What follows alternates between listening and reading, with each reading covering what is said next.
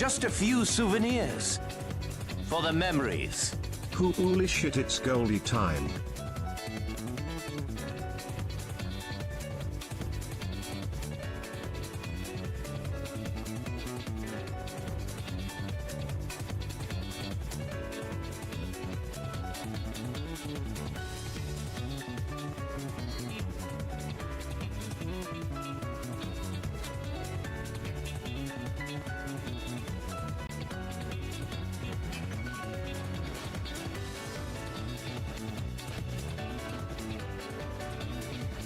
Just a few souvenirs.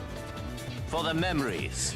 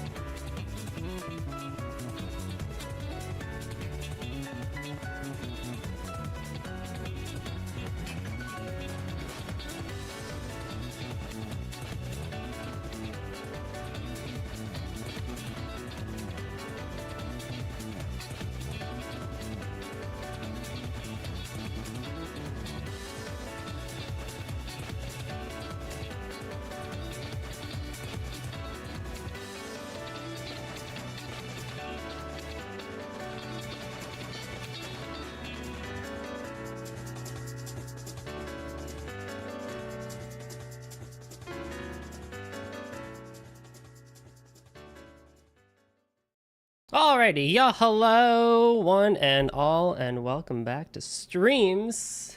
Eric, thank you for the resub. Nem, thank you for the resub. You hit 23 months. Next month is 24. So, if you would like to make your own special 2-year badge, you are more than welcome to do so. Hello, Taro. Welcome, welcome. How is everyone doing? What do we got in chat? I gotta catch up a little bit. Goldie on one monitor, SAO on the other. Oh, so you did pick up the new SAO game? Let's go. I thought you were gonna wait on that. But let's go, that's hype. Classic Eric evening, let's go. Hype train, I know, right? Thank you for the subs. We're already at a hype train again. Yellow, yellow. Let's see, what else? Hype train, yes. Highly based for the return stream of song music. I was thinking yesterday, kind of like what I wanted to do.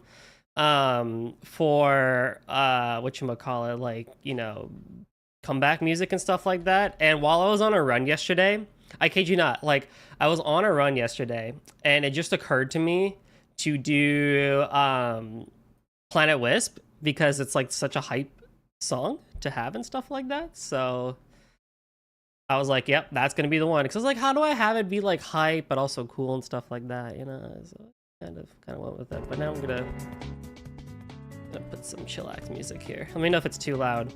I am back. Hello, hello. Whatever you want. I mean, it has to be a shell, as you know, but it can be whatever you want. I wanted to eat a croissant, so I went to a place that sells croissant, and I bought a croissant, and I returned home with the croissant, and then I ate the croissant.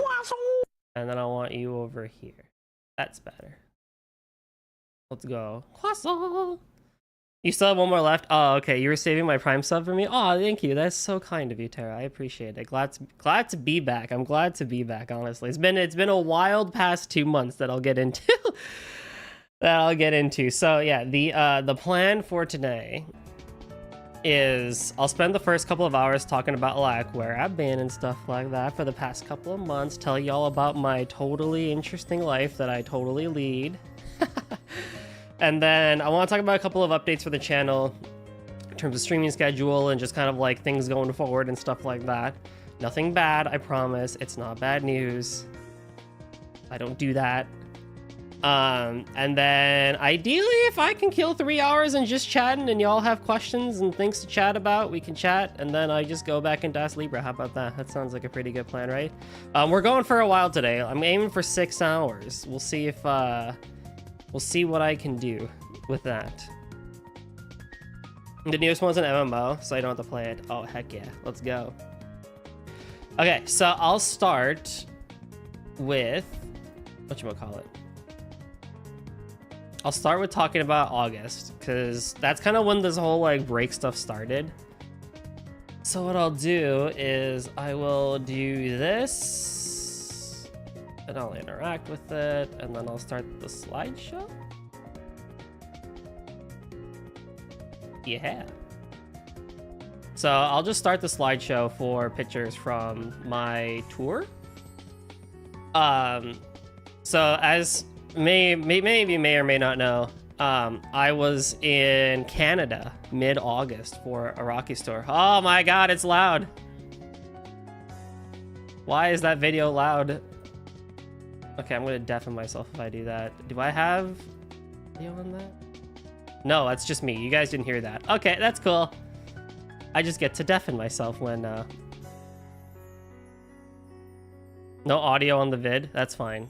There's nothing, honestly, there's not a whole lot you would want to even hear. But you know what? Just for funsies, I guess I could do it this way. Properties, that. Oh, you know what I actually need to do? I do need to do that too.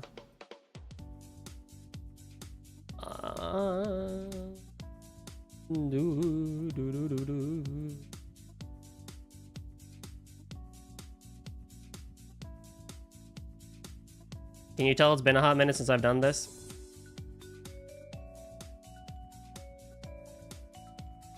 So I took this tour with my family, and it was great.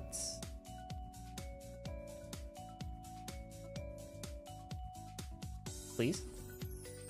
Please? Oh, no. Yeah, there we go. Okay, so now you guys should be able to hear it. And hopefully I don't go deaf. Please don't deafen me, please.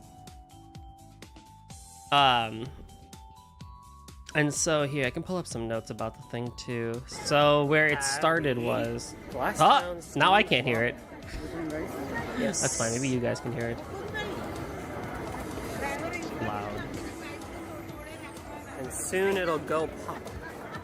Hush, my child. Isn't it great? Whatever. Who cares? That's a clock. It's a steam clock. It's a one-of-a-kind steam clock in Vancouver and stuff like that. I'll just pause here. Pause. Look at food. Okay, hold on. Oh my lordy. Okay, so the whole trip of it was from Vancouver down to Calgary, and it was a guided bus tour around the Canadian Rockies and stuff like that. It was hosted by a company called Star Tours, not sponsored, but it is predominantly a tour group specifically for Indian folk. so that they have an easier time of getting to these places and not booking them. But it also helps because the tour guide can usually speak the language that the group is in. So it's a lot easier for older folk to enjoy the tour as well, and whatnot. And the tour itself was very interesting because I was the youngest person on the bus, and the majority of people, minus like one other person, not including my older sister, was like over the age of 50. So I'm pretty sure the tour group is like meant for like people in their 50s and 60s and stuff like that, because you don't have to do any like planning and stuff like that, right? You just kind of do the things and stuff like that. Like they're just like, okay, we're gonna go here today at this time, go have fun type thing, right? And so on one hand I was like, you know what, I'm not gonna lie, dude, I'm a lazy piece of crap. If someone's gonna do the planning and the guiding and stuff like that, you know what, I'm just gonna be here and just like take it all in, right? Like I will soak up everything there is to soak up and stuff like that. And so it was a wonderful tour. It was a 9-day tour, 10 for travel, and whatnot. So I'll try and pause in some places as well, go in a little bit more depth. I already shared this with a few people and I kind of speed ran it in terms of like my descriptions and stuff like that because I wanted to save it for the stream. So Cake, if you're listening, you know, my bad. It was nice. So I took notes on my tablet for the entire time I was there. My initial plan was to share it out to the public and stuff like that along with these pictures, but then I kind of forgot about it. So if y'all want to see a lot of words, then let me know. I can send it to you, but like there's a lot of spelling mistakes because towns are hard to spell on the spot, and a lot of places are just like, I'll go back and change this later. I never went back and changed it later. But anyway, starting from the beginning. So I left from my place and I went to Vancouver, which was, oh boy, that was a flight. I left my house at 1:30 in the morning and my boarding time was at 4:20. The problem is when I got to the airport, TSA wasn't actually open yet. So I didn't get into the actual airport like by my gate until like 4, but it was like whatever because I have TSA pre-check, so I just kind of skedaddled along and stuff like that. I had a moment that I wasn't sure if I want to share on stream or not, but you know what, we're all good buddies here, right? So on my first flight, apparently I have never done this before because I never do this, but apparently on my first flight I was like, you know what, I'm just gonna pass out. So I got the earplugs, I got the eye mask, like I got the pillow, I was good to go, right? Apparently I talked to my sleep on the plane, and like the dude next to me was like, by the way, like I don't want to bug you because you were asleep, but just like, were you okay? Because you kind of like said a few things in your sleep. I was like, did I say bad things? And he was like, no, it was just it was a bit incoherent and stuff like that. I'm just like, oh god, I am so sorry. And now I am terrified of sleeping on planes because I don't want that happening again. Like, bro, can you imagine at like 6 in the morning, right? Some random person on a plane just like saying incoherent shit. Like, no, thank you, I'm good. So yeah, that's not gonna happen again. And in the 5 flights I've taken since this, I have not slept on a plane. Which honestly isn't the worst experience, to be honest with you. Like, I have been like playing more puzzle games / reading on flights more, as opposed to like trying to get like an hour and a half of sleep or something like that. So it's not like the worst thing in the world. But yeah. Let's see. I made it to LA. That was cool. I was only there for a little bit. I hate that airport, by the way.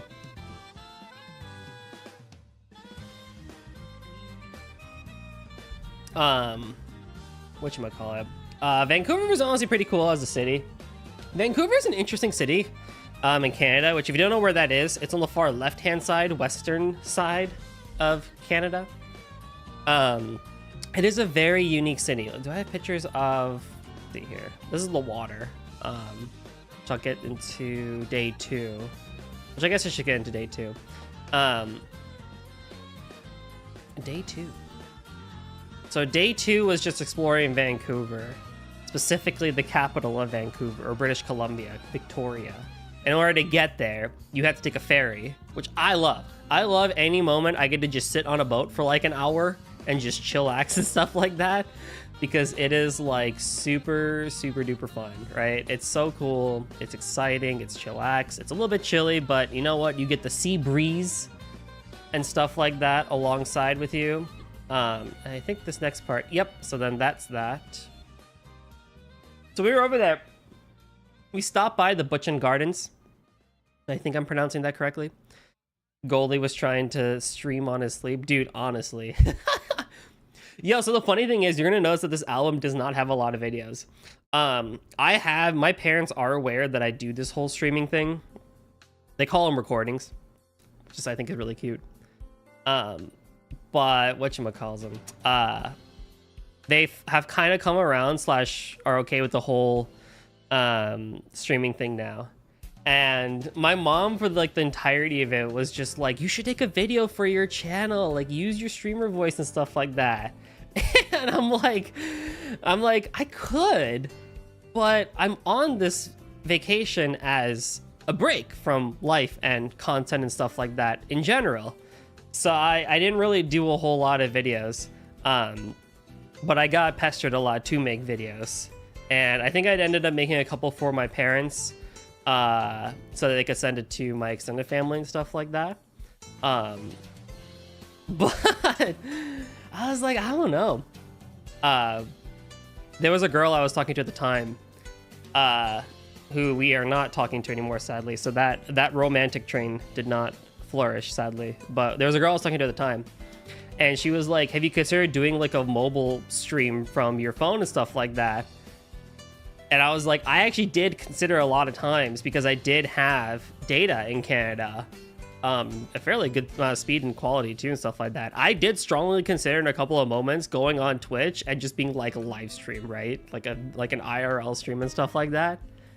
But then again, I was like, but we're here to take a short break. This was before I kind of knew, like, I knew September was going to be a bad month in terms of like content, but this is before like I really knew how bad September was going to be in terms of content. So I was like, nah, I'll just, chill around and stuff like that. Yeah. Rip Goldie Romance. I know, right? Sadness.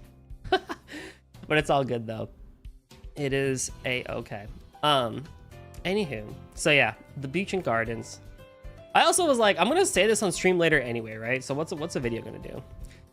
This place had a lot of different flowers. It's a conservatory for a lot of different species of flora and stuff like that. Kind of like if you've ever seen botanical gardens in your area and stuff like that and whatnot. So I'll just let the slideshow kind of go, and show you all the pretty pictures of the flowers. This place was cool. It was nice to walk around flowers. It was nice to smell cool air and stuff like that, and what they were doing in terms of the conservation and stuff like that. It's at this moment that I will tell you that all the photos you are seeing here are taken from smartphones. So mine was a Google 6 Pro, and my parents have Samsung A22s, I think.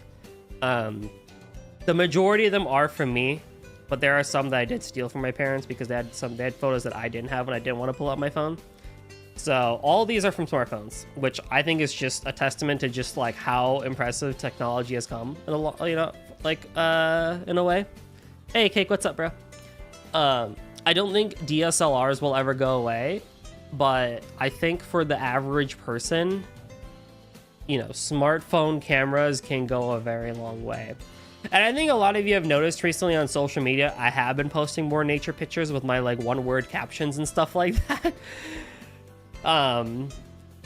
Which has been cool. I've enjoyed kind of doing that more, because I think with fall coming around and just experiencing more things, especially if I'm going to be out and stuff like that, I want to share some of the cool things that I see, but also still have the Goldie touch to it. Ergo, why you get like the 1-2 word captions, because it's just like, it's just silly, right? It's like turd. Linkster, thank you for the hydrate. Everyone hydrates, not just me. So this place was cool to walk around. We had an hour and a half to walk around and stuff like that. Very pretty pics. Thank you, thank you. just like you.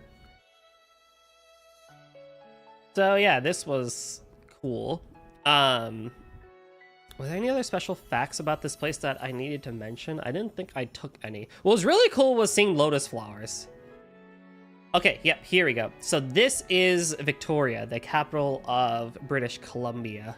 They had a bicycle marathon on that day, so it was a little bit hard to get around and stuff like that, but we were still able to walk by Capitol building and stuff like that, which I have a love-hate with the minimalism architecture style. I do like it in that I think it's made things a lot easier in terms of like furnishing and stuff like that of a place. Especially when you are living alone and stuff like that, or just kind of getting into the whole idea of having your own place. That being said, though, I will never ever forgive it for taking away just the unique architecture styles that we had back then. Like, look at this building, right? It's so cool. It's so fancy. It's like bricks and green coloring and like big old arching windows and stuff like that. We can't do that anymore, you know? Buildings got to be boring and glass and all that stuff with weird shapes and stuff like that, right? Like, that's what I feel has been taken away from us. And for those in the States who have been or seen Chicago, you know, that is also something that is near and dear to me, because it's like, that literally was Chicago, was you just made a bunch of random things and it worked out perfectly fine. So yeah, that sucks. Oh, I get to talk about this. Yes, I'm scrolling through my notes. Okay, so we had, if I can find a good picture to end on, totem poles. One thing interesting about Canada is that they refer to the Native Americans as the natives, and there's a lot of respect for them, at least on the west side of things, which I find really cool.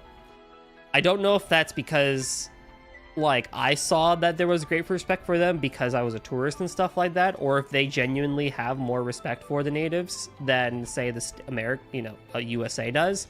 But at the very least, it seems like there's a lot more appreciation for where things started, which I think is nice, to say the least. A fancy hotel.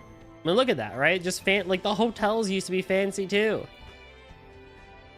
Let's see, where do I want to end on for thing? Okay, hold on, I'll talk about that in a second. Hey VG, how's it going? Welcome, welcome. We had the funniest argument on our tour bus ever. So, for context, according to tour policy, every single person on the bus will get a single water bottle that is provided by the company, right? And you get that on the first day of the tour. And what happened is there was a misunderstanding between people, and people thought that it was a single water bottle per day, and then after that it's on you, right? No, the policy states you just get the one, and that's it for the whole tour. After that, it's on you, right? So some people took extra on the first day, and that means some people didn't get some. So for the next like 30 minutes while we were driving to or back from this area, there was the strongest argument possible between a bunch of old aunties and our tour guide. Where it was, the tour guide was saying, hey, I'm just following company policy, right? It strictly states that you guys will get from the company a single water bottle, and after that, it's on you to provide your own hydration and stuff like that, right? Their point was, well, if you're gonna have us be on a bus the whole time and have a bunch of old folk, then you need to account for that and make it so that everyone is able to get water and stuff like that. And that includes for those who are older, for religious reasons and for medication reasons and stuff like that, right? And they were like, we'll even pay for it too. Like, that's fine. Like, if you want to tack it on to the tour cost, like, sure, whatever, and stuff like that.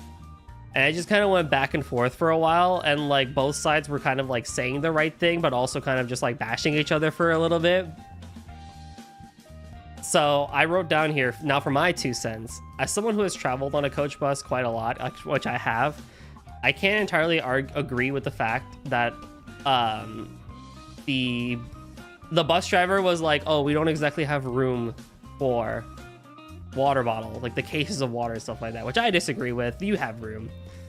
and everything. But at the same time, like, as a tour guide, if you knew you had to give each person a bottle, then like it's your responsibility to make sure that every single person got one. Like, if you saw someone had more, then like call it out, right? On the other side, this could be just me, my youngling brain, or whatever you want to call it, and maybe I'm missing something. But if you're in a situation where you know you'll need hydration in any form or capacity, then I feel like it's your own personal responsibility to make sure that you're prepared for that and stuff like that. So like, for example, like my family does need extra bottles on trips because there's a handful of medication that needs to be taken for them, right? My parents are kind of getting there in age. As you get older, you take more pills. I take more pills because I have to catch up on supplements that I can't get from meat and fish because I don't eat that and stuff like that. As a result, you know, we've been just kind of conditioned to basically be like, hey, you know what? While we're out here, let's make sure that we carry like 3 or 4 extra bottles and stuff like that, right? And so, like, I feel like that's just kind of like a personal common sense thing that should come into play, but maybe I'm missing something. Maybe I'm just like too young and I don't understand the old person brain. But I don't know. If y'all, what do y'all think in terms of that whole debacle? Who's in the right, who's in the wrong here, in the very limited context that I gave? Not that anyone from my tour is probably gonna be watching these streams. I hope not. If you are, this ain't the place for you. As Reddit would say, nah. Legit. I was like, man, this is the most petty thing ever. And one auntie was just like, she poked me. She was like, and you're not even saying anything. And I'm just like, first of all, I'm having a lollipop. I'm having the time of my life. But also, I have nothing to say. Like, I had my, if I spoke up, you would be mad at me because I'm like, I have water. I brought my own from the hotel. Like, I brought my backpack with me that has 2 water bottle holders and they were ready to go. And I also had electrolyte powder in my backpack as well. So I think they should fight to the death for water. True. Building an audience of older people tapping in untapped market. Yo, but like, actually though, you think like if I promoted myself at like a senior living facility, like I'd get mad views? That'd be insane. Like, could you imagine? Forget bingo night. It's time to watch Golden Drummer 7:30. If it's policy and has been explained before, tour guide. And I agree with Goldie, but that view also comes from someone who's traveled before and has had situations where one wished to have been prepared. That's also true too, yeah. Like, I knew, I had insight. Yeah, you're right. I had definitely had insight. So like, if they hadn't traveled a lot before, then you wouldn't have that insight. I agree with that. Boomers trying to understand Doho. Hey, listen. The elderly will still fall asleep. I mean, to me, that's a compliment. If you fall asleep to my streams, I take that as a compliment.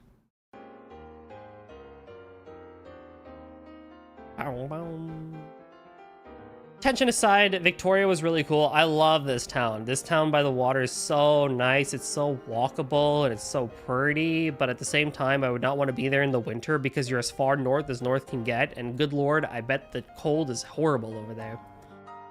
But I also, from a food truck, got to try vegetarian poutine.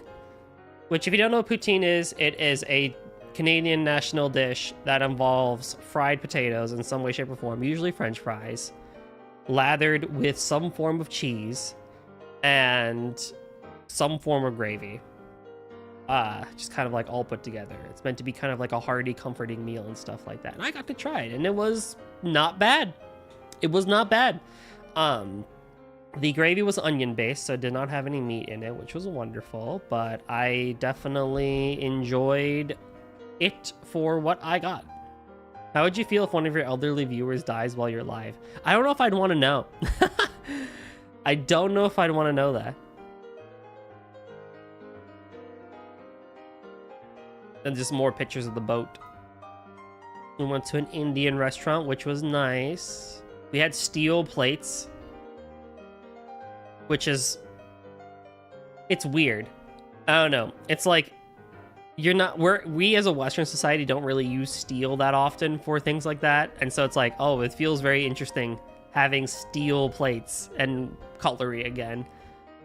Which on one hand is like, it's good to use steel because it's reusable. You can wash it. You can throw it in a dishwasher and it'll disinfect like crazy because, you know, it won't get hurt in the dishwasher, stuff like that. But it's just odd, you know? Anywho.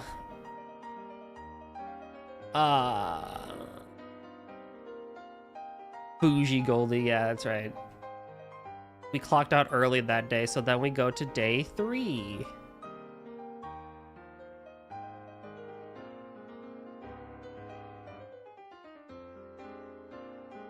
So for this, we stopped by what's known as Shannon Falls.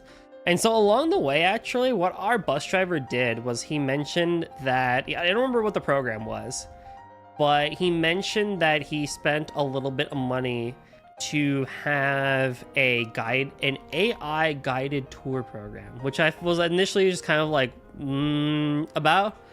But I actually, hear me out on this. So as we went along, after a certain set of distance or checkpoint, AI GPS program would actually speak up and tell us about the area, as well as facts and history about the area and towns and stuff like that. And he'll even tell you, like, hey, you know, like, since you're here, if you decide to have time and make a stop, then along the way you'll find X, Y, and Z and stuff like that. But essentially it was a way for you to also have a self-guided tour while you're driving and stuff like that. And I think a lot of people to that would say, like, well, then what's the point of a human tour guide, right? Like, this AI is just kind of telling you and stuff like that. But what our tour guide said was, he's like, listen, I've been doing tours for like 25, 30 years, right? I can't remember every single thing about every single place that I go to because I do tours in Canada, US, Japan, India, and like more stuff like that, right? So what this allows for him to do is, for the driving portions of the tour, let the AI handle it. And for the walking portion / actual sites part of the tour, he can handle it. And I'm not gonna lie, I'm actually really into that. I actually really dig that. Do I have a Discord server? No. And I will not be having one anytime soon. Couldn't a normal app or paper guide have the same effect? Yes. Well, paper guide, no. Because a paper guide, if you're physically holding it as a person on a bus, you have to continuously look back at the paper and look back up, right? An app could probably do that too. But I think where the AI kind of does a bit more is more so in the speech, like the audiology of it, where it's like it sounded more personal as if a real person was speaking on it. But also, an app probably could do that. You don't have a Discord server, but we're not ready for that yet, Eric. I don't think we're ready for that yet. But I think with AI, especially with Gen AI and this, it allows you to be up to date on things, but I think it allows for a bit more personality and personalization with these sorts of tours and stuff like that. I'm not saying a normal app couldn't do that. I mean, machine learning, right? It can go a long way. I don't think you need Gen AI for something like that, or specifically AI in general. But I dig it. I dig it. I think there's a lot there to it. And I think that's where AI is very helpful.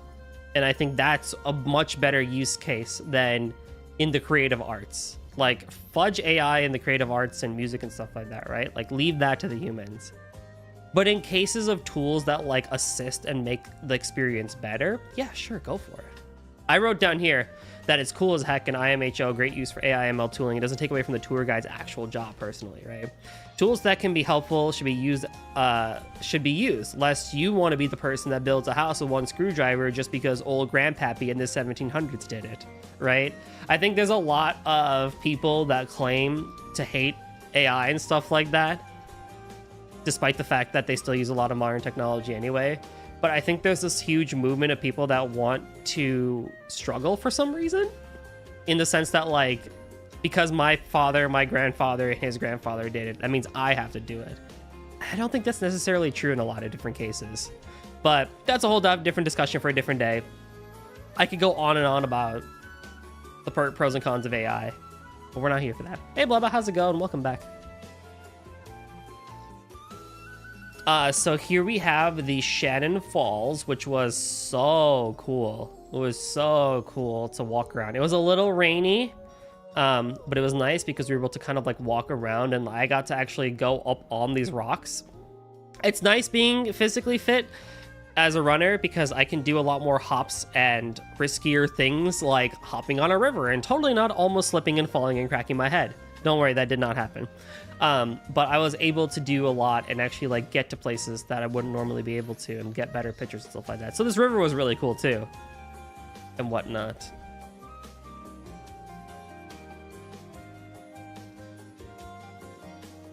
And it's like, oh, just being in nature was so nice. And then there you have the actual Shannon Falls, which looked a little bit better in the cloudy day than on a sunny day, but it would have been nice if we did have a sunny day. Not gonna lie, not gonna lie.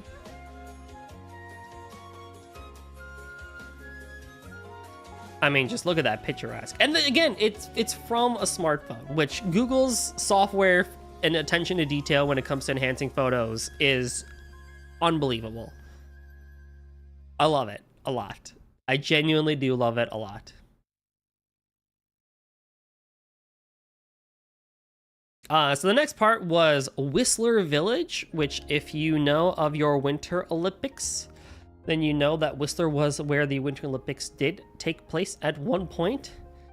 And so let's see, I think I have a picture of the map here. Yes, so it might be a little bit hard to see. Can you guys see my cursor? No. But if you can kind of can I make you a little bit bigger? If I do this for a second. Okay, so if we look at the green lines, right? So the whole point of what we were doing here was we were going to take a gondola up the left side to Blackcomb Mountain. Then we were going to stay there for a little bit. We were going to take another gondola from Blackcomb peak to peak from here, from the top left to the top right, where Whistler Mountain is. Spend some time there, and then come down the green line back to the bottom. That was the whole thing that we did and stuff like that. You're just relaxing. Nice. Love the pictures, just gray and green. We had a lot of clouds. This was a very cloudy and rainy day, which was kind of not great, but hey, you know what? Whatever, right?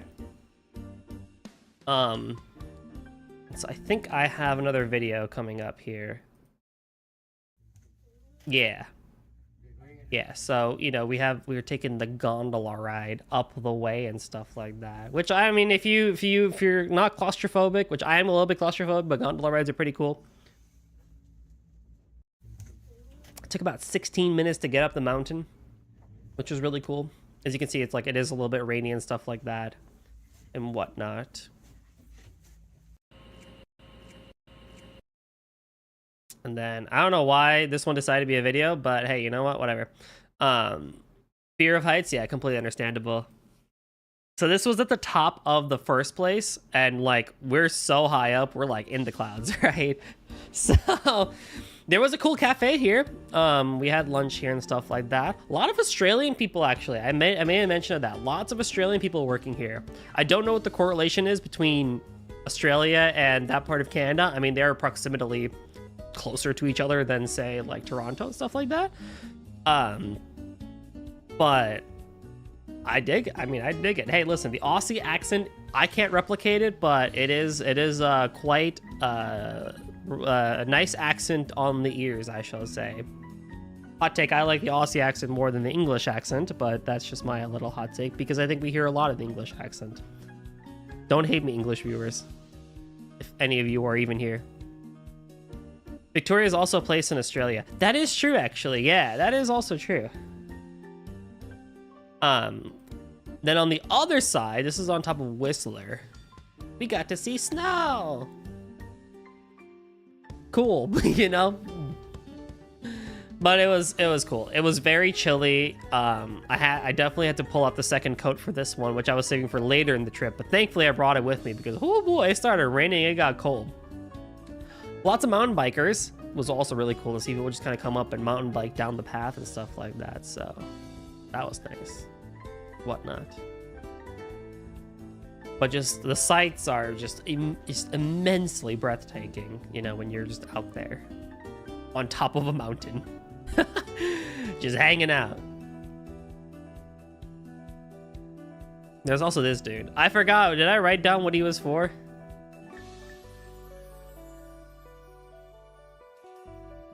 No, I did not. I did not write down what this dude was doing.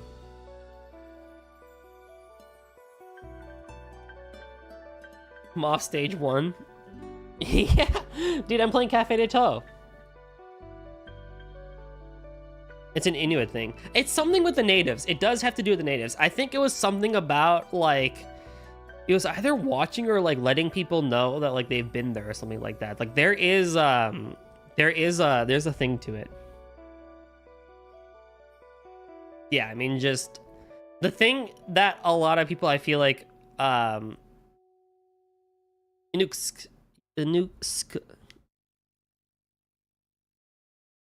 probably pronounced the heck out of that wrong. Do you use phone notes on my phone a lot? Nope. A lot of what I did, so my note-taking process was a bit flawed. But what I would do is on day 3, like the next day, I'd write the previous day's notes. Or if we were driving for a very long time, I would write notes as we went along and stuff like that. But in the case of like being up top of the mountain, I didn't write the notes for this until we got back to the bus. I don't like writing notes on my phone a lot, to be honest. I also have a thing. I mean, I took pictures because I really wanted to and remember this for sure, and also share it with people too. I also really just in general dislike taking my phone out for pictures because I enjoy experiencing the moment more and stuff like that.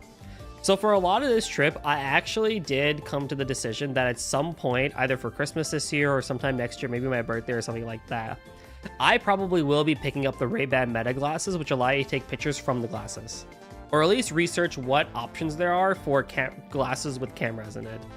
Because I think I would be much more inclined to take more photos if I didn't feel like I'm taking my phone out of my pocket, opening it up, opening the camera and stuff like that, you know, getting the shot and all that stuff. Of course, it's not going to be as clean as what you're seeing here, but you could get a more quantity over quality situation. So I do want to invest in that. So yeah, TBD on that. It'd be really cool to have those. I'm gonna get it. I'm gonna do it. So, you know, we got to hang around for a little bit here. And then just as we were leaving, we got sun, which was unfortunate.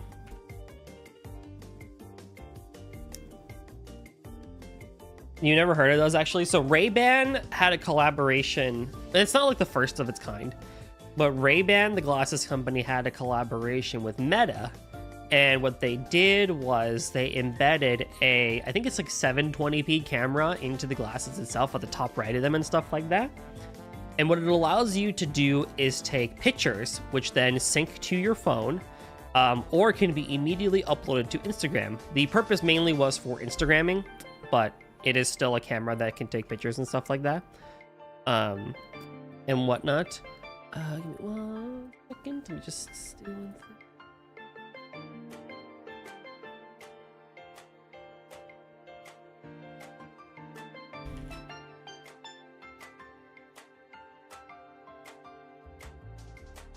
And so but if you don't have Instagram, I think it's fine. I think they go to your phone first, and then you can like upload them like from the app and stuff like that. But I'm pretty sure you don't need Instagram for them. They also allow you to take 60-second vertical videos, which I think is really cool too. I don't think they should be vertical personally, but they're vertical for some reason because again, Instagram.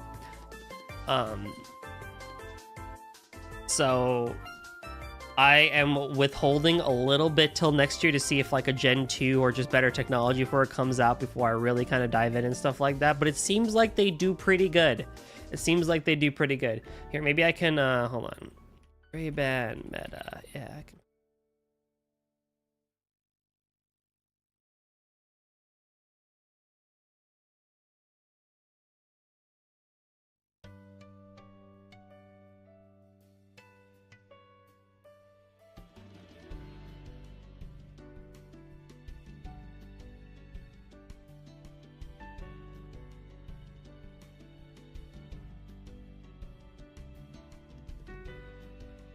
So here they are.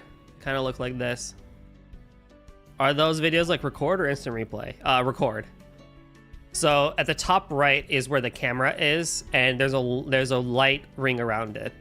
And the interesting thing is, I mean, there are ways to get around it, but generally speaking, you cannot cover up there's a light ring around the camera, and you cannot cover it up. If you cover it up, the glasses will not take pictures, and they will not take videos. So they have tried very hard to make sure that you don't like take naughty photos or places where you're not supposed to, right? So people will know when you take a picture, and people will know when you're recording and stuff like that. People have gotten around it. There are ways around it, but for the most part, on average, they have done a pretty good job of making sure that you can't take secret photos. You do have to, you know, use them in the proper way that they are intended to. You know, so hopefully they make the security better on that further, so there's no workarounds. But I do like the fact that you can't take secret photos. Right? Right to privacy, everybody. Right to privacy.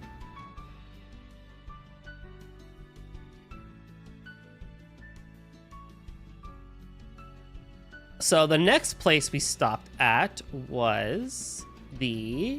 I'm going to pronounce this wrong.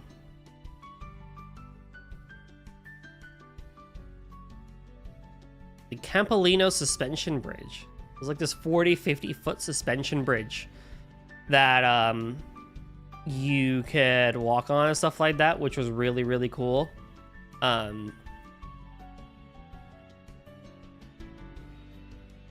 we go. And boy, heck, was it cool. Everyone just getting scared of walking on and stuff like that. Suspension bridge. Isn't it cool? No. There's not really a good spot for photos, I'll tell you that. That's okay, though. And, you know, you're pretty high up, too. So, again, if you're a fear of heights, this is definitely not your cup of tea. Yeah, we want to go all the way. We want to go all the way. But then there was like a cool adventure part too. Like afterwards you got to like run around this whole thing, and it was like so cool and so pretty and stuff like that. Like look, they had like lights and stuff like that. It's like, ooh, kind of cool. They had this adventure thing, which I didn't get a whole lot of photos of, but you had like this treetop adventure thing, which I might have a video of, but I don't remember.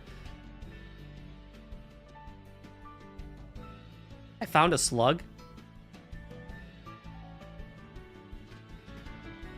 Somehow, because they had a sign that was like, see if you can spot a slug, and I was like, all right, bet. And I found like 3.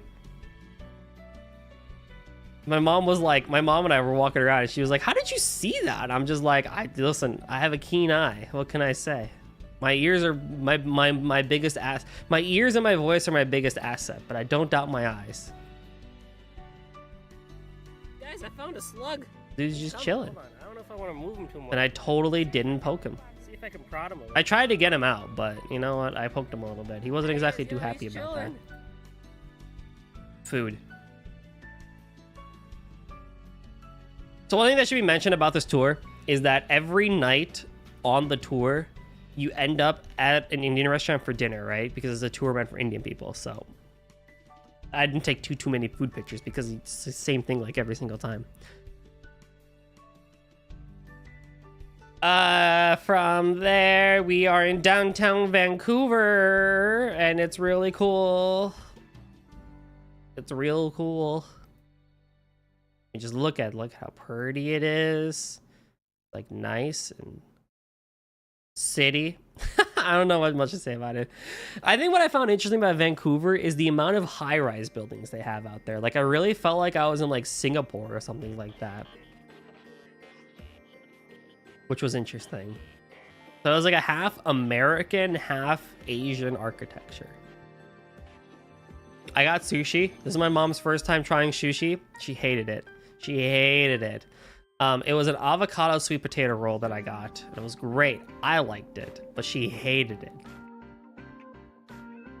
And then of course you gotta have the fried tofu. I mean, come on, you gotta have tofu in some way, shape, or form, right? onwards and forwards, I believe this was day 4 now. Yeah.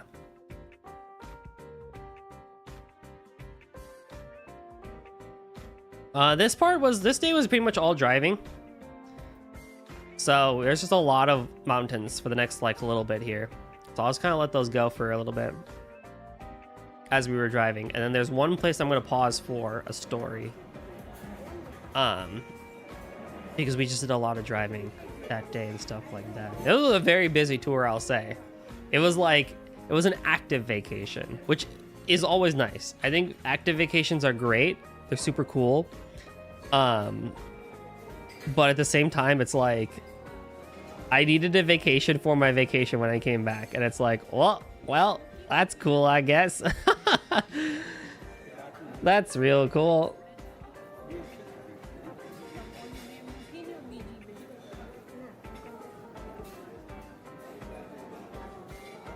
Drink some water here. Hey, y'all want a 1-minute pancake?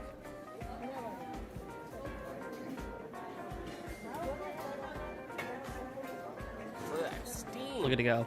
Look at it go. Oh my god.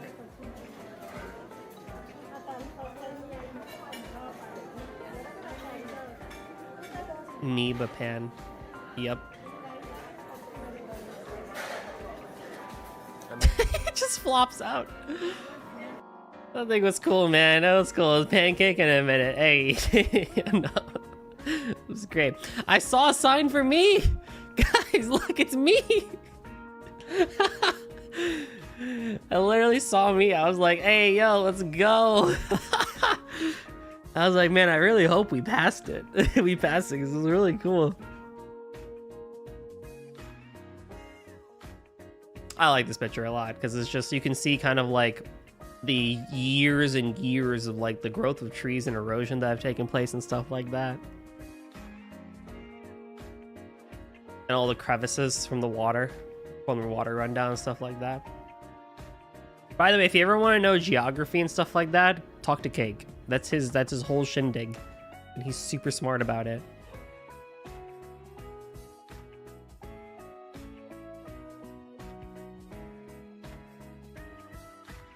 So at this point, I was gonna pause here.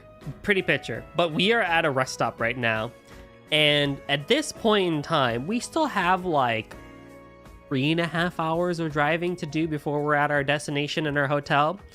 The problem is our bus broke down at this point, and we had to wait for a new bus. And so we were here at this rest stop for a good solid like 30 minutes trying to figure out what the heck we're gonna do because the radiator kept overheating on our bus, and we still had 3.5 hours of driving and a whole lot of mountain to go down. So that was so great. What we ended up doing was we ended up getting on the bus and stopping every half hour and 45 minutes to let the bus cool down, which was kind of insane. But the sights were nice, so that's cool. The sights were cool. Not gonna say no to that. And then the best sign ever. The best sign ever. No coffee, no worky. If this ain't the truth, y'all, I don't know what is. I'm just saying. This is what it is. No coffee, no worky. Little waterfall that we saw along the way. We passed it! We did pass it, by the way. That's right, we stopped in the town of Golden as one of the places too, and I was like, let's go, baby, I'm home. I know where I'm retiring when I'm done with life. Golden, Canada, y'all. It's there. It exists. You know it.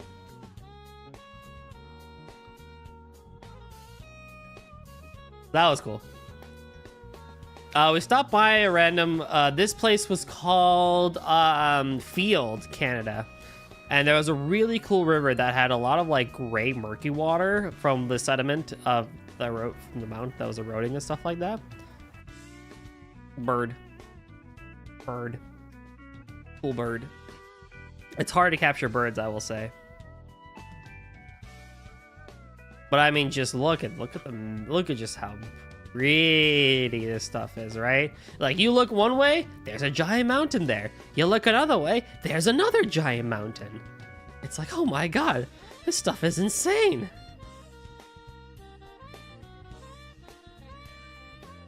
No, so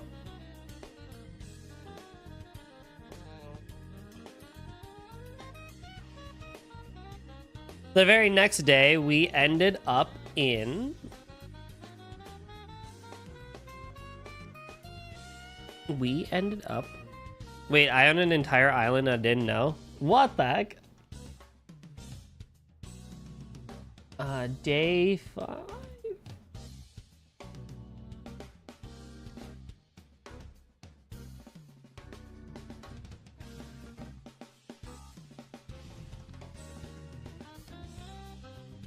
No, day 6.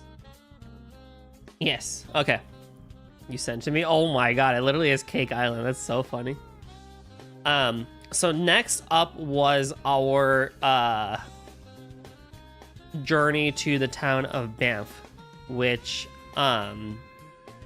many people do know. I never knew about the town, but people do know if you're into winter sports and stuff like that. So this first place we stopped along the way was Emerald Lake. As you can see, a lot of the name does come from the emerald color that the water gives off from the area and stuff like that. It was due to the surrounding glaciers and rocks in the area, the lake takes on this lovely greenish hue. Not deep emerald green, but it's closer to teal. That being said, that they do call it Emerald Lake out here. And this was a really cool place to walk around and stuff like that. There was this 5K trail that you could apparently do, which we didn't have time for, but I was like, man, if I was prepared, I would have ran it. So you can kind of see the emerald color, you know, kind of popping out and stuff like that, but it is more cyan / teal. The water looks very uniform. Yeah, it really is. There's a lot of still water too. Which is just lovely. Flower. The next place we stopped at was what's known as the Natural Bridge. So this rock formation that you see here on the right side is actually a bridge that nature itself just sort of built. A lot of it has eroded away over time and stuff like that, but at one point, when the natives were still in the area, they were just walking over this like no one's business, basically, because nature had just built it in that way. And due to the erosion and stuff like that, there's this huge just pocket and mini gorge that all the water was crashing into and stuff like that. So nature's raw, man. It's pretty cool. Yoho National Park. Altitude 1207 meters. Yeah, so coming up to it was this side. And then one of the coolest pictures I think I've ever taken ish is Lake Louise. Now, many of you actually may recognize this lake because it is one of the most photogenic lakes in the entire world, actually.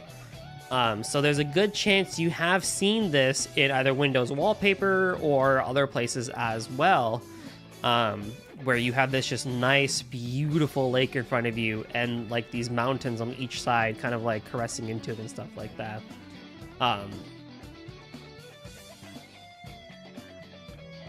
So this was really cool. I totally didn't risk E. coli because there was a stream that I found halfway through and was like, I want to try the water here, and I did. I didn't get E. coli or beaver fever, but hey, you know what? We risked it for the biscuit. But this was an okay place. I liked being here, but it's very touristy, so I wish I could have been there where there were less tourists, like at 7 in the morning or something like that.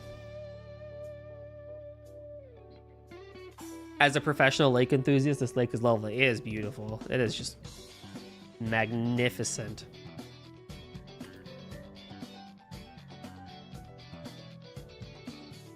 Hey Google, you want to like load pictures? That'd be real cool, actually. There we go.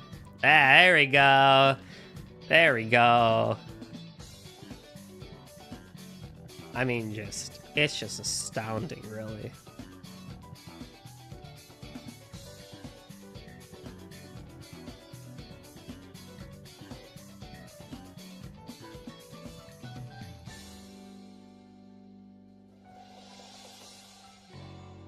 I'm glad it did get sunny afterwards. This is...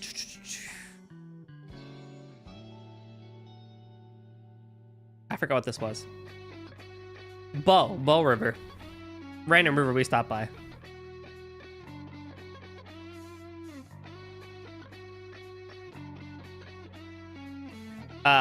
I had a pastry known as a beaver's tail, which is a fried piece of dough flattened like a beaver's tail. You can have it any way you want to and stuff like that, but I did the Oreo version, which is vanilla icing with Oreo crumble and chocolate drizzle. And I'm like, bro, I felt so diabetic afterwards, but my God, this was divine. Because they fry the dough right before they give it to you, so it's like fresh. Oh, lordy, that was so good.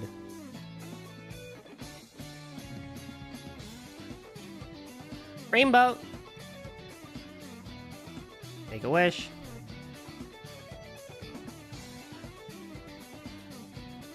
And just the more sediment and stuff like that. Of course, you can imagine many, many years ago, this place being a lot more green. Possibly, depending on the sediment and soil and stuff like that. But what we have is still very nice. But it's hard because of the altitude and how, you know, like the altitude and stuff like that. So it's like dry air and stuff like that. But hey, look, glaciers and mountains. So here we have, hold on, I need to switch over to the next day, day 7, the coolest day ever. Here we have the Colombian ice field, which hosts the Athabasca Glacier, which is an well, what did we say, Cake? It was like over, what, 200,000 years old glacier?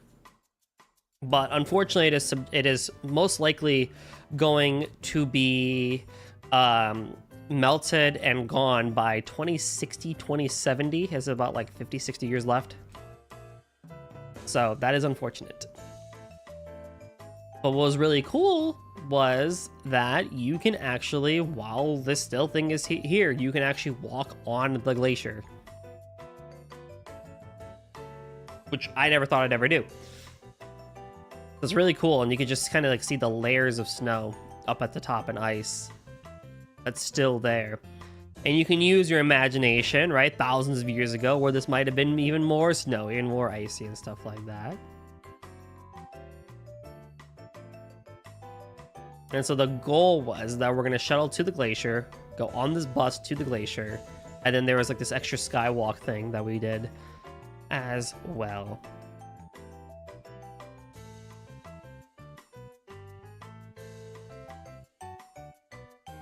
Which, it was chilly, but not that chilly. Thankfully. But yeah, stuff was cool.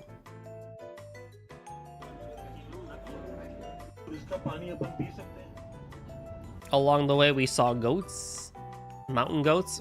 We didn't see a lot of nature, actually, or not nature.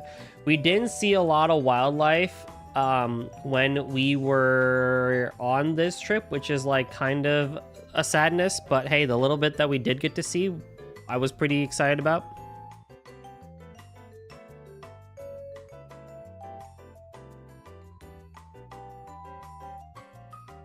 And so this is looking down. And of course, at one point, all of this would have been ice. All of this would have been snow. But unfortunately, due to the rate of global warming and climate change and stuff like that, it kind of is, a lot of it is just not there anymore, which is unfortunate. And here we are. We are actually walking on the glacier. I think I have a video here.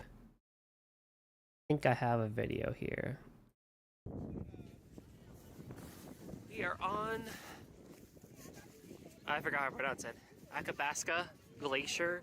We got glacier water. We got the ice. I should mention, I also risked E. coli and millions of years of bacteria again, where I drank glacier water. I filled up a bottle of it and drank it. Not a whole bottle, but I drank like 20% of a bottle. Athabasca Glacier. I drank that water right there, the blue water. And it was great. It was so cold and so tasty. Why? Because you gotta, right? You gotta try the glacier water. Hey, listen, I'm still here.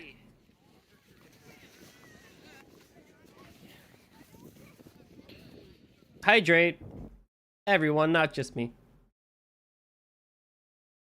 At least take it home and cook it first. I only got time for that.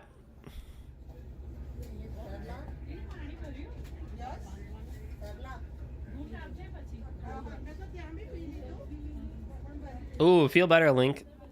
Thank you for stopping by. Enjoy. Or, yeah, enjoy getting better soon. Have a good time getting better. That's what we want to see. Here. Waited for another year until the bacteria evolves in your body and kills you. Well, you know what? If that's how it's going to be, it was worth it. It was worth it. Anywho. Golan's going to become a mammoth. Worth it. So here we're on this like skywalk thingy, which is cool because you have just a brilliant view of the river and stuff like that. Again, at one point, much more water, much more stuff going on here. Not a whole lot left. So take it in sight while you can before it goes away. Take it in sight before it goes away.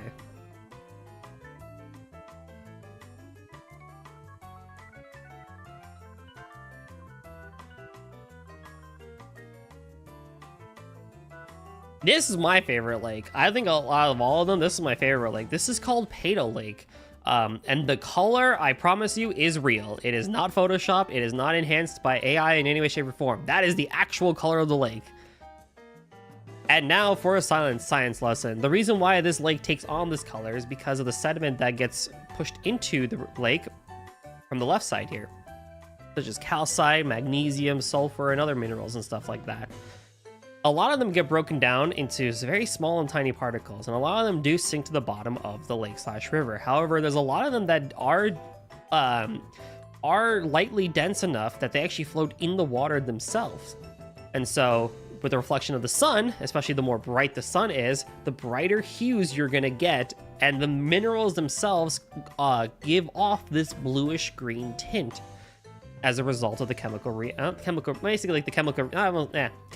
between the sunlight and the minerals themselves, which is so cool. So the more sunny it is, the more pronounced this blue is gonna be. The more gray it is, it's still gonna be blue, but not as blue. But it is just so cool.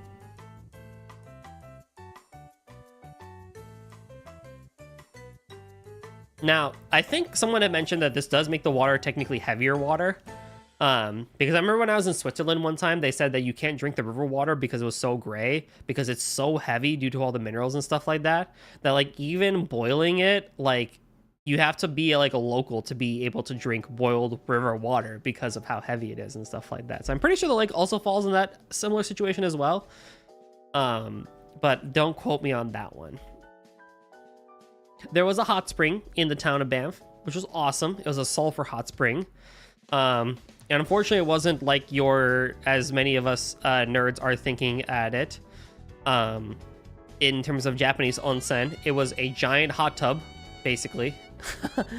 It was fine. It was cool. It was much needed. My body felt amazing from the hot spring. I smelled like sulfur. Take that as you will.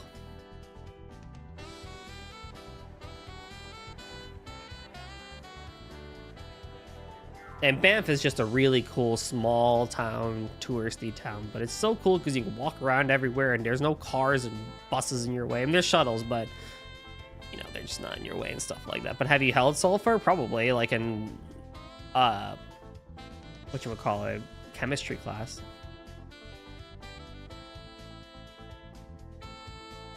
One more gondola ride up to the top of Banff. That's where we were. That little town down there is where we were. Now we're at the top for another gondola ride, and we had more views, which was pretty cool. I barely got this little chipmunk dude. He's shy. Oh, something up. This is so funny. Lake Minnewanka is a touristy lake where you could do boating and stuff like that. Pretty cool. This is more kind of like what I'm used to when I see lakes, just like this more darker blue color and stuff like that. But okay, so for context, I was like just chilling, and this one seagull was just going ham. I was like, where is it coming from? And I noticed these two little nerds chilling out in the water, and this one seagull, he's just going to town.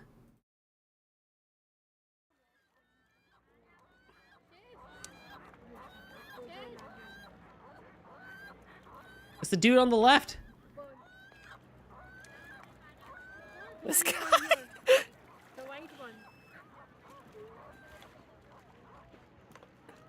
What's the deal, man? The other one's not even talking much. This guy. Look at him.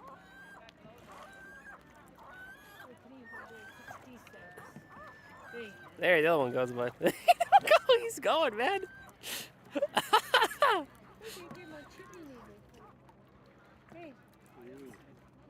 I'm like, what is he complaining about? He's loud.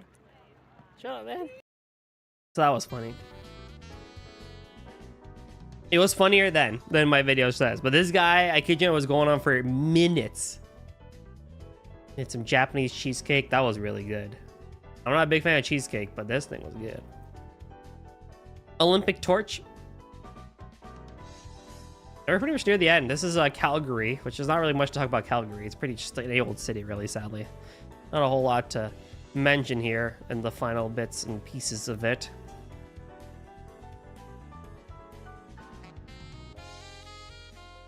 But yeah, that is my whole August trip, which was just awesome.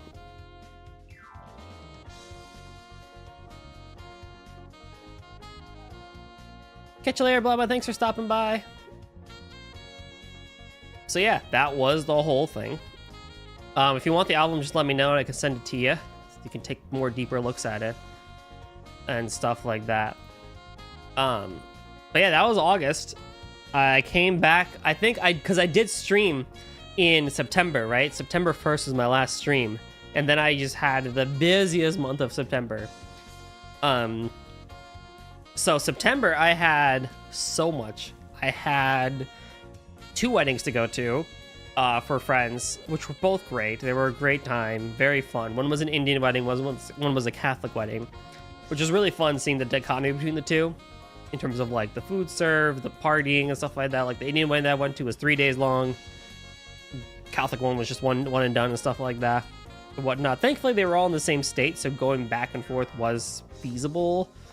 But it did kind of bug me that I had to fly there, then fly back, and then fly back again and stuff like that. So that was not great on my wallet, nor my mental health of sleep and flying and stuff like that. But both were great. So that was most of September. I also had, it was funny because I had my uncle and aunt from India over, and they wanted to go to all the people's houses. They want to come to my house. So I was like, yeah, sure. When you guys come in, they're like, oh, we'll come in the middle of September. And I'm just like, oh, like the second half of September? They're like, yeah. And I'm like, that's great.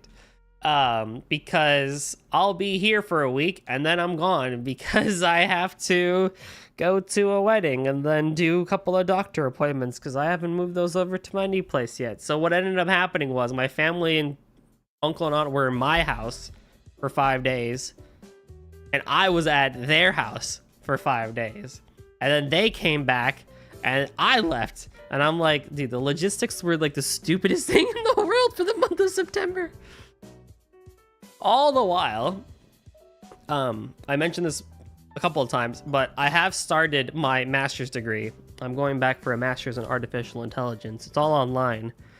So I have started that, and I'm in a course right now that I have been partaking in all the while this semester from August onwards. So yeah, old Goldie's been kind of busy. Old Goldie has been kind of busy. And now I'm like finally back and chillaxing.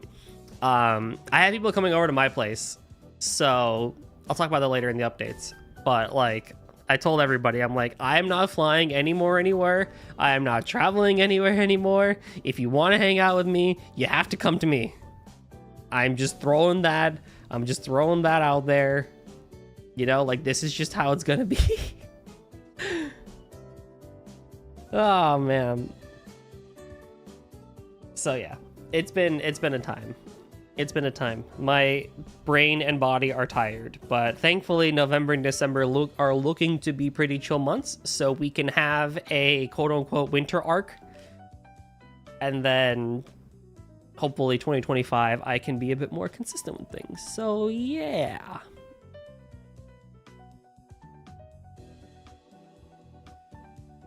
I'll pause there for any questions chat might have for me.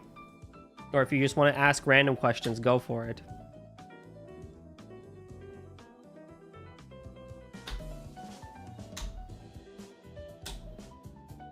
Hold on. Ah, this bottle. There we go.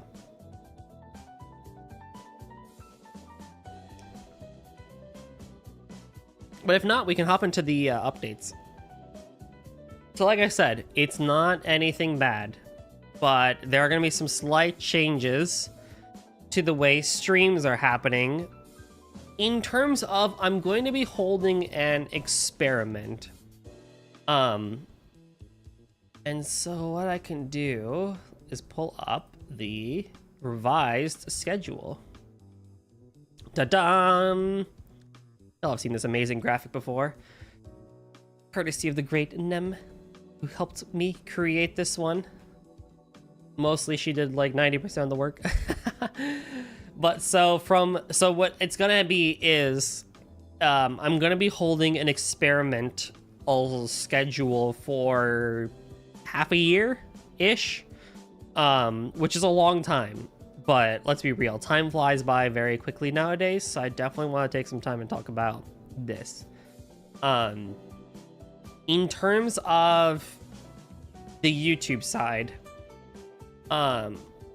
Mondays and Wednesdays are still going to be uploads from the YouTube side, specifically the videos that I do with Liquid and Guav. So like right now we're doing Redfall, whatever our next one is going to be that, right? I am currently uploading Logic Hard Grimoire right now on Tuesdays, and I'll probably start uploading those on Fridays as well, just to kind of keep that series going, because good lord, that series is going to take me ages if I only do it once a week. And there's like 280 puzzles, and I think the most recent video I have like is on puzzle 50, but I've recorded up to like 85. So like there's a lot of puzzles there to do, and whatnot. So I don't mention it here that Tuesdays and Fridays have uploads. I just kind of leave those as like supplementary. When I finish Logic Hard Grimoire, I'll probably update this graphic again to reflect Tuesdays being uploads as well. That isn't to say that I'm going to be going less streams and more uploads in general, but just for a short while, with Logic Hard Grimoire being as long as it is, it's what it's going to be and stuff like that. On the topic of YouTube, I do know what my next 2 Let's Plays are going to be. So for those who like watching the YouTube side of what I do, more is coming in terms of solo content. The stuff with the guys I think will always be going so long as they want to do it, and they do want to do it. So if you want to see more first-person shooters or me swearing a lot more / a little bit more of a different vibe, go check those out. I mean, they're all very minimally edited and stuff like that, but I think we do a pretty good job of hearkening to the 2014 YouTube vibes a little bit, you know, with our just style of gameplay and stuff like that. So that's pretty cool as well. So definitely go check those out on the YouTube side as well. And then, of course, if you want to just continue hearing me and chillaxing with me, Logic Hard Grimoire will be going. But then after that, I have 2 ideas for Let's Plays that I will be doing. So that'll be super cool as well. In terms of streams, you can notice that where things have changed. Total Thursdays will still continue on 8:30 p.m. Eastern Standard Time on Thursdays. I'm not taking that away. My biggest regret is taking that away from just things in general, and I'm not going to get rid of that again. I enjoyed doing it. I enjoy playing Touhou. I enjoy interacting with the gameplay community. I enjoy interacting with my fans that don't know much about Touhou and get to enjoy it. And also, you know, like the whole TTS thing, right? Like, it's a really cool time for chat to be chaotic and silly and just mess with me, right? With TTS and stuff like that. So, you know, there might be opportunities, I think, for more TTS to show up depending on what game I play on the channel, but that'll still be relegated onto the Thursdays. Unfortunately, with it being the time that it is, I do apologize for anyone listening that's in the European or the Asian time zone, because I know that really sucks. But, you know, not much I can do, right? And then Saturday, the big change here is that the time is changing from 3 p.m. Eastern Standard Time to 1:30 p.m. Eastern Standard Time. And rather than go for 3 hours like I normally do, I'll be going for about 5 to 6. And Sunday is being dropped as a standard stream day. However, it is also now an open day for collaborations. So for my fellow content creators out there who are listening that would like to collaborate with me, Sundays are a great day to do now. So, you know, reach out if you're listening, if you would like to ever collaborate at one point. Or just, you know, toss the idea my way. Do I hear Minecraft collab? I mean, it could happen. It could happen. I mean, if we really wanted to be chaotic within them, we could do Minecraft crowd control. Although I don't know how much that'll affect you versus it'll affect me, but it might make my life easier if crowd control is like bullying the heck out of me while I have Nem the expert there with me. Maybe. You know, it's not out of the question, right? But Sundays can become collab days, I think, for a lot of my fellow content creator friends. But other than that, the main purpose of this change is twofold. The first is I want to have Sundays kind of be much like how I got rid of Tuesday nights. I do need that time back to do my schoolwork and also house chores, because I kind of got behind on house chores when I started school.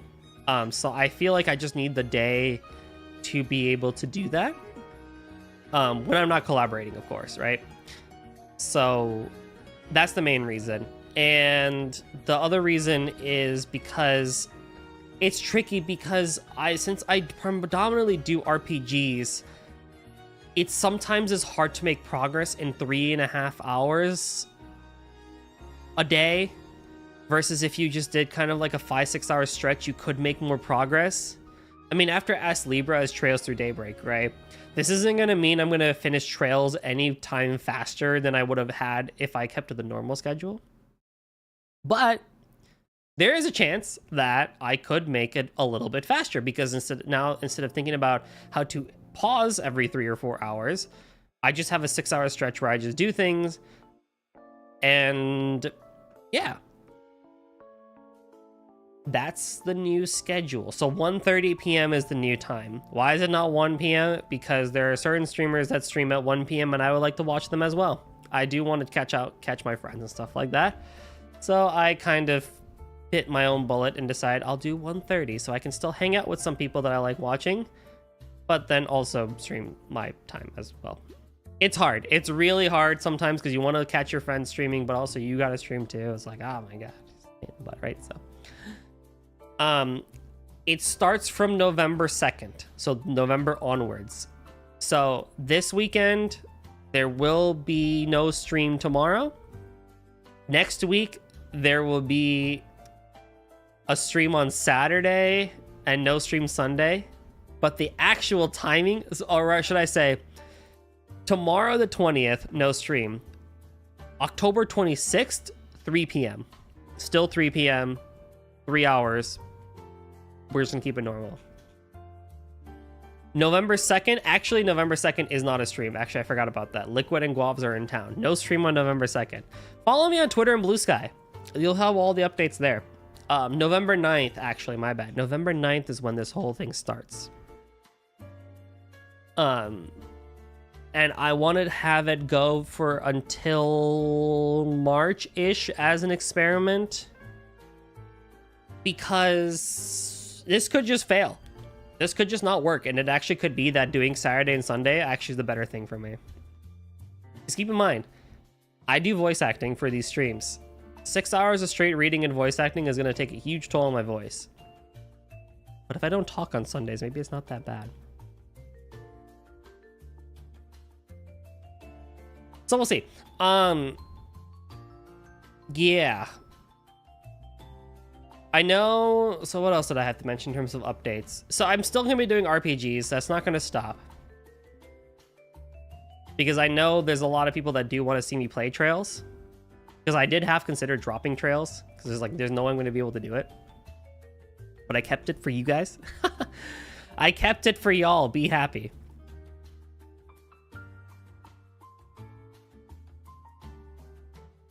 But this way, I think I could hit a few more people in the EU and Asia time zone with this 1:30 time.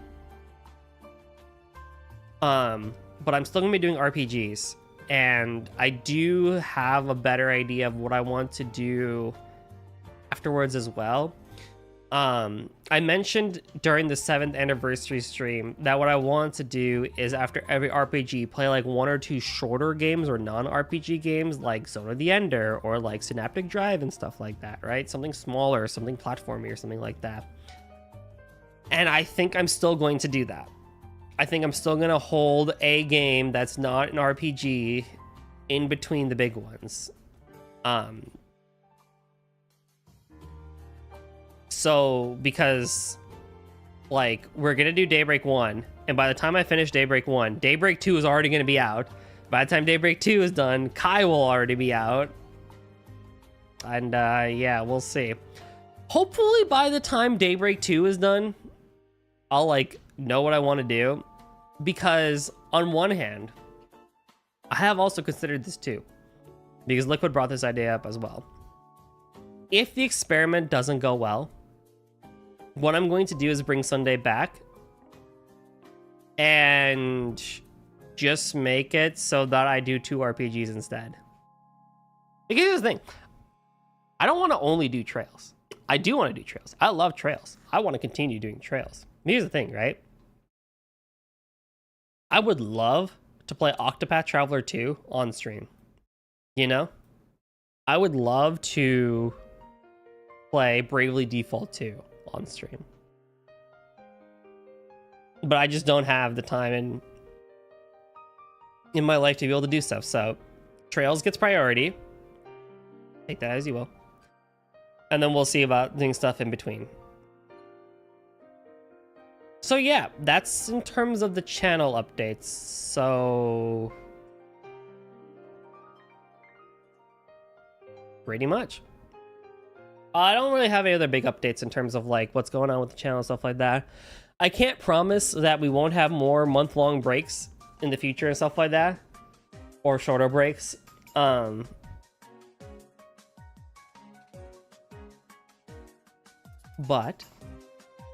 the pro of it is that I get to go out and explore the world.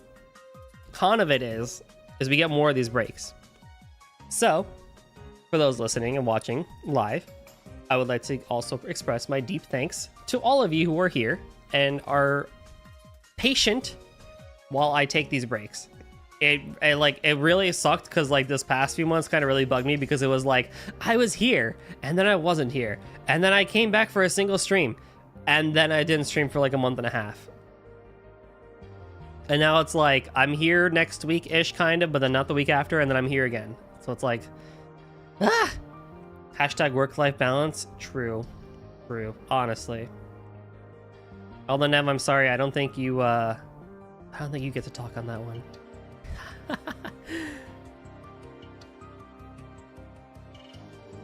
But you are right. It is all about balance. So I do appreciate those that are able to stick around and watch me when I take these, like after I come back to these breaks and stuff like that. Study life balance. There you go. Not entirely what I was going for, but we'll take it. I won't bully you further. That being said, I will always say, there will always be content on the YouTube side. You'll hear my voice no matter what. You know, we have Redfall, we have Lodgear Grimoire, we have the Let's Plays that are coming afterwards and stuff like that. So we have plenty coming out and stuff like that. So I'm always around in some way, shape, or form. So Cash those out. I know being live is more fun and you guys get to bully me and talk to me and stuff like that. Absolutely, right? I will never disagree with that.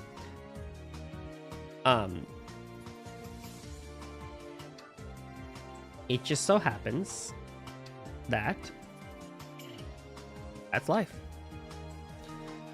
Like, I can already tell you right now, like February is gonna have a break because I have Anime in Milwaukee.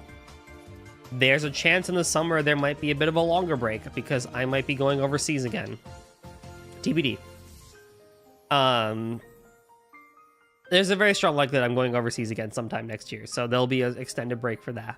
And then hopefully school doesn't get too crazy, because then I can still do things. But yeah, so we'll see how this experiment goes. You know, there's a strong chance that by December I'll know how I feel about it too. And if that happens, then I'll do another update stream and be like, actually, you know what? This experiment is working. We're going to keep it. Or this experiment isn't working. We're not going to keep it, right? So there's plenty of opportunity here for me to just basically be like, yeah, you know what? We're doing this / you know what? We're not doing this. And I am ever so slightly stalling for time because we're only an hour and 33 in, and I had hoped to at least get 2 hours out of this before I go into Astlibra. But hey, you know, I mean, I could talk about miscellaneous things. I did have a funny moment though. Unless chat has questions for me, throw them out. Let's keep talking. All right, I'll talk about random stuff. I bought a new monitor for Prime Day. So I was like, oh, I want to get a 2K monitor, right? 1440p. Because I've been using 1080p for a while. And so I was like, oh, you know what? I'll get a new monitor, right? Because they're on sale around this time, and you know, there's some pretty good ones out there. So I was like, oh, okay, I'll just get one the same size as my current one. That way it's like easier to hold on the setup and stuff like that. No problem, right? My stupid butt thought that I had 27-inch monitors that I'd gotten from Costco, like two LG 1080p monitors from Costco. I thought they were 27 inches. So I was like, all right, cool. I'm gonna go get an LG monitor that's 2K for 27 inches. And so I get it, and I put it up on the monitor stand. I'm just like, I'm putting it back on the desk, and I'm like, this feels smaller. And I'm looking at it, and I'm just like, yeah, this just looks and feels smaller. Like the like where I had the monitor stands like marked, they're not connecting. And so I go back to my old monitor, I flip it over to look at the backside, and sure enough, the monitors I had been using were 32-inch monitors, 32-inch 1080p monitors. So I actually went smaller for this one. So that's an oopsie. So now my secondary monitor, which I have in a vertical alignment, is much bigger than my main monitor, which is smaller. That being said, I think it's great. I love having a 2K monitor. Holy crap, like it is insane to see how much screen real estate you get with more pixels. But yes, it is a little bit weird seeing smaller monitor and then chunk of a vertical monitor on the left. It is something. I was like, God dang it. I was like, I don't want to return it and get a new monitor and wait more. I was like, yeah, I'll just take it. And I was kind of doing some Googling, and I think there's a general consensus that in the 2K 1440p space, 27 inches seems to be a really good middle ground. Like, it looks really good. That 32 can still look good, but you start losing a little bit of fidelity. So I was like, you know what, whatever, we'll just go with it, right? I mean, I prefer smaller things anyway. So, it's fine. I'm still waiting to see if I can get a good find to assemble a new PC. I'm getting really tempted to buy something pre-built. I know it's more expensive, but I lost my confidence past 4 years since I built this one. Oofta. My monitors are old. I'm happy with 1080p, so it's only a consideration if I really get the streaming thing going. Honestly, bro, just go pre-built. Like, they are more expensive, and I think they're more prone to issues, but at this point, I mean, I know a couple people that have gotten pre-built, and it's worked out perfectly fine. So, Go for it.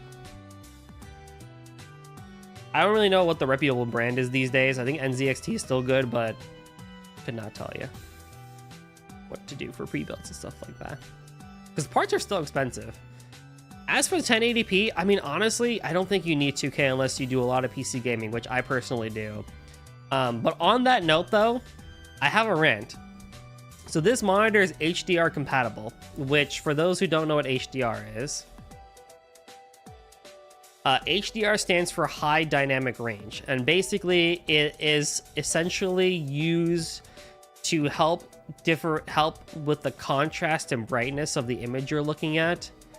So hold on, let's see if I can find a good example of it. Yeah, this is a good example, I think. That's not a good example. I like this example.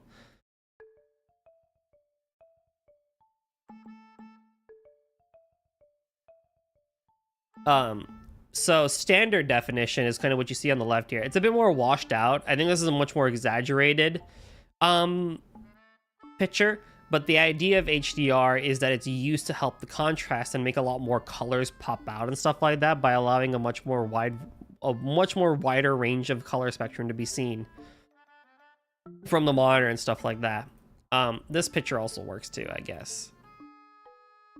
Right? So it's good. It's not like it's bad.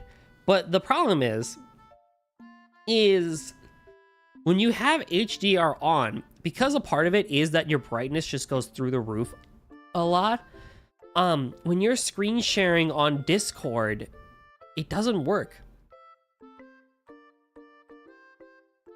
And so it's like, bro, the heck?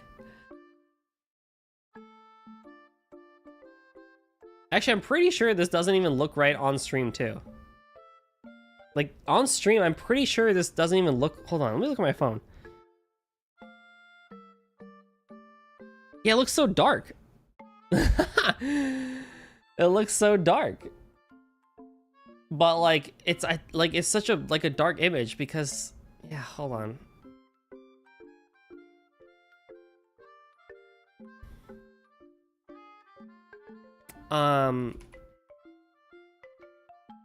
Let's see if this will change anything.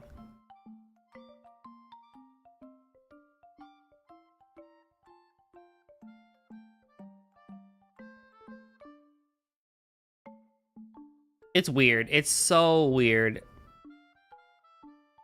How this whole thing works and stuff like that.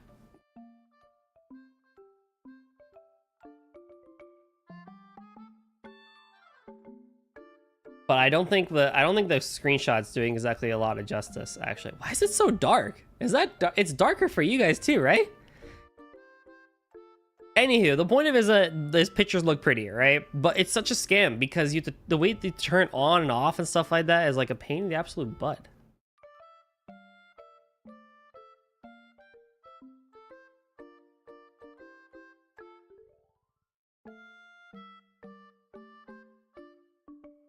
But it's like, yeah, like if you're screen sharing on Discord, it just looks stupid bright. Like, what the heck? Why? Why is it like this? Hold on, can I...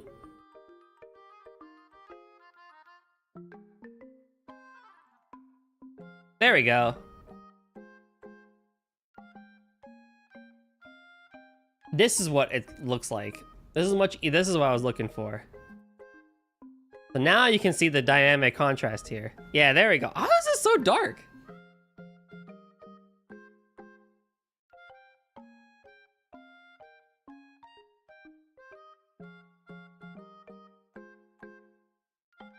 Curious about that now. But anywho, it's such a pain in the butt. Because it's like, you want to show off things. Like, it looks good for me. I want to make it so that it looks good for you and looks good for me. But it's such a pain in the butt. And OBS is like, half supports it, half doesn't support it. So like, what's even the point of this? When you're playing games, though, it does make things look a lot better. But I will say, it is ever so slightly a pain in the butt to have. No doubt about it. Like, it's cool-ish, I guess.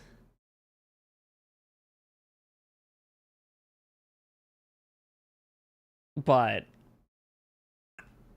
I don't necessarily agree with it. My video end? Cool.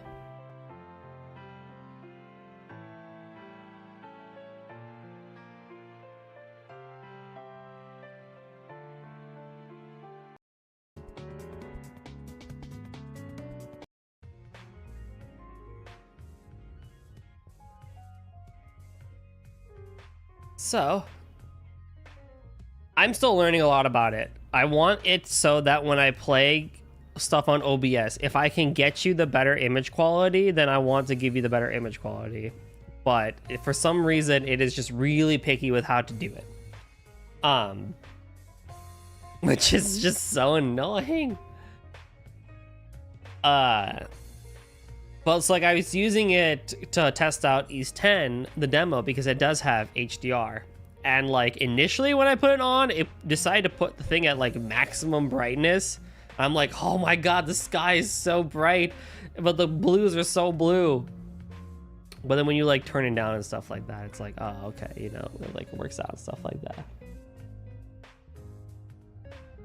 Whatnot. So I don't know. I don't personally understand HDR and its whole whole thing and stuff like that. Like, I think it's cool if you have it. I think it works better on TVs and stuff like that than it does for monitors, to be honest. But like, I don't know, man.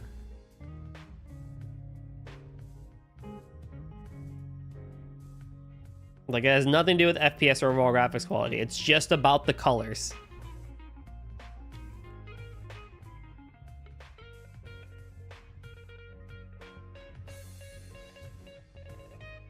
I don't know. That being said, though, I have been playing the East 10 demo. That's been real cool. I'm not done with chapter 1 yet. I know it's like the first 3 chapters, but I plan to play more over time because you can transfer your save over when the full game comes out. So it's gonna be great. So it's like, why would I not play East 10? Cause lordy heck, that game East makes me so happy. That thing is, it's just great seeing a modern Falcom game. It's nice playing Falcom. You know, I definitely dislike a lot of the Falcom community, to be honest with you. But, you know, I think it's great. I'm enjoying myself. It's just a great for fun game, and playing it on a 2K monitor at like nice frames and nice resolution, I'm just like, oh yes, baby. This stuff is great. East is good. It's definitely my priority for when I finally upgrade. It was, yeah, it's so nice. It is just nice. I'm not gonna be streaming it personally because that's my comfort game. But if I was streaming East, we'd be in it right now. We would be in it now. I'm almost done with Final Fantasy VII Rebirth. I think I have like 3 chapters left in that game, so I'll slowly be making progress on that, which is very nice indeed. What else? What else have I been doing besides traveling and running and dying? What's up with y'all, chat? Tell me about what has been happening in your lives for the past month. What's the good word?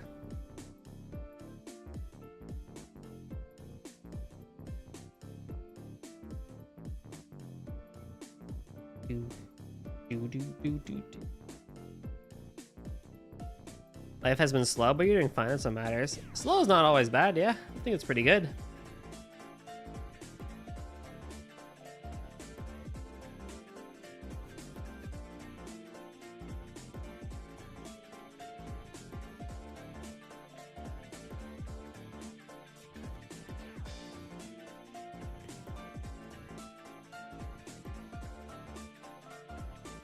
Pretty chill. I passed my last paper. Not last. But the latest that you wrote. Hey, congratulations. Good job. Good job. Love to hear it. Good job, my friend. my midterm is due on Monday, and I just started writing it last night. It's not difficult, but it's just like I haven't written a paper for academia in like 6 years. So we'll see. Thank you. It's cool. It's a cool midterm.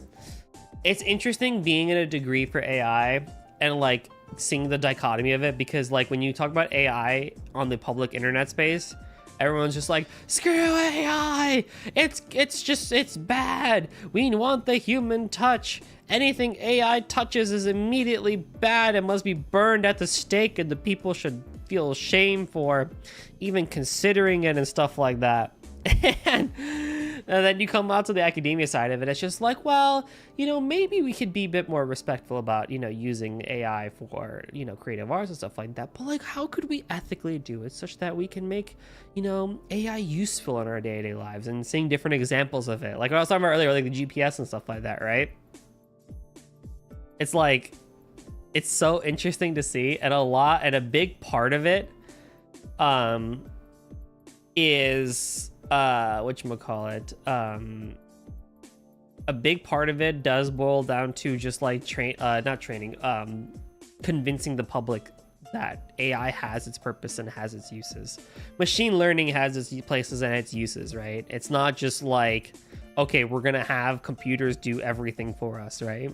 There's a lot more that goes into it. I guess I'm gonna rant about it now, then, because I said that was gonna be a topic for a different day. I guess a different day is now. There's still a lot that I personally have to learn about it, but I have always held the belief that if you can make life easier so that you can do other things, would be strongly preferred, right? I have the evil part of me that's just like, I don't personally think we need cashiers at fast food joints. I will personally throw my belief on that one. And you can see it in action, because at least in the States, where a lot of places have removed cashiers or like have added those kiosks. Like if you go to Panera Bread, right? Like there's a kiosk. You order what you want, you grab your pager, and that's it, right? You pay right there and then. On average, more people go to those than they do to an actual person.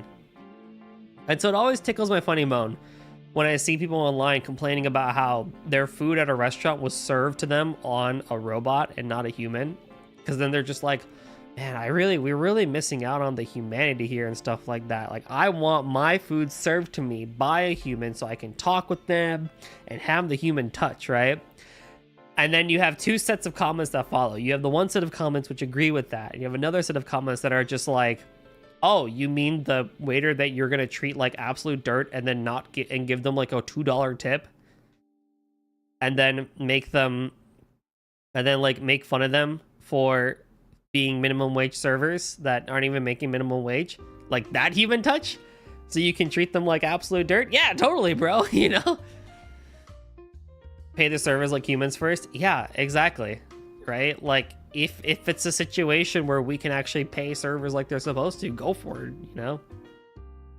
But I think in a lot of cases, right, a lot of those roles which you could replace with proper technology and proper AI, you could then use the manpower for other roles that make more sense, or more roles that involve more education and stuff like that. I'm biased towards education, so that's where a lot of it boils down to. But, you know, I think many of us who have worked in the service industry know how it feels to be treated like crap, and it's like, why do we do this to ourselves? Yeah, I mean, if you're a teenager and you want pocket money, right, like getting a job is the way to do it, but like at the risk of getting, you know, getting called names and being treated like dirt, I don't know about that one. I don't know. I feel like we can do better. Now, in the cases of like making food and stuff like that, I think there is something more deeper to have there, right? Like, I don't know how I feel about a robot making a latte versus a human making a latte. You know what I mean? Like, I feel like that one, you can kind of you could go either way on that one.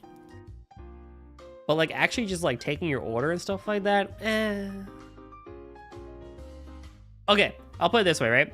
How many of you have avoided telling someone to take something off of something or an alteration of your order because you were embarrassed to do so because you're telling it to a human being, versus when you're on your phone app, just doing it because you can. You know? You know what I mean? I'm just saying. But then it'd be nice if an actual human made the food or made the drink and stuff like that. Yeah, you know what? Sure. Plenty fine. I'm not saying everything needs to be taken over, but just this one, we can take baby steps.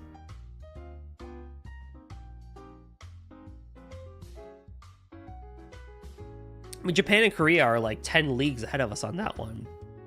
Whether or not that's the right thing to do is to be debated still. That's the fun moral aspect of it. But it's like, I think I really want to be in a space where we don't just like pitchfork and knife the word AI. I really just don't, I don't like that. I will always be on the side of my artist friends though. Musicians, artists, voice actors. That's not the place for that sort of technology. You have my 100% full support. I agree with you. Everywhere else though, we can talk about it. We can talk about it. Creativity belongs to the humans. Yep, absolutely. Absolutely. You have 100% agreement for me there.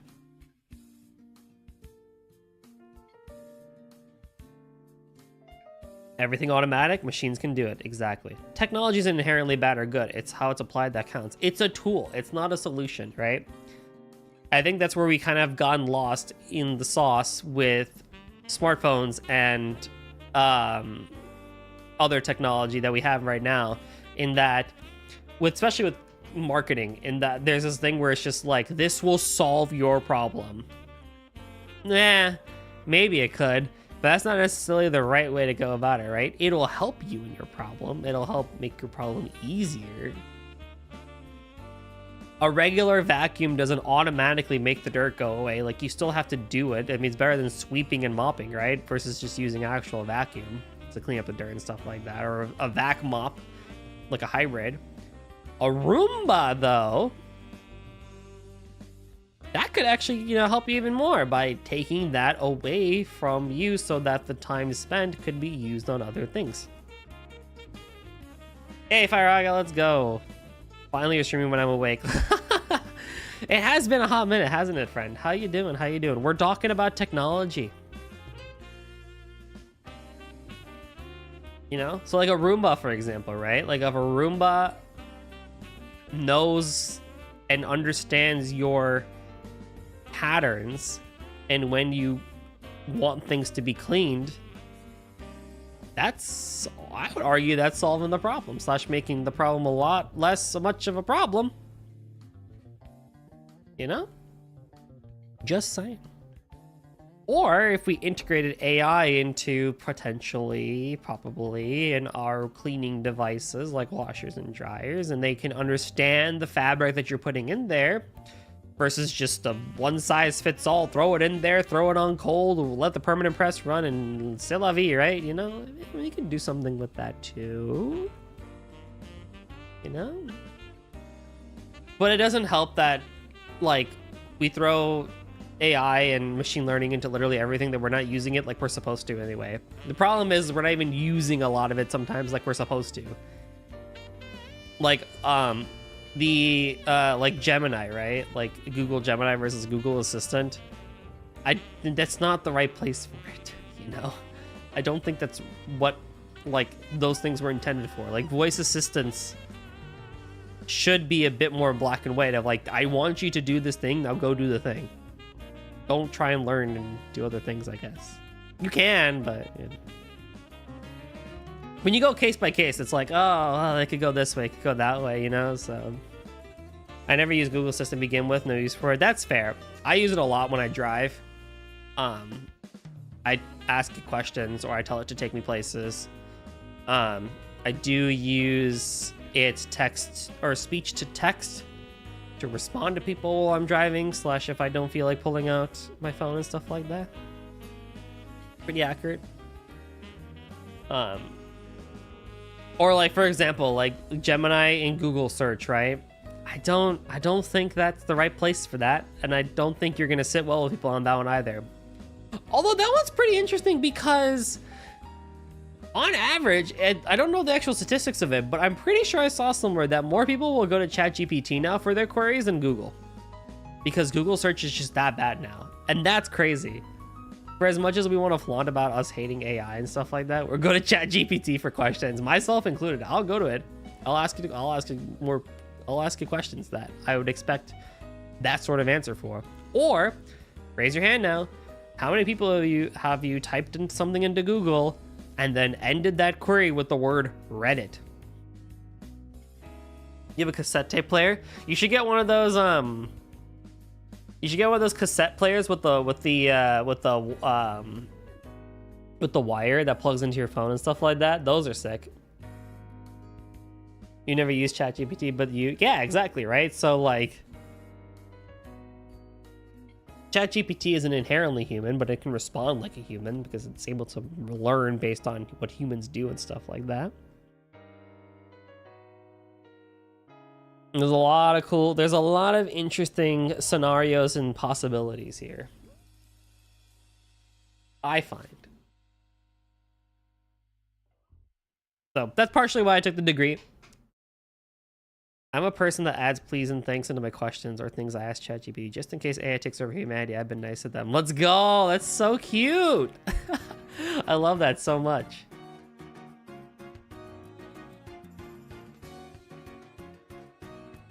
You never know. You never know.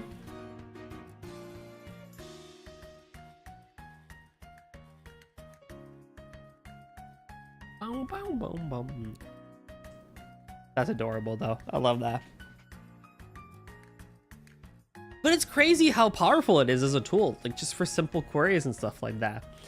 Like I asked it the other day because I remember seeing something at one point with East where it was like, oh, I remember Adol at one point saying somewhere in media, I forget if it was like Memories of Salsada or wherever it was, but it was like Adol had said that he commissioned people for art during his adventures one time near the end of his life or something like that. And ChatGPT was like, yeah, it was there as promotional material for East 9. I was like, oh, like what specifically? It told me that it was the prequel novel of East 9. And sure enough, when I went and looked in the novel, Adol did say that sentence. I was like, dang, that's impressive. Versus with Google, I got to go through shopping, ads, sponsored articles, and blah, blah, blah. And then I get to Reddit, and then I got to hope that they're right. It's like, oh, okay, interesting. There's some cool stuff here and stuff like that. One of the things I actually want to do, I had an idea. One of the things I want to do with AI, in some way, shape, or form, is I want to create a tool for myself that can view my previous stream. So like, for example, like let's just say I'm on like chapter 1 of East 10, right?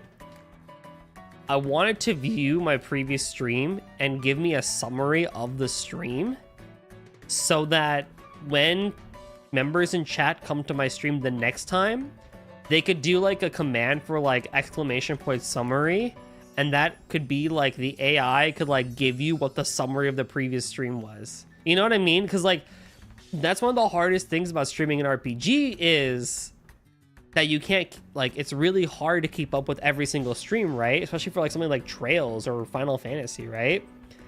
But at the very least, like if you could just come in and get the context of like what's going on or what happened before, then I feel like that would help viewers enjoy, or at least not feel so confused of what's going on and stuff like that. So that's my idea. Sounds hard to implement though. It is, and it'll probably be very expensive too. Computer vision is not cheap. Computer vision is not cheap. But yeah, you never know. I know, because the thing is, YouTube has this.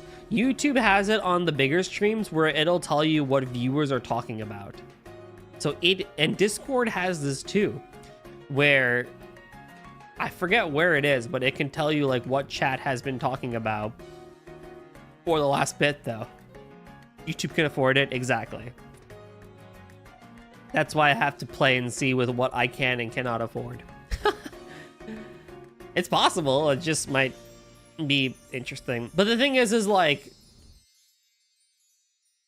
it depends on how expensive it would be per stream and stuff like that.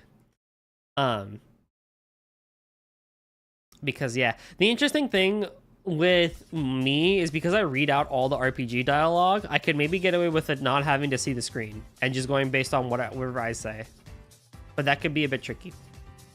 But it's like, yeah, it's like, that's what I want to do with it. Like, that feels like it'd be a very valuable tool, right?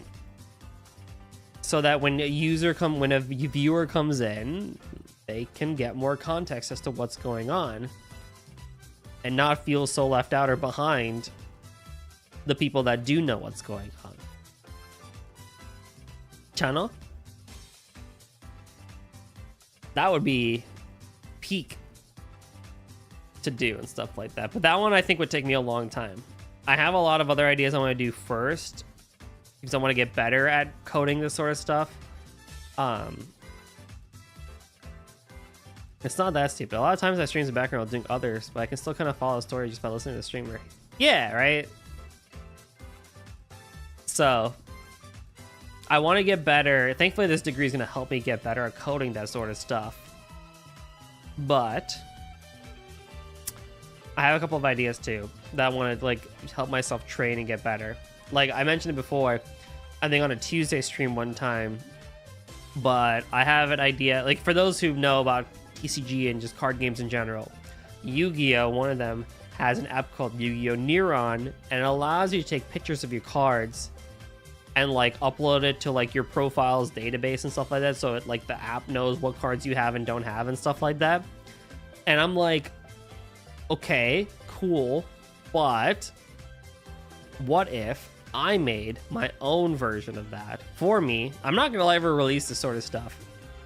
One, because I'm not allowed to, but two, because I don't want to. This is just purely for me. But like, what if I had it where I could use my phone's camera to scan a Yu-Gi-Oh card and upload it to my own inventory of cards? And then Liquid can do that, WoWs can do that, and then Liquid, who wants to start selling cards, now has an inventory of what cards each of us has for spying and selling and stuff like that, you know?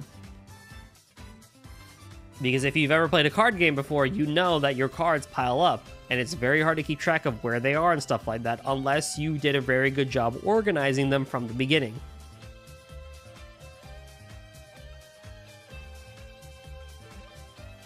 So yeah. Plenty of cool ideas to do. So little time. I wish we didn't have to sleep. I wish we didn't get tired as humans, because I could be like, oh yeah, I'm gonna do so much, man. I'm gonna get so much done.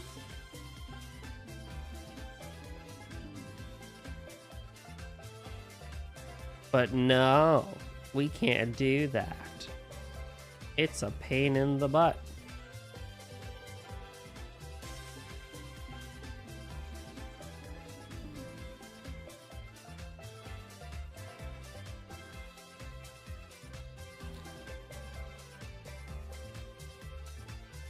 So, yeah, lots of cool ideas floating around here and stuff like that.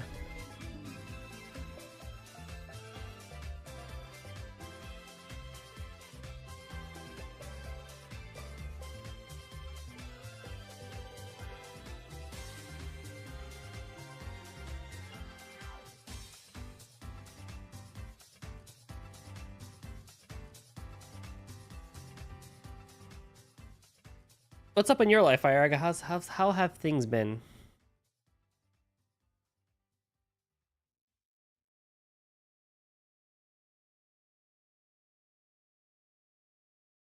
What more did I play on my days off? Oh, actually, I forgot to mention, I started Miles Edgeworth Investigations. I picked that up on Steam Deck. I forgot that I picked that up again. I had played the original, I played the second one when it got translated back in uni and stuff like that from a fan translation. But I figured, like, since it's now officially out, both of them in a bundle, I'll replay the two games again, because I haven't really played Ace Attorney in a while and stuff like that.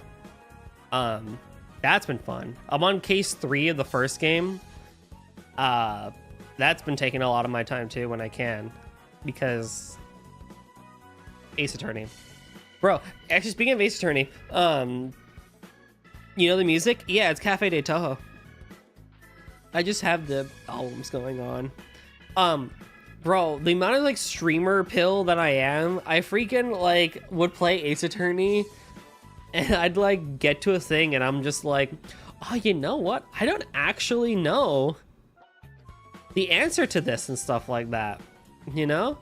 And so I'm like thinking, I'm just like, man, I don't really, hold on. How's that with investigation?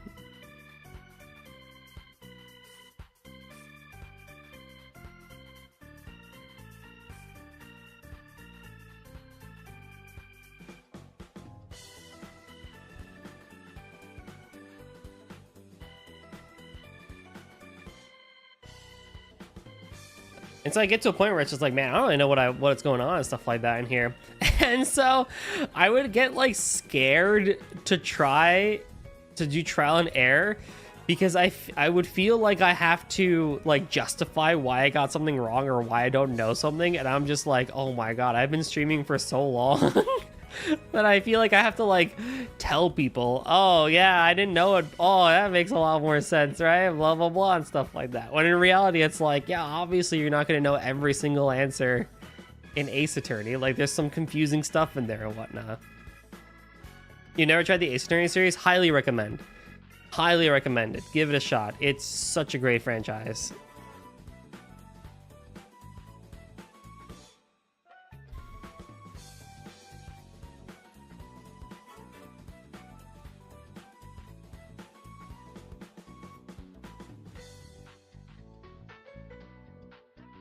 Very great VN series. But yeah, I'm just like, bro, I can't even play games normally anymore. I'm just sitting here, I'm just like, I'm just like, well,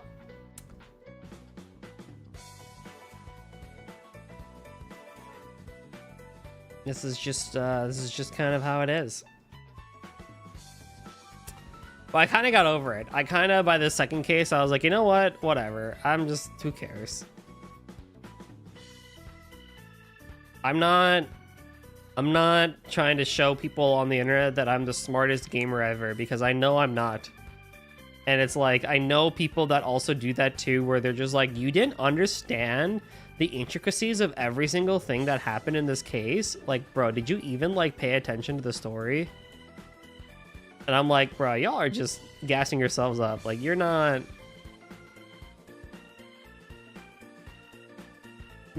actually that smart.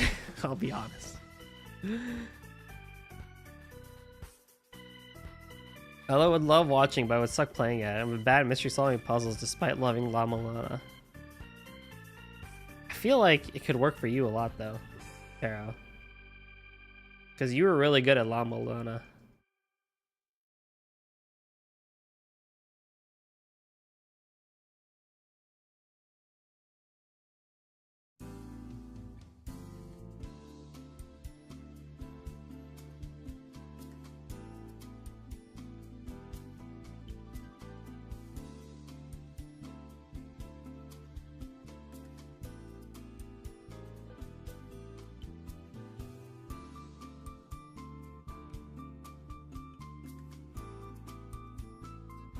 But it's cool.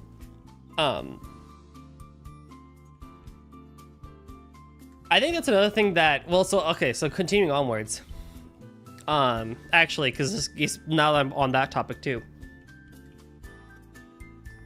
I feel like, ooh, my water bottle leaked a bit. Hydration, everyone hydrate, not just me. That includes you too, Nem. I know you're listening.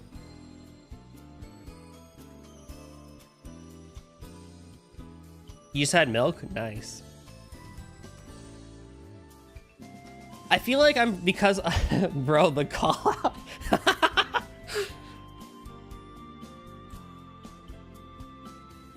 Listen, if you did a better job hydrating, I wouldn't have to. Well, here, have you been hydrating today?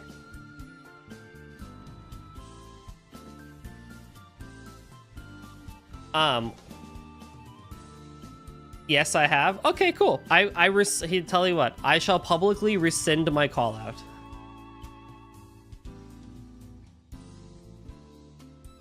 I rescind my call out. How about that? You heard it here first.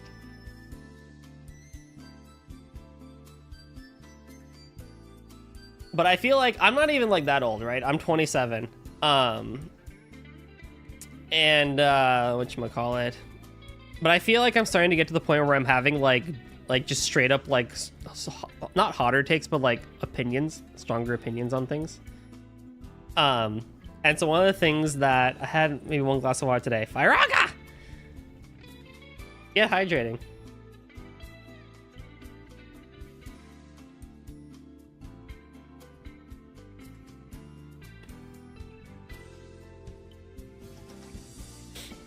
One of the things that just I like, because also what's been happening for those who have been on social media a little bit is because of the way Twitter is changing how blocks are working. There was another mass exodus from Twitter over to Blue Sky, and a lot of people on Blue Sky are like, "Wait, is this what Twitter used to be before it got toxic?" And it's like, some people were like. Because what you can do is you can just straight up like remove a person from a reply thread if you want to, just because they're not like your vibe and stuff like that. And some people were like, why would you even like have this function in the first place? Like, why would you let people reply if you're just going to take them out anyway and stuff like that? And people were replying just like, man, we got so used to the polarizing, just like back and forth of just like dog piling on each other. On Twitter, that it's like when you see just a little bit of kindness on the internet, it's just like nope, can't have that. Can't have that. And it's like, man, I think a lot of people are slowly trying to get back into a place where it's just like they're just avoiding the people that are just constantly dogpiling on everything, because we just don't need that energy in our life. Like, I've seen people on social media who, like, very blatantly will just straight up negatively post about every single game that they play. And I'm like, do you actually enjoy playing the games, or are you just being contrarian for the sake of clout? And then you ask them about it, and they're like, no, I do like the games. I do like games. I just, freaking, I like XYZ game, and this game, modern storytelling is just so bad, and blah, blah, blah, and stuff like that. I'm like, who hurt you? I hope more people start making a solid alternative. Twitter won't die, but just made the competition viable. I think so. I mean, I've been using it a lot more recently in this exodus because a lot of my other friends migrate and stuff like that, and the platform has improved. It's almost there. It's almost there. I think because they have video support now, the app runs better. There's feeds, that have been helping fine-tune content, stuff like that. And you can curate to be non-political if you want to and stuff like that, and mutant blocks and all that stuff. But I think we're kind of getting to the point with it where a lot of people just don't want that negative experience with social media anymore, so they're trying to curate their feeds to not be that. And it's just like, man, why are some people so insufferable? Point being, I do hope Blue Sky ends up working out. I don't think Twitter will ever die, but on the bright side, I have started seeing a lot more Japanese artists on Blue Sky, and I feel like once Japan makes it over, more people will make it over. Not saying that Japan has that much power over this sort of stuff, but in terms of the gaming and artist community and stuff like that, hell, even the Chinese community, right? Like, I feel like once they start migrating over, it's kind of game over from there, right? Because a lot of the demographic of those are gamers and streamers and stuff like that. I mean, most VTubers and voice actors have made it over and now are just dual posting and stuff like that, so we'll see. I think we'll see. But I think it gets so difficult to hear just constant negative or constant overly positive things on the internet now. It's just like, bro, can we just have nuance again? All I want is nuance. Even Guavs and I, because we drove to the wedding together, the second wedding, and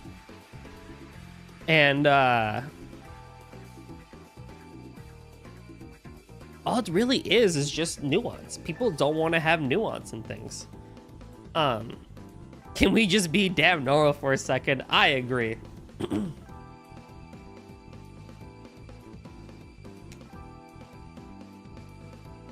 You know, it's like if someone does something wrong and then tries to rectify it, it's like not allowed on the internet anymore, which is really weird.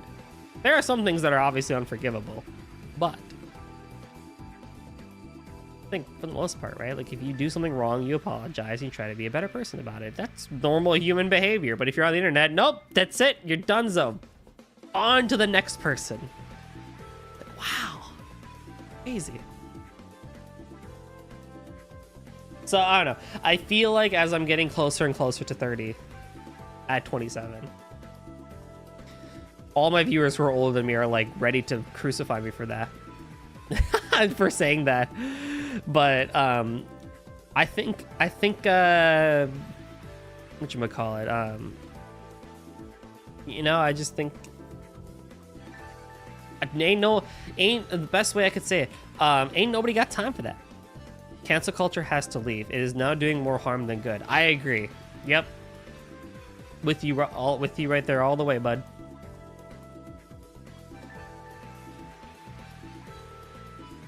You're older than me, Fireguy?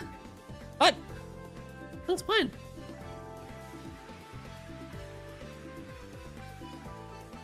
I didn't know this. Or maybe I did, but I didn't know it.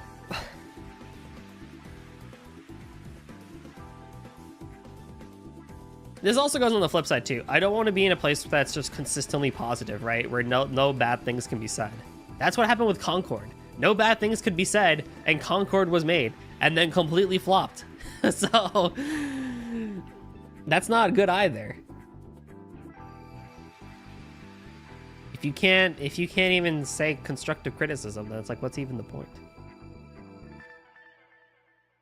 There's a time and place for everything. Exactly. Exactly.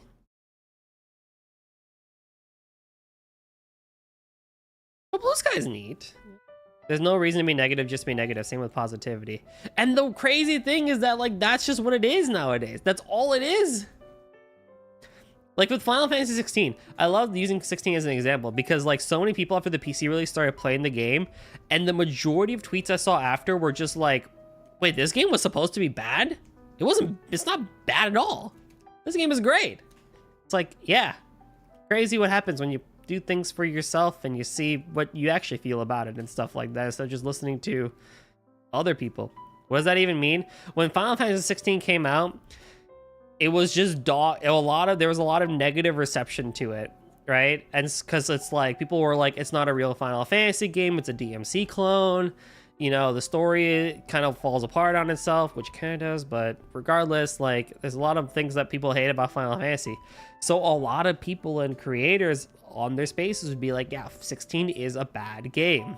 And so when people started picking up the game for themselves, they were like, wait, what? I was led to believe that this was supposed to be a bad game, but it's not. If you don't like the game, that's one thing. But to say the word's supposed to be bad, right? I just ignore other people's opinions on games and movies in general for this very reason. It's hard to do so, though, Fireargon, in the case when a lot of what you do is on social media, though, right? I'm not disagreeing with you, but I think it's, you know, like, for content creators at least, like, a lot of our thing is, like, being on social media to, like, see what other people are doing, network and stuff like that and whatnot. You kind of just end up seeing it anyway / experiencing it anyway. So it sucks. I'm not saying 16 is the greatest final game ever made. I'm not going to say that. But it did not deserve the negative reception that it got. I'll be the first to say that too.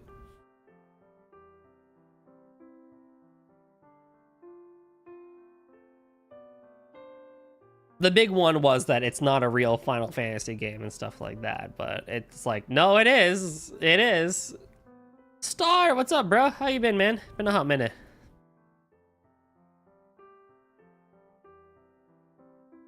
Giant summons that follow the traditional summon formula, Ifrit, Shiva, Titan, and all that stuff. Final Fantasy. Bahamut being freaking badass. Final Fantasy. Medieval setting with swords and magic and crystals and stuff like that. Classic Final Fantasy. What more do you want? I still need to play, just waiting for Steam sales because it's a bit over my budget. Completely understandable. I think it's a great game. I think they played it a little bit too safe in terms of gameplay, but you know what? It's still a pretty good game. I enjoyed my time with it. I get nostalgic for it because for me, the visuals and music were so good in that game. Oh my god, the world's amazing. I'm playing a lot of Ultra Kill and getting my dopamine receptors up. Ooh, nice. You should rebuy Cage Series on Steam. Playing on Epic is annoying.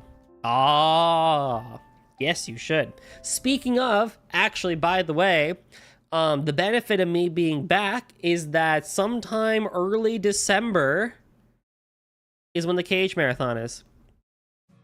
Early December, I'm planning for the Kingdom Hearts Marathon, where I go through the whole series in a weekend. Hopefully. I don't know about a whole week. I don't know if it's good if I can do it the whole weekend, but like if I can do it in 72 hours, but I will surely darn heck try. But early December will be that. And then December will also be the cooking stream because I owe you that too. Just one weekend. That's the goal. We'll see what happens. If not, it'll be a 2-weekend thing. How about that? I don't know, because I can beat Cage 1 in one sitting. Recom I could probably beat in one sitting if I don't grind cards too much. You might need to skip a few cutscenes to achieve that. Oh, no, we're going full in. Cage 2, I'm not beating in one sitting. BBS, I'm not beating in one sitting. Days, for the sake of my sanity, we're going to be watching the movie, even though I really want to play the game. Although if I make it 2 weekends, I could play the game again. Because I do want to replay Days as the actual game. So maybe I'll play the actual game. BBS, definitely I'm not going to finish in one sitting. Recoded, I actually could maybe finish Recoded in one sitting. DDD, probably not one sitting. Maybe that long. And then Cage 3 is definitely not one sitting. Yeah, it's probably going to be 2 weekends. So I'll do that. I'll do the cooking stream also. And then I know I owe you guys 2 songs on YouTube. I'll get to it. What about Unchained? Nah, we're not doing that. I don't think you can even play Unchained anymore. Maybe we'll watch the cutscenes on YouTube. We'll get to the songs. I don't know when I'll get to the songs because I gotta practice a lot. Like a lot. But they'll happen at one point. They'll happen at one point, I do promise. Maybe the 8th anniversary, I don't know, we'll see. But yes, I do need to also start planning for that stuff too. The cooking stream I'm already ready for. I know what I want to do with the cooking stream. I'm all ready for it. I just have to do it and get the ingredients and all that stuff. I just feel like it's more of like a November, December thing.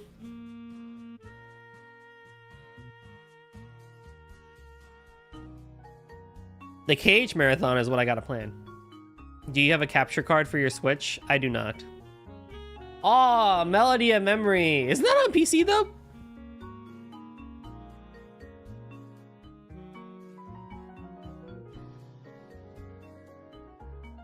Forgot about Melody of Memory. Unfortunate. No, I don't have a capture card for. I don't have a capture card in general.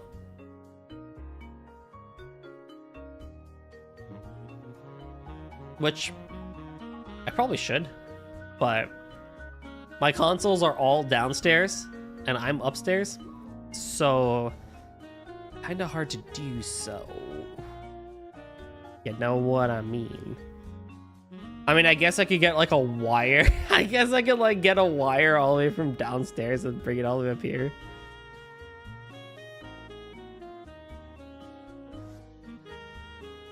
So we'll see.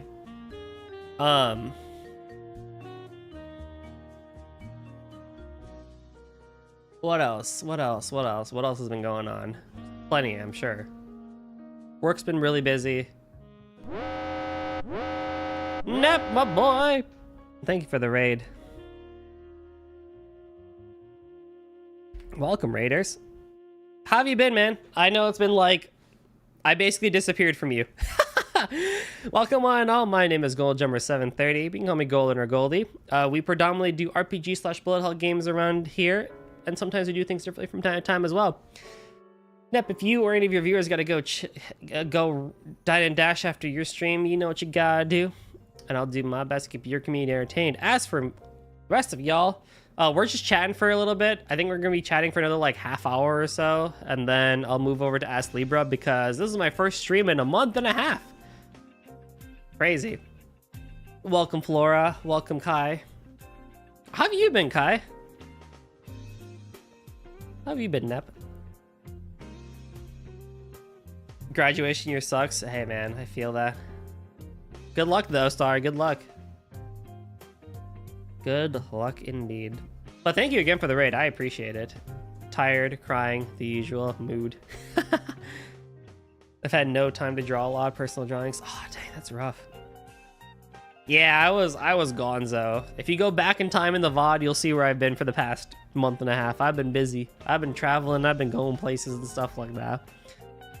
We've just been chatting about a random hodgepodge of things for the past like hour. So if y'all want to have random topics talked about for a half hour, questions. My graduation was probably the worst year of my life. Dang. Undergrad graduation was the most fun for me personally, but that's because I started going out a lot more and just being like, you know what, fudge it. We're just gonna have excitement in life. We're just gonna go crazy. Sounds like the good kind of busy. It was the good kind of busy. I'm definitely paying my exhaustion tax now though. Well, I'm not going anywhere for the next 2 months or so, so hopefully I can kind of pay off my tax for that.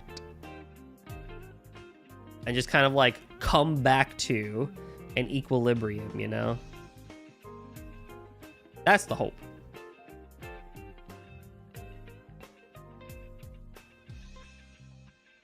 That is the hope. Well, we shall see. You ever went out when you were younger? So I saw like I go out more nowadays. Yeah, fair enough. You've been working out a lot more though. Let's get it. Get those gains. I've been running as still consistently. I have a 10K race next Saturday actually that I'm partaking in my town. But whatchamacallit, I need to get back on strength workouts again consistently because I've been kind of floundering those. I was like, oh, I could do 30 push-ups again in one go, and I'm like, no, I can't. My legs are great though, but my arms and core have gone pretty weak. So I need to get those back up again. And also just start eating better again. I don't eat bad, but I've been kind of lazy with cooking because I just really haven't mentally felt enjoyment from cooking. Although I have been debating on getting Factor because I already do HelloFresh.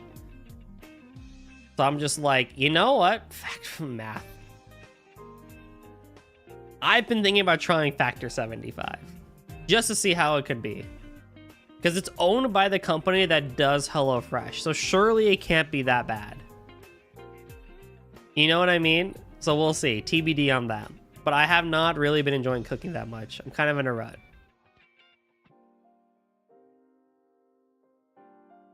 You jogged a mile yesterday? Nice. You should play Beat Saber. Yo, Beat Saber actually is a good cardio workout. You did do 10K runs before, but not so much anymore. Nice. I think 5K kilometers is like the good middle ground of running because it's enough that you can get a good feeling out of it, but not so much where it's like you're out there for hours, right? You're using WeCook? Ooh. Do you enjoy it? This looks good too. I don't understand the point of HelloFresh. Is it not more expensive than buying from the local store? In today's prices, no. it's about equal. If not, it ends up being a little bit cheaper.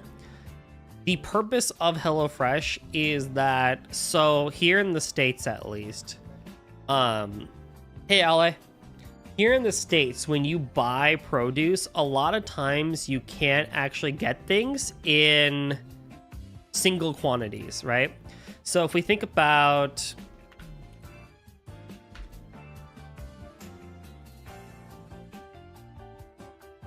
I'll just use this as an example, right? So if we use this picture as an example, right?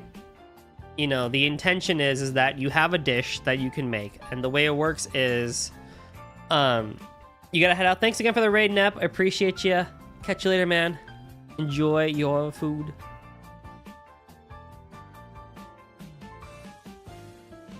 Do I have an HDR monitor? God dang it.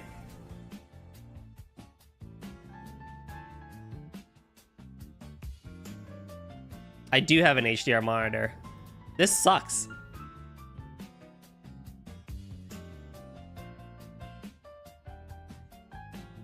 Thank you for telling me. I have to really learn how to do this, man. This HDR stuff is a pain in the butt.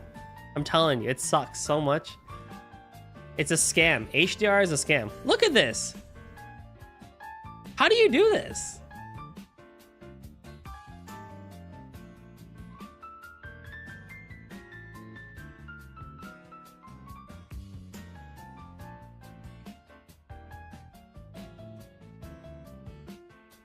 Look at this. This is so bright. And then I don't do that, and it's like dark. What? How does that make any sense?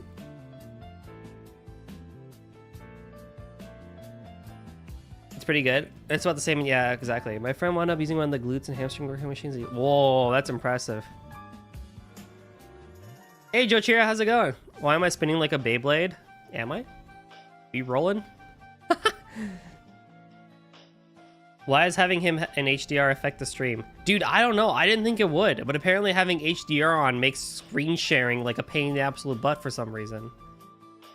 Anywho, going back to why HelloFresh. So yes, on average, it is cheaper than local produce / takeout, especially more than takeout.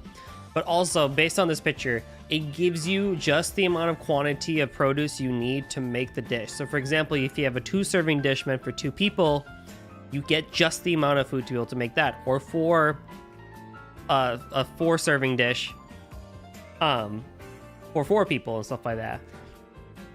A lot of times you can't just like, when you buy a bag of potatoes, you get like a freaking like 5-pound bag of potatoes. It's like, what do I do with all those potatoes? You know, sometimes you can't just get an individual lemon or an individual onion or just like the amount of green beans you need and stuff like that. Am I supposed to eat with just that? You're supposed to make the actual food, but yes, in moderation, this would fit you two. This would be 2 people basically. And so there's 2 intentions. First intention is to save on food waste, so you don't waste food that you don't use and stuff like that. The second intention is that at least it helps you eat a little bit better too, but also eat in a bit of better quantity so that you're not gorging yourself on food and stuff like that.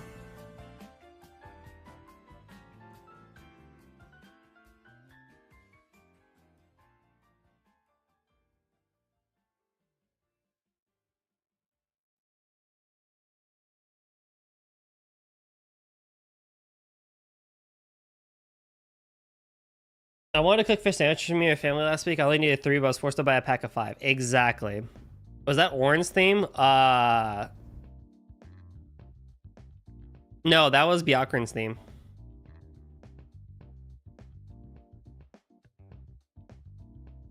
Things go to waste too fast, especially if you're alone. And that's precisely why I do it. I live alone. And cooking, regardless if you buy your own produce, regardless of where you are in the world, cooking for one is a nightmare. It is the biggest pain in the absolute butt. Because no recipe is made for 1 serving.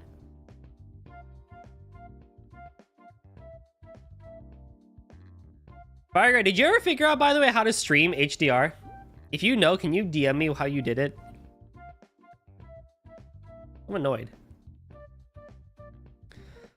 do as my parents do. Cook in the morning and have food for 4 meals. Nope, I just turn off HDR on my monitor. Nah, fine, fair enough. All right, here, I'll just do that then.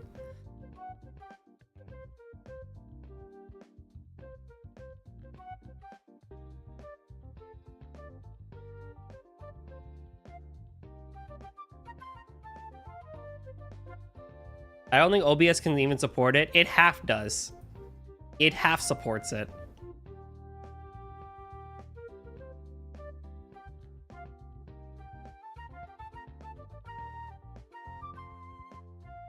You have to like do some really weird settings. That's why I passed on HelloFresh and such. Why? Because you do have food waste? I'm confused, Jira.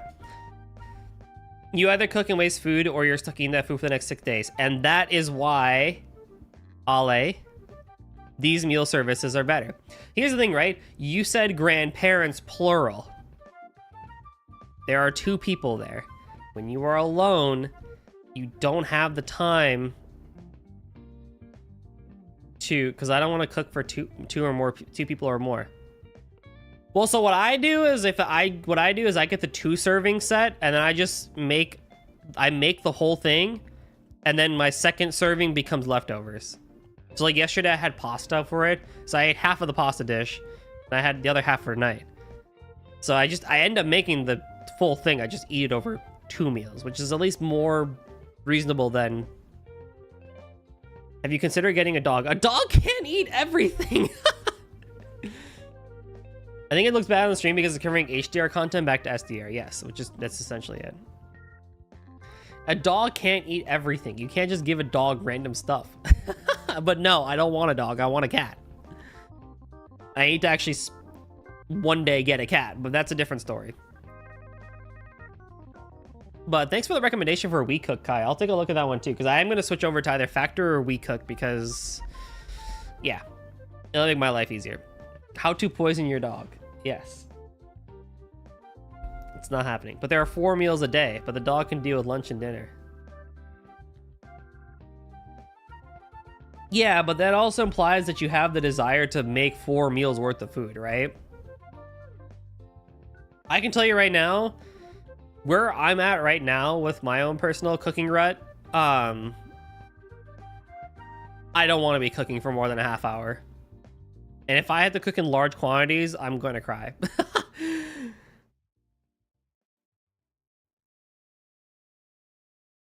Like, if I can make it in like 15 minutes, okay, we can do it. But anything more than that, I'm out.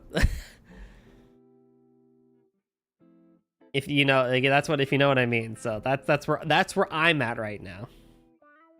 We cook a pre-made unwrap and micro for 3 minutes. That's good. That's good. Let's just see if they have the dietary restriction of vegetarianism, which I imagine many of these do, so I'm not worried about it. But see what their variety is on that.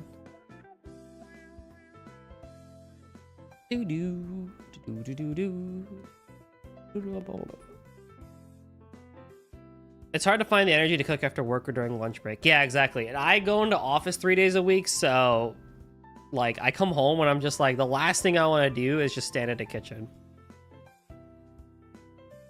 HelloFresh is $9. It is not $9. Bro, I wish it was $9. Yo, that'd be sick. Yeah, if it was $9 US, it'd be great. And that's something you cook for yourself? Yeah. Bro, I'm telling you, the US is stupid expensive for everything now, including takeout and stuff like that. Earthbound! I'm back, hello!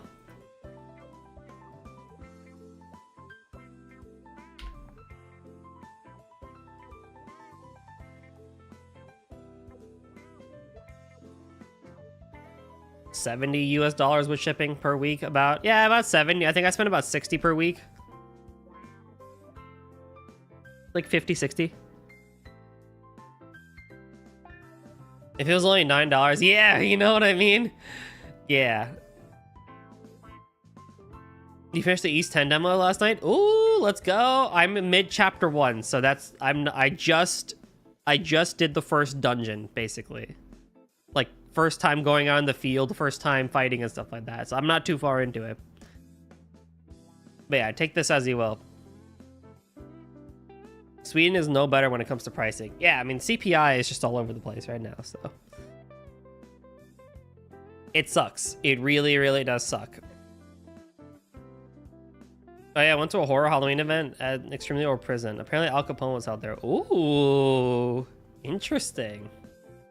My boy Al Capone from Chicago.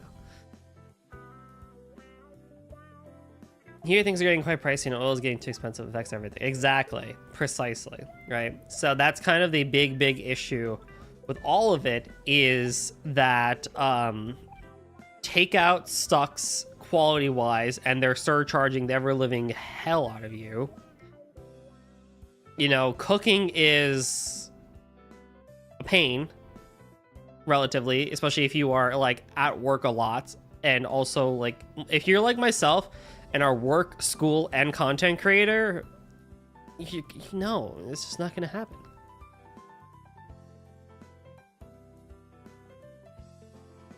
Right? Had a few drinks and had fun. Yeah. Go. Gulag worthy offense.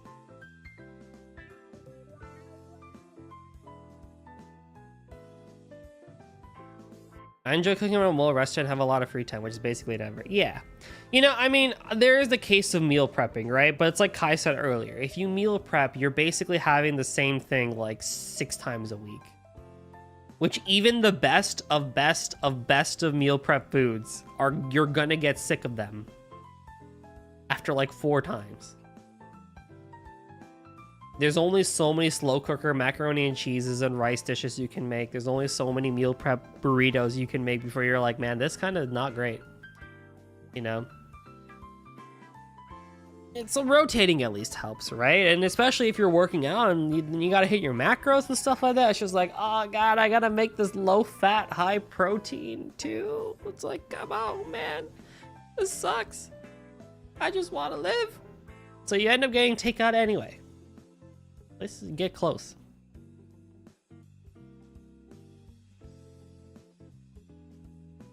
Oh yeah. I mean, if you can do the same thing 4 days a week, then go for it. No more power to you, but it's really difficult. I can only cook basic stuff, but it's sufficient for what we need. Yeah. That's still pretty impressive though, Taro. That's still pretty impressive. Enunciating words is very difficult. Liquid wife called me out on that. She's like, you need to enunciate your words more. And I'm like, dang. Apparently, I'm not good enough. I mean, it's not entirely wrong, but I was like, dang, called out.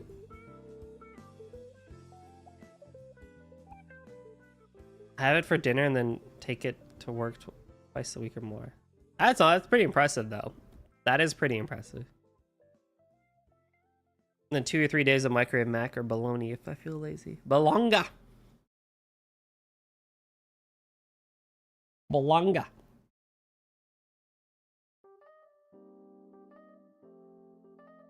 I wish I could make food every day, but I'd rather not cook when I stream. Yeah. Mood. God, like even that cooking stream I'm gonna do, that's gonna be such a one-off. It's like being a cooking YouTuber / streamer is like worse than not being one, right? I would hate to be a cooking streamer or YouTuber. My mom has said though, she's like, you should look into becoming a cooking YouTuber, and I'm like, haha, no. No, thank you. My mom is very supportive and wants me to make more content, but I'm just like, well, my biggest asset is my voice. Like, people are good enough with that. They're good enough with hearing this turtle. They don't need to see me IRL trying to finagle through recipes. I'm not a bad cook. I'm actually a pretty good cook when I can follow recipes and stuff like that. You spend €2.50 per Mac thing I bring to work. That's pretty good. Pretty good. I just get stuff from the canteen at work. Or the galley, as we call it. The gallery. It's pricey, but gets the job done. And their quality is actually surprisingly good, so I'm not too disappointed with having to buy food that often. I just like the idea of making food and then like for me to like microwave it the next day. I don't know, something just, I don't like doing that personally. But we never really did microwave leftovers growing up anyway in my household. Like if we had something that, like, for example, is it free? Bro, I wish it was free, and then they got rid of it, so now we have to pay for it. When we grew up, like if we had something that was left over, a lot of times we would just toss it back in the pan to heat up. And later on we got into microwaving, but I think for a while, like, we just never really did that much at all with it. So even now, I don't really microwave too many things outside of like things, very like quick things. I do have like these lean cuisine frozen meals that I'll like microwave every now and then, but you know, those are rare. Those are like, oh god, I'm so down bad, I don't really feel like doing this, I just need food, I need sustenance, give it to me. High protein lean cuisine macaroni and cheese, perfect, done. But I think it affects my non-existent diet, and also sometimes takes more than 30 minutes to eat there. I mean, if your diet's non-existent, then it's not really affecting it much. It's not really affecting much, is it? Pardon me.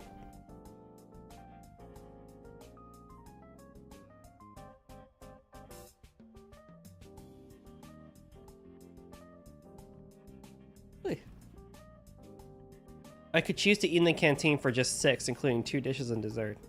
Oh.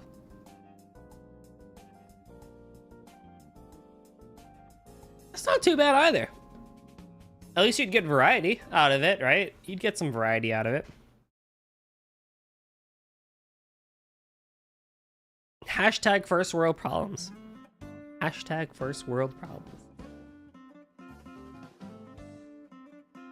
I have like a minimum compulsory break of 30 minutes. At least you got the break. I mean, we do too. But like, not a lot of people get breaks, which is unfortunate. Oh, totally unrelated, but chat, while I was gone, I have acquired, I think, 4 more turtles. So I'll be adding them to the family tree. And I will probably post pictures of said turtles next week, once I name them. Another turtle, another 4. Hold on, do I have the, how many do I have? Like 20. Do I have the family tree here? Oh. Ooh. Where is it? Did I not download it?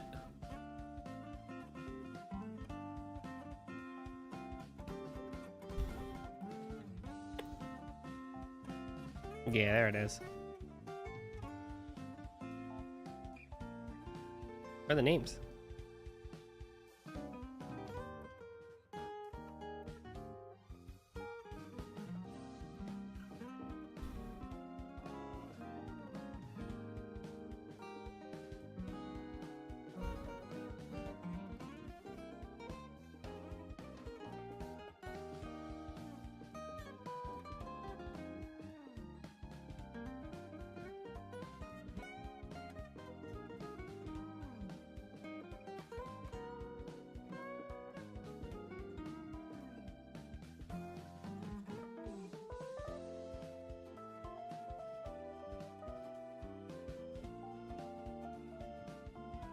Let me bring it up. It's a little blurry.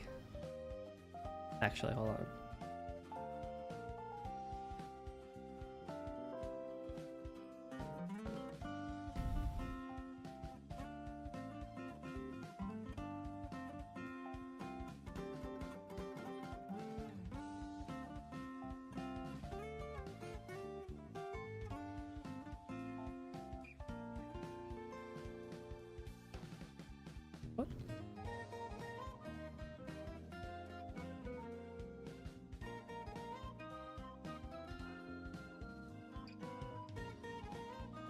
There we go.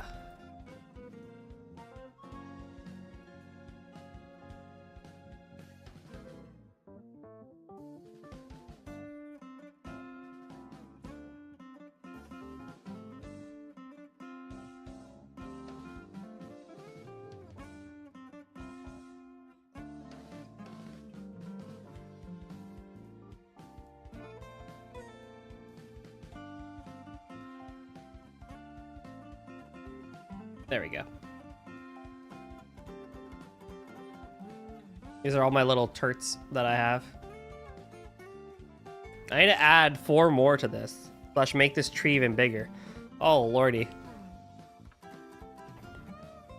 Some of them get to be as old as him. I mean, shit.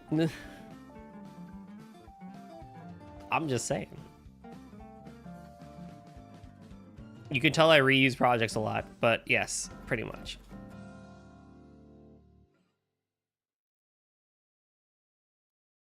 Oh, that works too.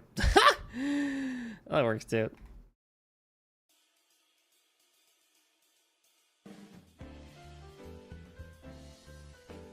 Yes. I got a name though. It's kind of crazy, so. I'm thinking Turch and Derek will have a couple children.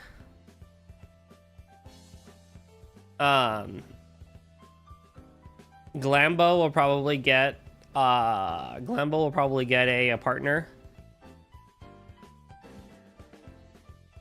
That makes what, 3? And so the 4th one will be their kid. Goldie is always doing so many side quest like stuff. Dude, but that's life, right? It's like Snoop Dogg. That's like living life, right? I enjoy both sides of it. I enjoy being a nerd and just gaming and experiencing gaming media, right? I love my RPGs. I love everything and stuff like that. But at the same time, like traveling, going out and doing these side quests is also just like an amazing fact of life, amazing part of life and stuff like that too. That like, I wish I could do more. But I'm only one human, so I try my best. The Turt family will one day end up in a history book. Yes, so true. What do you think of the big Pacific Island turtles that live for over 100 years? I want to meet one. I just think about those tortoises that live like over 100 years. Like imagine the stuff that you see in life, right?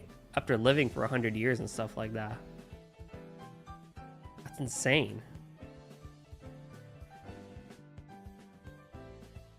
I think so. That's part of like why the schedule change I hope will be beneficial to me, because it'll allow me to balance things more, where I can do streaming, I can do gaming, I can go out and do my side quests and be social and meet people and blah blah blah.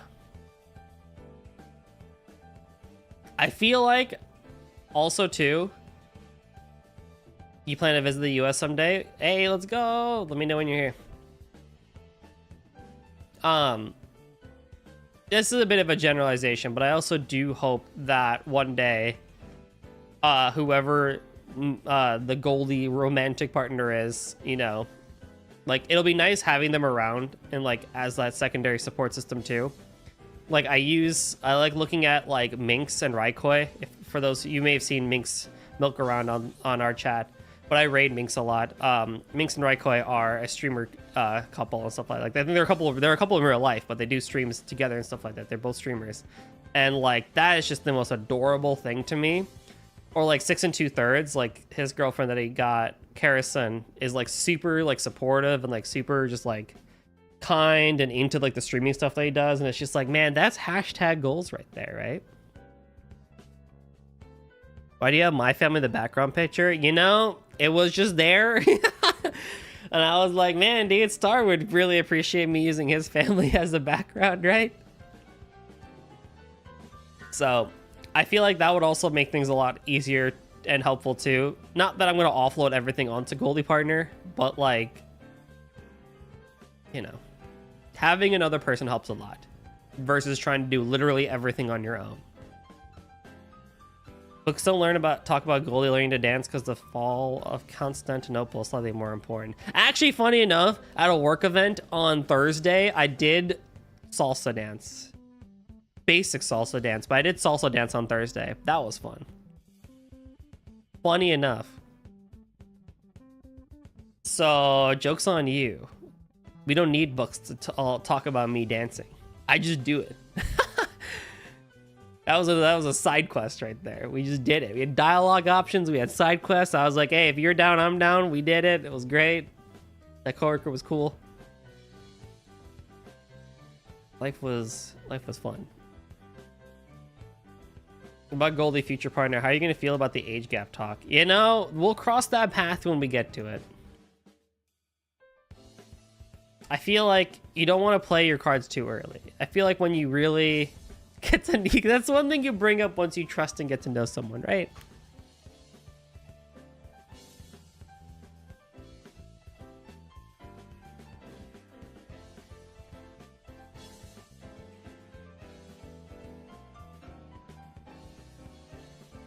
So, we'll cross that path early. Or when we get to it. How about that?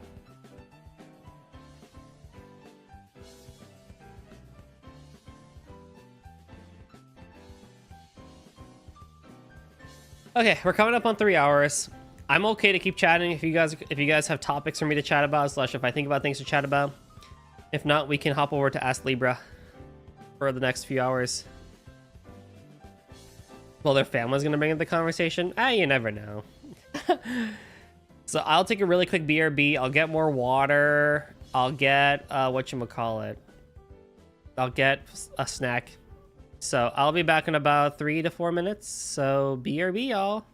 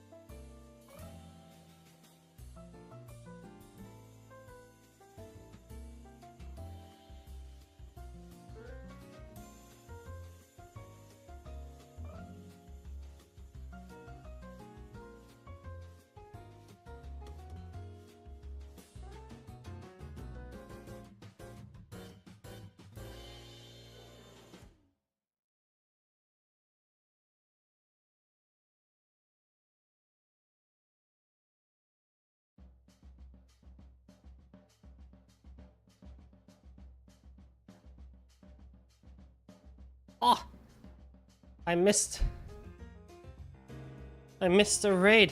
Rio, thank you for the raid. Welcome one and all. My apologies for being on BRB during that, but welcome one and all. Thank you for the raid, Rio. My name is GoldenDrummer730, but you can call me Golden or Goldie. I like to do RPG/bullet hell games from here, but I like to do things differently from time to time. As well, I saw it and I ran up the stairs, which I'm a little bit out of breath. So, Rio, if you gotta go chill after streaming, you know what you gotta do, bro, and I'll do my best to keep your community entertained. So the rest of y'all, we've been just chatting, so just talking about updates and stuff like that.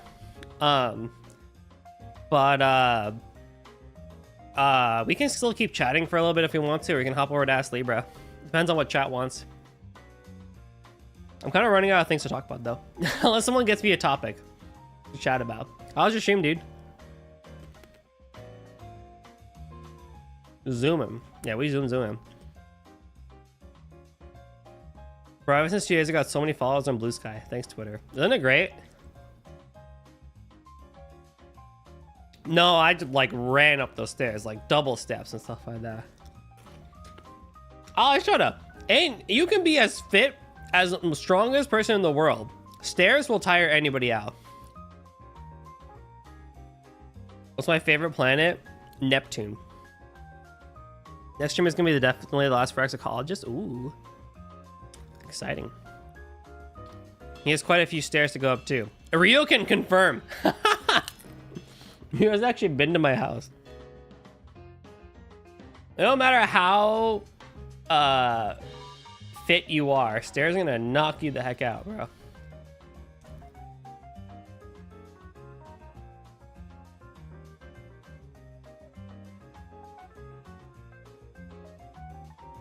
I've seen it before or after it became blue.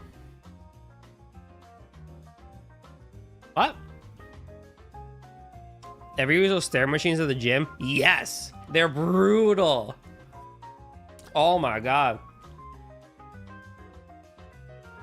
They're insanely brutal.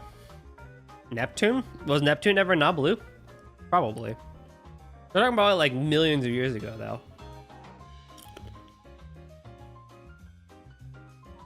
The stair machine's interesting because everyone tries to climb it at the top of the stair machine, but you're supposed to do it at the middle. But like, you feel like you're gonna fall off, right? So, but like, to actually get the most benefit from it, you have to be in the direct middle of it. It's the same color as Uranus. Neptune.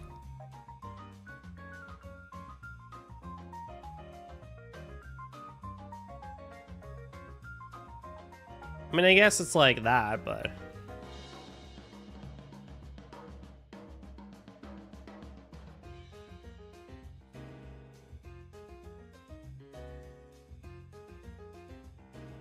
There's like so many moons, too. Yo, Neptune's a cool planet, man. My gym has a very weird one. How can you get weird with stairs? Like, what?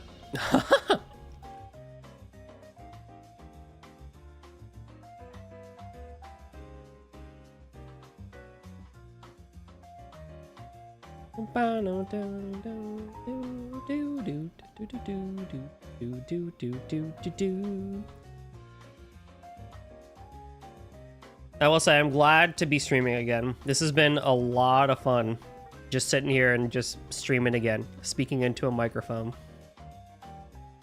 I was like kind of worried because I've been low energy for a while because of like all the tiredness I've had and stuff like that. So I was like, man, my voice is not going to be up to it. Nope. It's like riding a bike. You never forget it. It came right back to me. What do we got here? Oh, these suck though. I hate these. These are not fun. I don't like these. I like the actual steppers.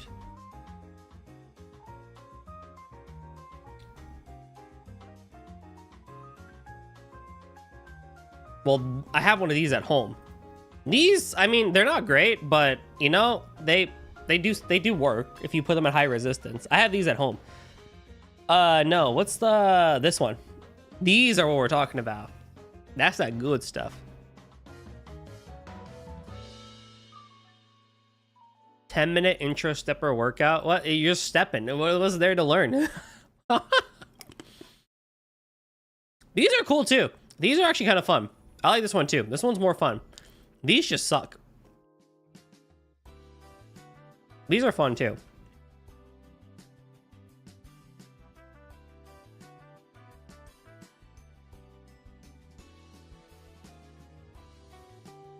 But I don't go to a gym. I just do everything at home. I have a treadmill at home. I have weights at home. Not a lot of weights, but I have some weights at home. I have a stepper on my body. If not, you end up never being in the upper part of it. Yeah. You gotta really like... This is such a pain in the butt to work with.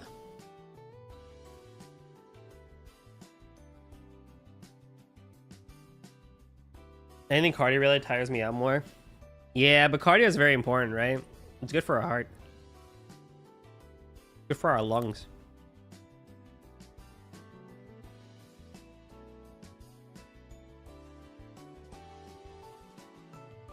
I sweat a lot more compared to lifting. Honestly, same.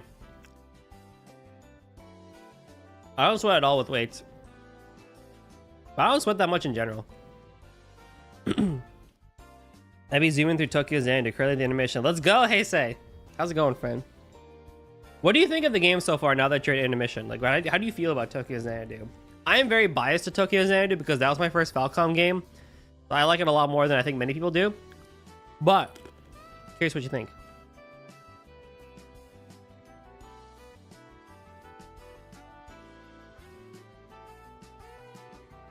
Tomorrow, it's the first Sunday ever that the gym is open. Is your gym not open on Sundays? I'm enjoying my time with it. Let's go. My friend is very hyped for Tokyo Xanadu 2. I am so excited for Tokyo Xanadu 2. I'm going to drop whatever I'm playing at the time and just play that.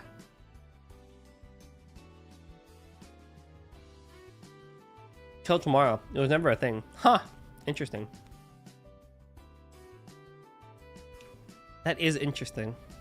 It's like Germany. No supermarkets open on Sundays. Although I think that's not a thing anymore, right? That's like slowly not happening anymore. Like more stuff's opening up on Sundays. Did you know that DBZ Kakarot is getting a Daima DLC? Wait, why is DBZ Kakarot getting a DLC when Sparking Zero just came out?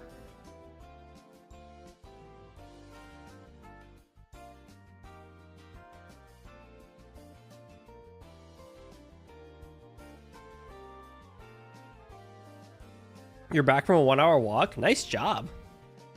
The Lord's Day does not count for gains. True! What did you think about the Gate Zero demo? I didn't play Gate Zero. I really want to play Sparking Zero. Sparking Zero looks really good. It's been a hot minute since I played. I think the last Dragon Ball game I played was Budokai Tenkaichi 3. But they look really good. I actually really want to play DBZ Kakarot. I like the idea of the RPG aspect of it. Sparking Zero's Tenkaichi 4 while Kakarot's Adventure. Yeah, okay, that's fair. Understandable. I really do want to play Kakarot. I like the idea of an RPG aspect of thing. I will say this, screw the boss of chapter 2. Who was the Tokyo Xanadu? Hold on, I'll block this for spoilers.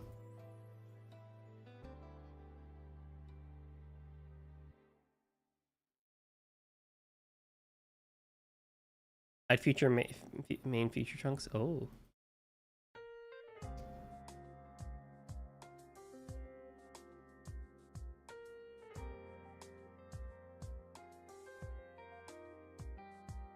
Who was the boss for this one?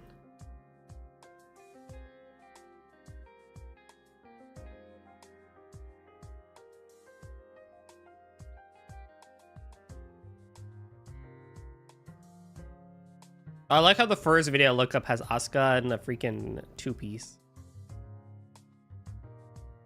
Oh, Heisei, was it the Golem?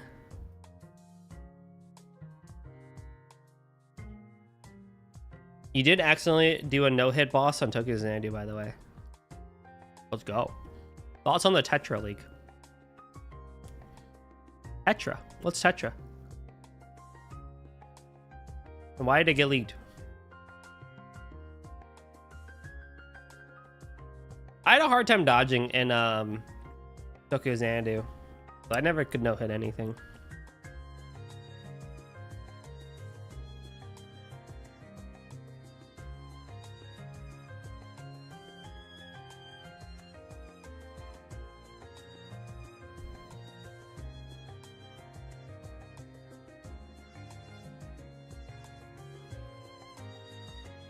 Name of the Pokemon leaks. Oh, the game for, okay, yeah, that whole thing. I don't really follow Pokemon a lot, so the new game stuff doesn't really appeal to me in any way, shape, or form. I found the fan fiction to be a bit more entertaining, to say the least.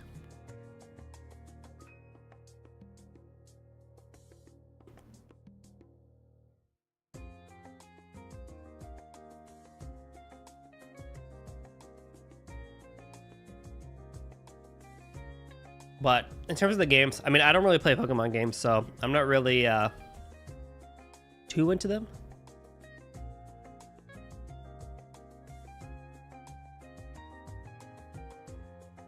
Alrighty, I'll pull up Astlibra because I do want to play a little bit of it before we call it for today. I may playing for like what, a few hours or so, like 9. You've been watching Violet Evergarden? Oh, peak. Presented by Keizo. Yeah, game, hush.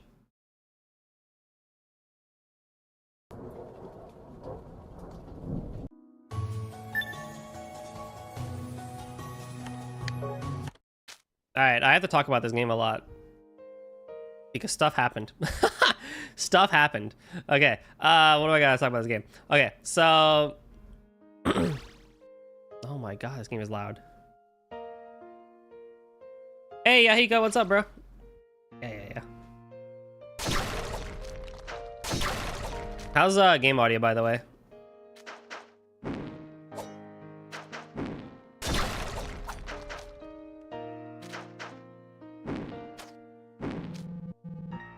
Is this Astlibra? It's the DLC for Astlibra. You actually came at the right time, Yahiko. We're just switching over to gameplay. Hey, thank you for the follow, Heisei. Appreciate it. How's game audio, chat? Before I go into everything about the game.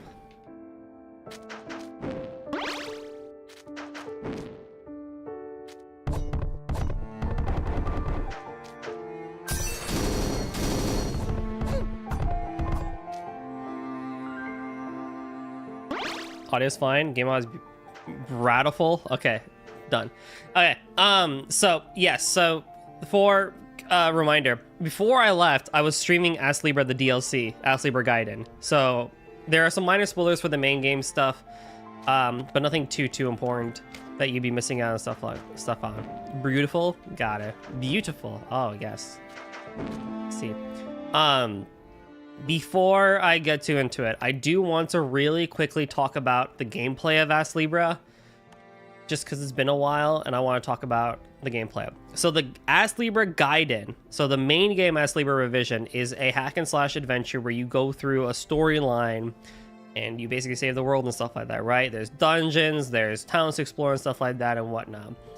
Gaiden becomes a randomly generated dungeon crawler slash roguelite, in that your level and glowy orbs in the bottom left will reset after every single time you either die in a dungeon or you return back from the dungeon alive.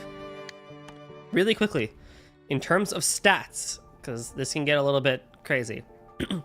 Stats, HP is HP. ST is your strength, basically, or not strength. It's like special points or whatever. I forget what they call it, but it's what allows you to use magic as you build up that meter. Your attack power is how much damage you do. Defense is how much damage you can withstand from an attack and stuff like that. Your magical power will scale the amount of damage you do with your magic. Your agility will basically be the stat that allows you to swing your sword faster, but also it ties into the gross weight stat, which I'll talk about in a second. Luck is for critical hits, how many coins you get, and experience points. Adaptability is for things like when you're underwater and other status ailments and stuff like that. Honestly, the most useless statistic in the entire game, but don't really even worry about it. Guard is how much your shield can take before it breaks, so it has a value of 120. I think it's like points, but essentially that. Gross weight is how much you're currently holding in your sword, shield, and armor. If your gross weight goes above 80, you will slow attack with everything, like Dark Souls, like Fat Roll, basically. So long as that stays under 80, you're perfectly fine. And then we have resistances on the far right for poison, bleeding, petrification, paralysis, and blind. Really big on the stats. These are the spells that I have and stuff like that. So for example, like Typhoon, I can just call upon a giant typhoon, you know, to help on and stuff like that. Tidal Wave, like bring a giant wave of water to hit things and stuff like that. This game also has the Libra, which is a scale thing where so long as you put things on the scale that match as close to 100 as possible, you will get certain boons. So for example, from the left side, I'm getting more ST stats. I'm getting HP recovery, use speed for items is increased, max HP again, and stuff like that. And same thing on the right hand side. So it's supposed to be like Wanderers then? Kind of, yeah. It is like Wanderers in the sense of it's a... Pardon me. Cannot mute in time. It's supposed to be like Wanderers, and that's a 2D hack and slash, but better, basically. Okay, so since the last time I played, I got a lot. I picked up like the I picked up the staff. Which one was it? It was a staff that I didn't get earlier. I can't remember which game you're telling me was like, yeah, it's this. It is this. This game is Wanderers from East, but better, basically. But I did pick up... Oh, is this the right save? Let me double check. I did pick up the sword, or the staff that I said I would.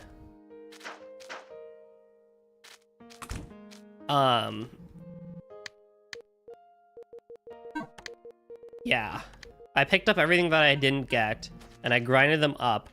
Also, in my adventures, I played the lottery, and I got the last 2 equipment slots. So now we have, what is that? 1, 2, 3, 4, 5, 6, 7, 8 equipment slots. That happened on accident while I was gone. So that's cool too. So yes. I'm not really paying too much attention to the story, so I can't really say what's going on in the story and stuff like that. But there's a lot that this game kind of has to offer. But really, we're playing it because I enjoy Astlibra and stuff like that, and we're just here to hang out and have fun. We can still keep chatting about whatever and stuff like that.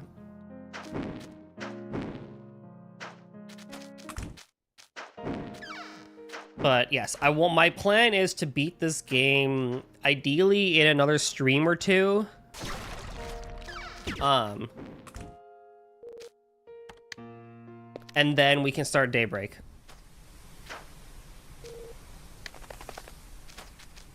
That's my plan. We shall see what happens.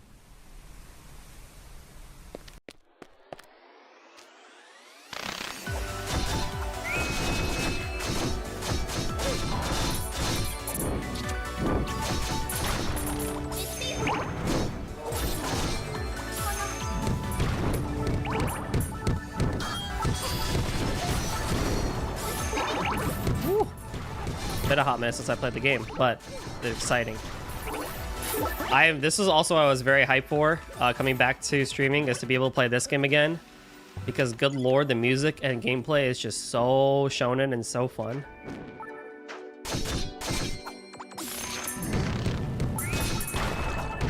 Penguins!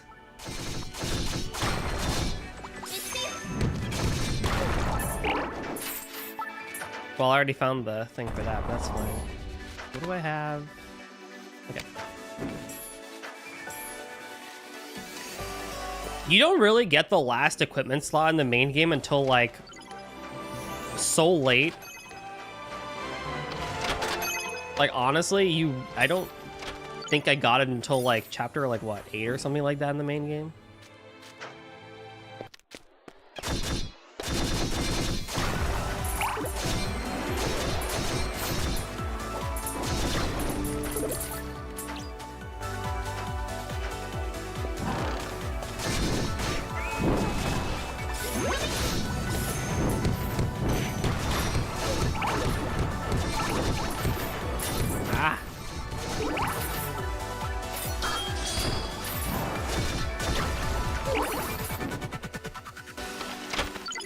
Also, you'll find Mokyun, the pig shop. Oh man, look at all these new weapons I gotta get. Yeah. I do have to go back and make sure I got everything from before. That is for sure. Oh, it's only 2? Oh, that's easy.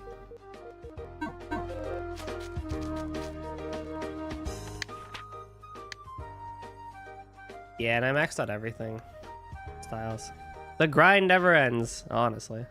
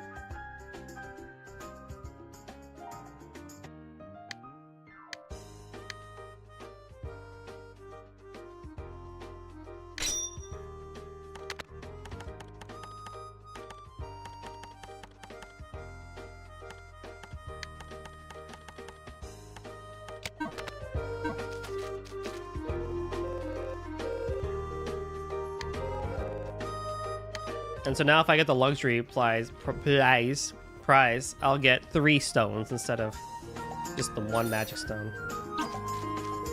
I don't think I have any magic stones. Yes.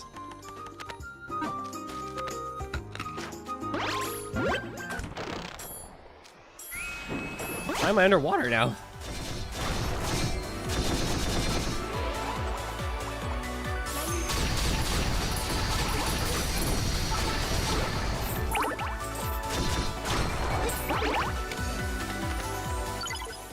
Nice.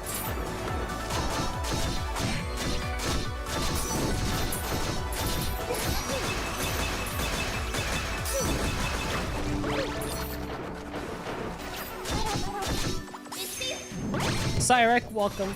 You're on Strom 9. Is this game playing for the first time via Switch while you're 20 hours deep? It's so addicting, right? It's so good.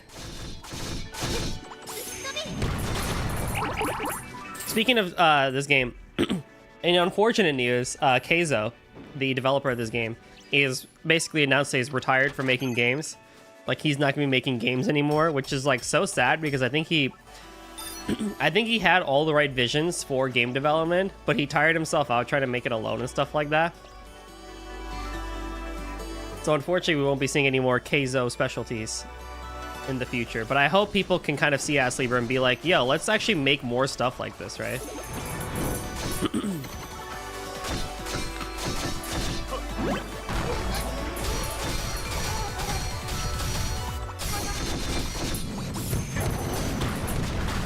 Swear to God, that freaking knight that can just take your HP down to 1 is so dangerous. Like, it was already bad enough in the main game, but in a game like this where you lose everything when you die, it's like, bro.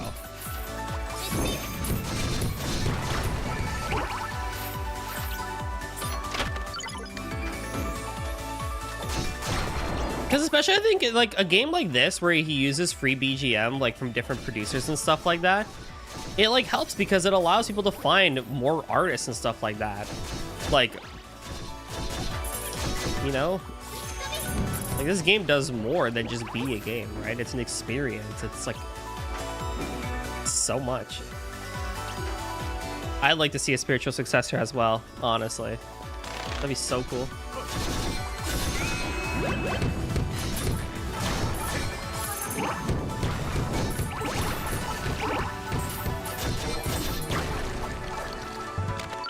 What am I doing to magic?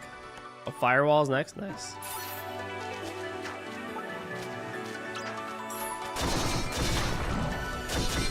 Because it's really a testament of just how, like, simple idea go a long way, right? Double reflects. Oh, shit.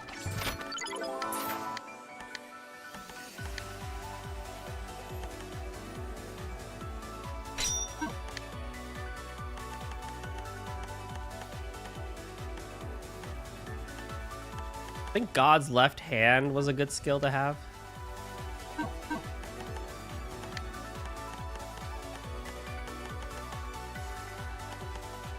I already have it. Sick. I don't need it then.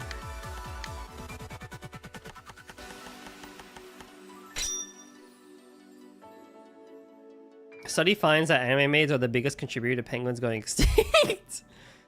It's worse and impossible because you lose all of your force when you die. Yeah. And those freaking knights that can curse you in my run so many times. I can easily imagine that happening. Where's double reflect?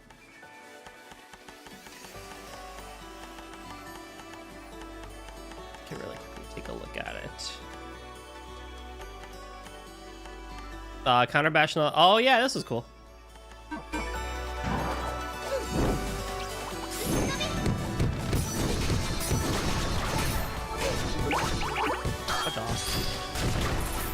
It's simple concepts combined with intertwining systems that really stand the test of time. Yes, exactly. Just make good thing. Make good fun thing. Right?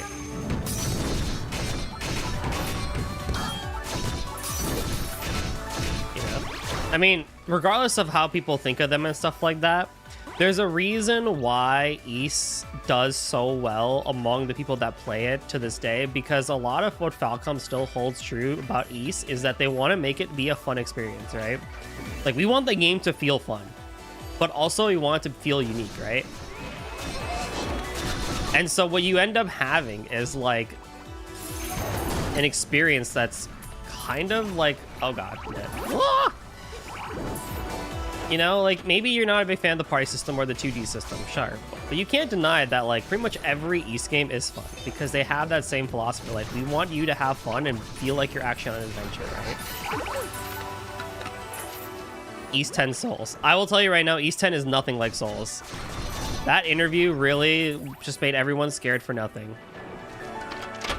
It's sad to see how most games are debated by AAA focus on gameplay. Yeah, right? Like, it's... Concord? Apart from the occasional JRPs like Unicorn or like Trails Up. Yeah, right? I mean, Falcom is still AA, so we could throw them in indie. We can throw them in indie, no problem.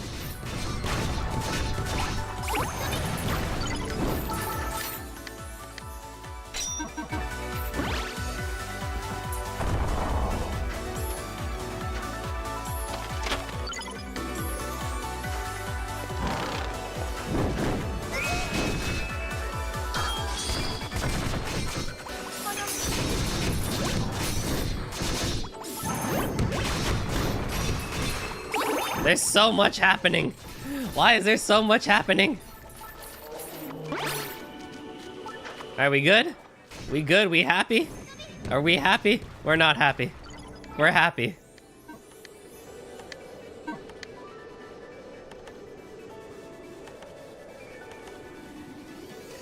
I prefer the range,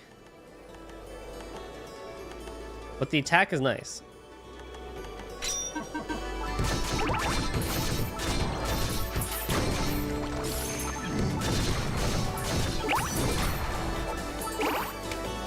I think it's just sometimes it gets a little bit lost in the sauce of, like, you know, just the most basic things, right? Like, I love Final Fantasy VII Remake and I love Final Fantasy VII Rebirth, right?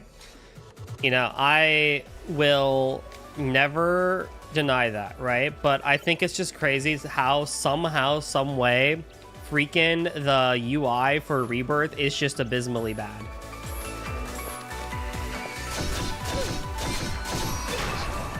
Like, how do you mess that up? It's just horrendous. Oh, you got a second punch, bro? You got a second punch? Is that how it is? Come on, man.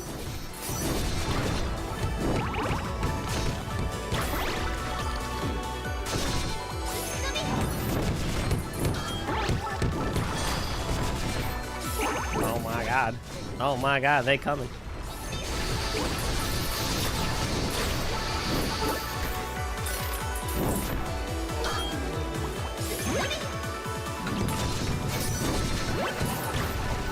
Hold on, I'll get to chat in a second.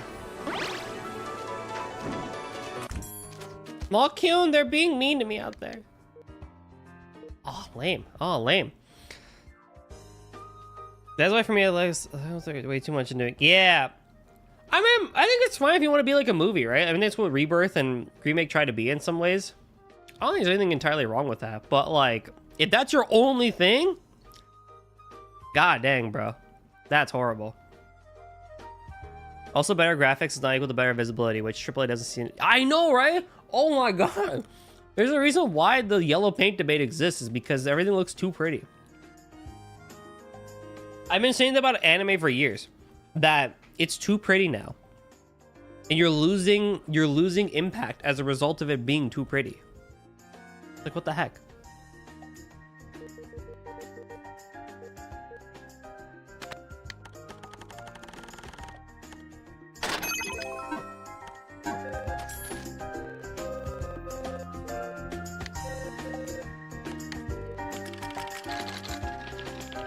I don't want everything to be pixel RPGs either. I don't want everything to be like Katana Zero or The Messenger and stuff like that. I don't want 2D, everything to be a hack and slash 2D Metroidvania either.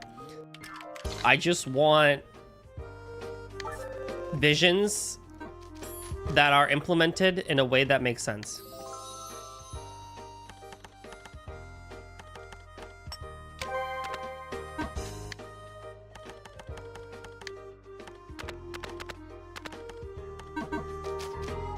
You know, I think and Astlibra is that, right? Like, it's a hack and slash Metroidvania RPG, but it's not like 2D pixelated,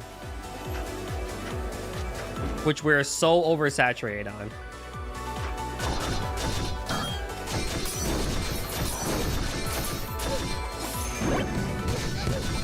And I don't want it so that every game that we make ends up trying to hit nostalgia factor and then does the unique thing. No, give me the unique thing, please. Right? Like, the reason why stuff became good for nostalgia, like your Final Fantasy 7s and your Chrono Triggers and stuff like that, is because at the time they were trying to be something else. They were trying to be different.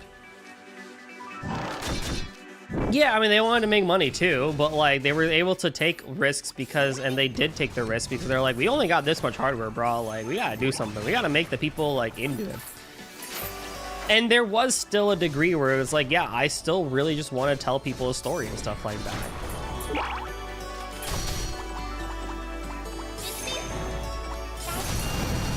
Nice. Which a lot of games do, but then you end up getting a lot of Undertale-like clones, which are only about the story. Yeah, sure, I guess. It's cool, but...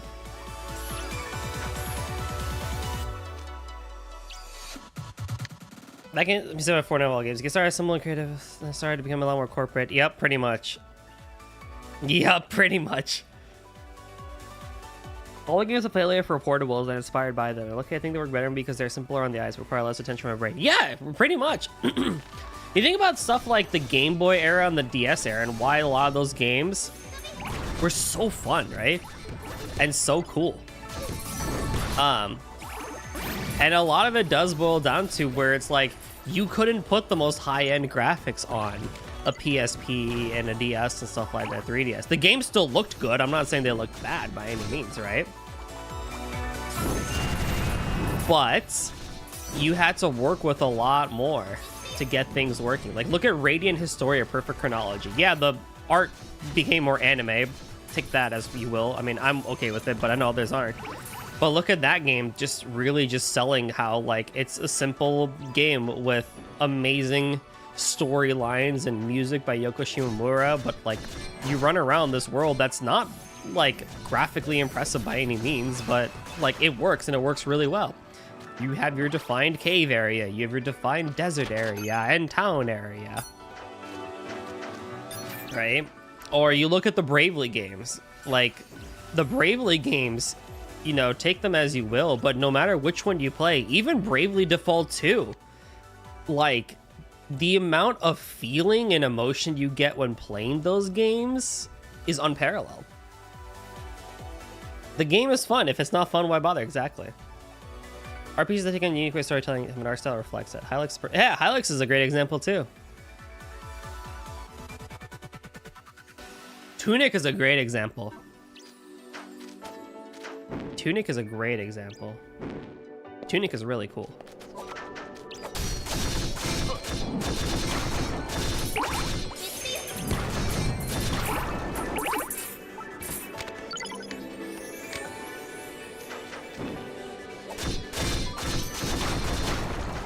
I don't like thinking too much when I play games anymore. I leave that to Trails and Toho. That's it. I don't know how much I like thinking that much in games anymore. Kind of like, you know what? I just give me the experience, man. Just give it to me. I'm cool. So I'm playing Ultra Kill. Yeah. I think that's why a lot of people go and play those older games, right? Because one, they're familiar with it, so there's not a lot of new brain power being used, but at the end of the day, their systems were simplistic enough that you didn't need to put that much extra brain power into it, and it's great. Return to Monkey. Hey, yo, listen, for what it's worth, though, I could happily go through all of Ape Escape again. Really enjoying Metaphor. I do really want to play Metaphor. I love the commentary. Like, I low-key love the discussion and commentary that game has garnered. And it looks really fun, too. I want to see all these, like, race comments and stuff like that. It looks so interesting to me. Especially as a person of color. Like, I'm very curious how I play that game versus another person playing that game. But like Nintendo Warrior games. Ooh, those could be good. Those can be good, technically. Or usually. Not technically. Usually. Dude, and I mean, just general Muso games, right? Like Dynasty Warriors? Bro, we are cooking with those.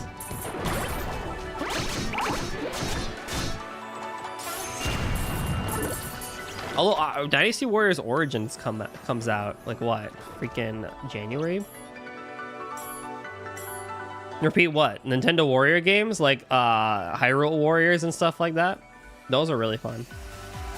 Not a lot of thinking involved for those. I love game that goes shooty shooty. Shooty shooty is good.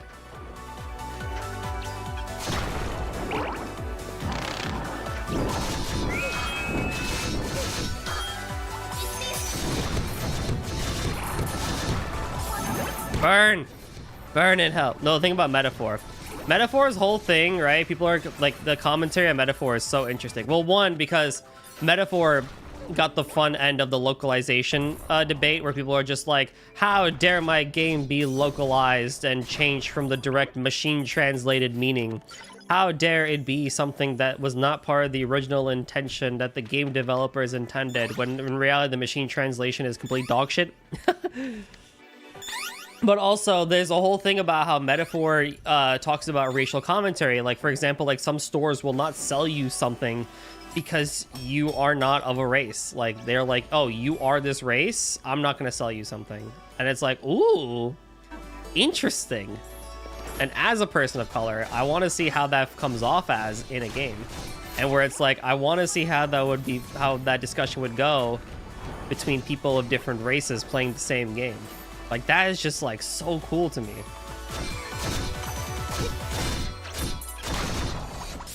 So they want something boring and stiff. You say that, right? You say that, and they will say yes. But to them, the machine translated is not boring and stiff. The machine translation is what they claim was the original intention of the developer, because there's no changes being made to the dialogue, because it's just a direct one-for-one translation. It's the stupidest argument on the internet, and it makes literally no sense.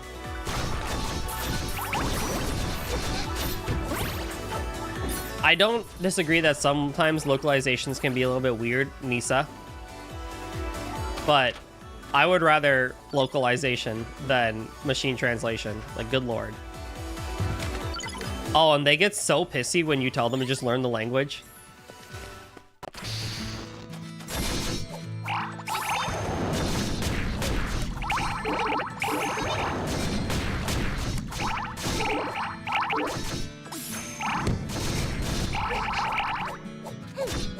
They didn't know that I was a person of color. I mean, I mentioned it a few times, but I was born and raised in America, but I am Indian. I am, as they call it, a brown boy. No worries, Kai. My friends ask me why I play level guys because they're fun. Yeah, like they're just fun. It's why, I mean, there's a part of achievement with it and challenge, yes, but like the thing with Toho, right, is you play the games over and over again because they're fun and you get satisfaction from them.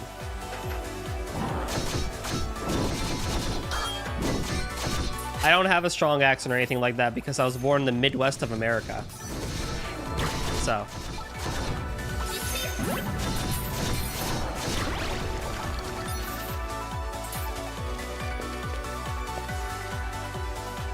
I play for more than that. You play for your wife.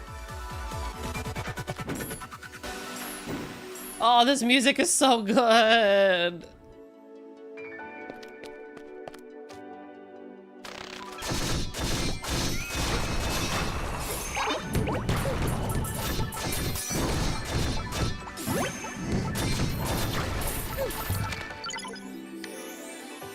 Also for most Toho game, number get bigger. Number do get bigger.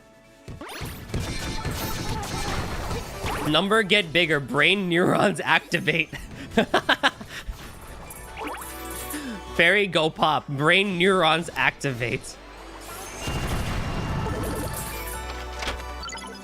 Like, yes. Give me the goods. It's all I want in life. Brain neuron go wee. Oh, jeez.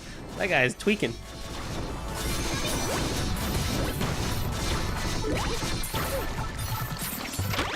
Do the combo game.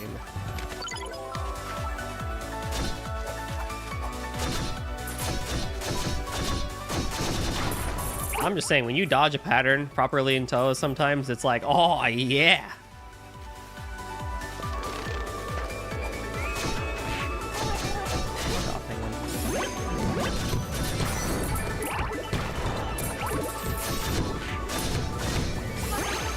But in the case of Metaphor, the whole thing was like, there was this one, I think one of the like younger girl characters, like the child.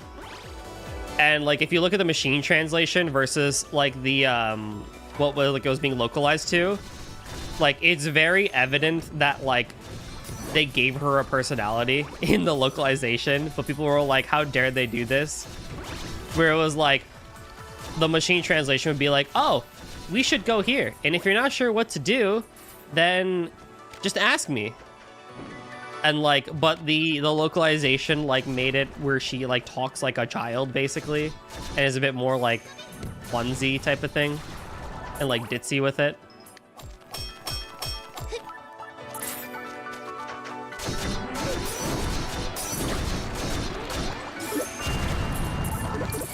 And there were people, straight people just that were just like, yeah, this machine translation way better. It's like, huh?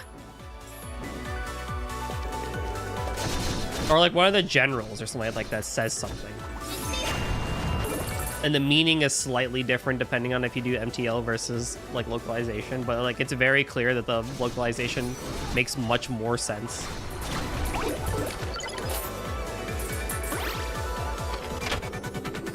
If I recall, Midwestern accent is somewhat preferred by news corporations, but Midwestern accent is seen as the default. Is that really? I had no idea. Given how far the American Midwest and India are now, and GM must have been a mess. Yes, truly.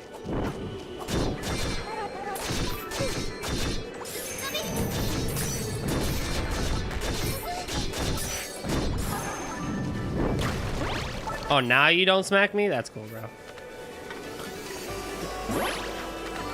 I gotta make more food.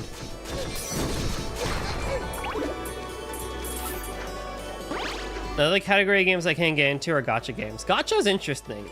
I think because gacha is an interesting topic. I respect those who can do the grind. I respect those who can stay into gachas and stuff like that. Because that is insane. I just get curious, like, what would happen, like, what type of game would Hoyoverse produce if they actually made a game that had a start and an ending? that wasn't live service. Given that they're like so good at character design and character story and stuff like that.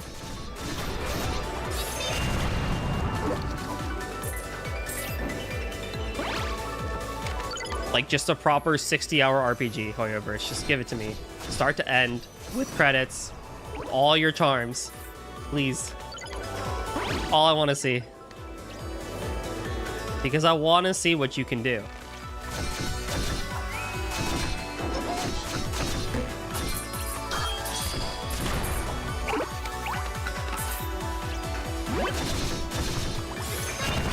But I will never deny that I do think that there have been some pain points that gacha games have introduced to the gaming community. One particular thing that I saw one time was I saw a tweet long ago. It was at least like a good solid year ago now.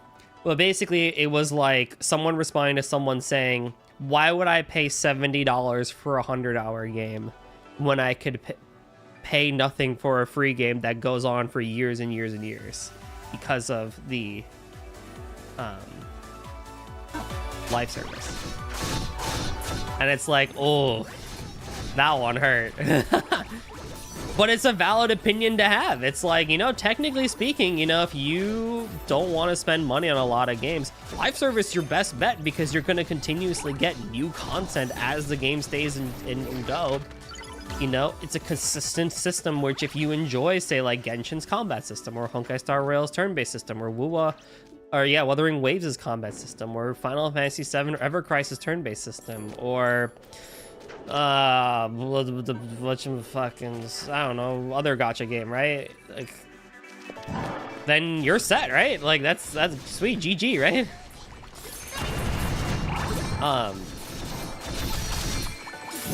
And then with every character banner and everything else that comes out, like, it's just never ending, right? So it's like, I can understand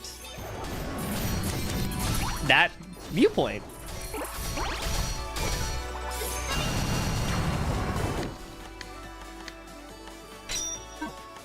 That is completely understandable. I tried ZZZ because the gameplay seemed fun and fast-paced, which honestly, ZZZ's gameplay is very impressive. I've seen them play a lot, and I've seen my friend Turbo play it a lot too, and I think they got something good there. I think it takes a little bit longer to get into than the others, but once it gets cooking, ZZZ's got a lot of cool stuff going for it, actually.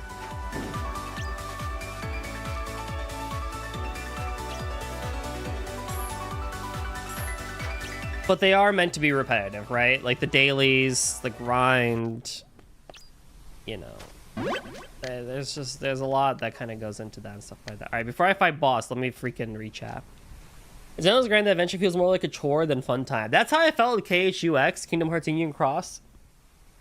Where I was like, man, dude, I'm just logging on to do like 3 things and then leaving, right? Until I finally have enough tickets or gems to pull on something. I'm like, man, what the heck am I doing? Genshin, HSR, and ZZ are all unique from each other. Yes, exactly. Genshin is hack and slashy with, you know, character action and magic and stuff like that. Honkai Star Rail's turn-based. ZZ is much more of a beat 'em up. And I gotta give credit where credit is due. All 3 of them are fascinating gameplay systems. They are very fascinating gameplay systems, but it's difficult if you aren't into... It is difficult if you're not into the consistent grind of gotchas and stuff like that. Like I said, respect to those who can keep up with it. You know, in the same way, right? Like for us Toho people or shmup people, right? Respect to us for continuously playing the same 20-30 minute game over and over and over again to beat it, and then beat it without bombs, and then beat it without dying, and then beating it without bombs and then dying, or then scoring it and stuff like that, right? So it's all the same. It's just different stories, different places, right?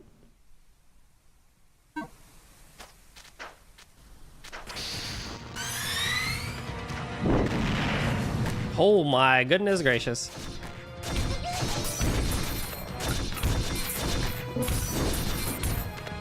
Hold on, do I even have an earth spell? Impulse, okay.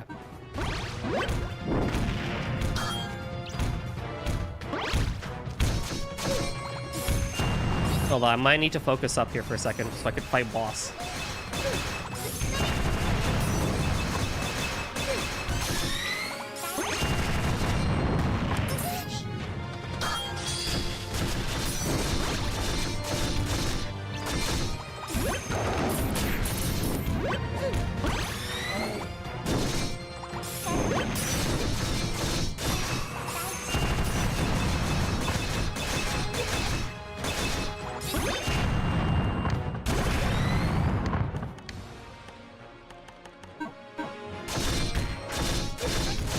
I didn't want to use grow, I wanted to use magic.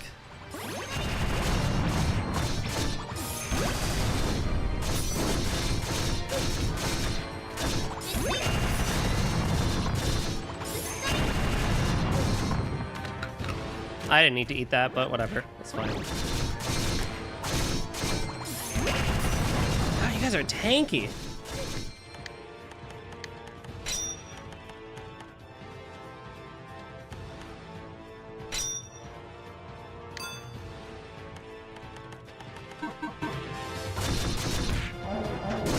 Oh god, what's my weight? Oh, I did that thinking I could be cute, but I'm not.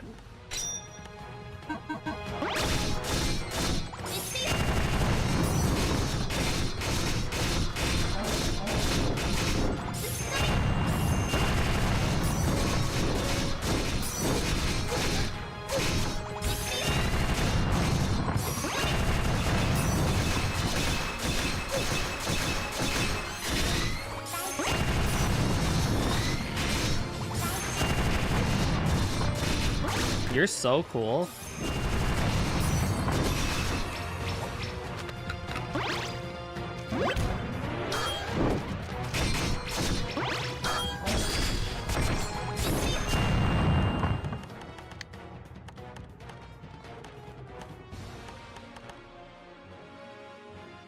Ooh.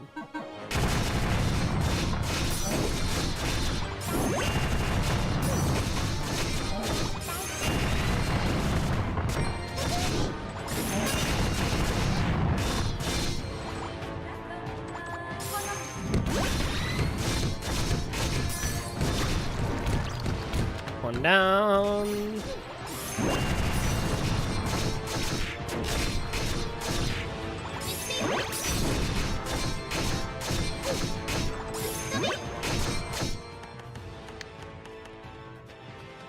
Oh, haha. I was like, what the heck is this? Yay. What? Where's my reward? Alright, that's cool. Alright, what'd I miss? Yeah, yeah.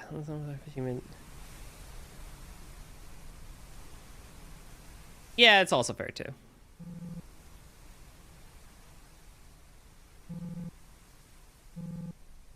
Maybe from the Eastern continent. Ooh. You are a new character, though. I don't remember you in the original game.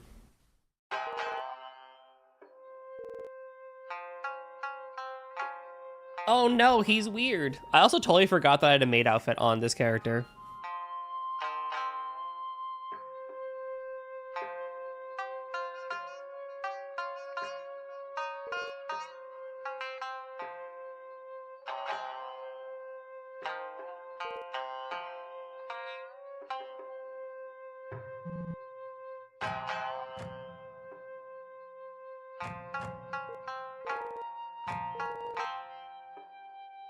Are you telling me you don't wear a maid outfit? I can 1000% confirm I have not and will never wear a maid outfit in my life.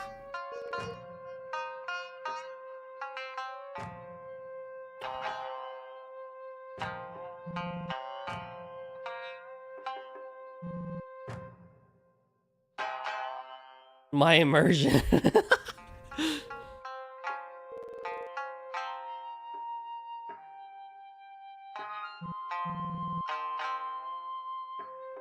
Okay, but what if I gave you money? No.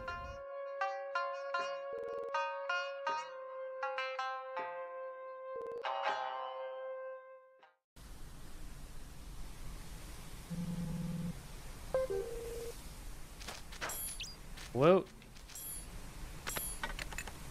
And back home we go.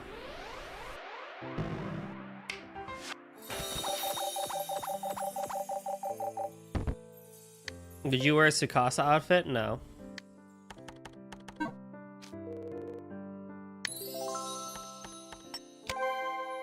What if I gave you Goth Tenchi? No.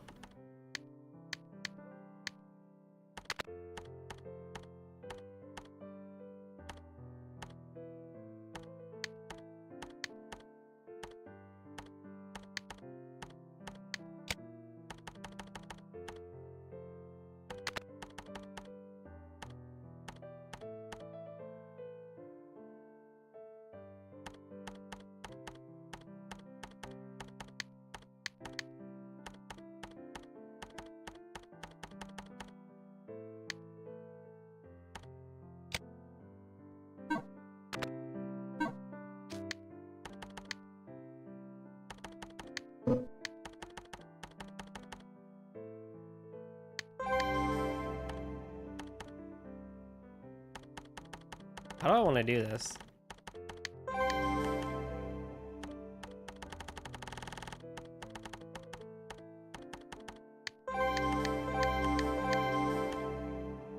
Oh, I see a new skill. I kind of want that.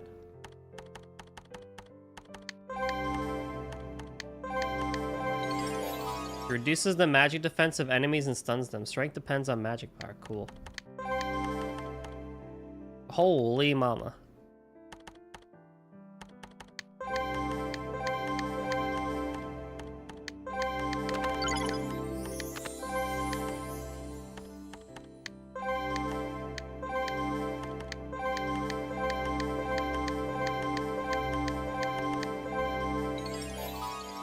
Someone force a comment. We just can casually learn comment? That's amazing.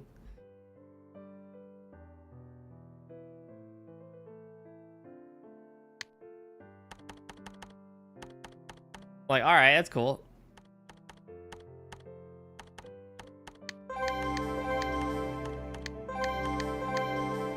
Oh, what's this one?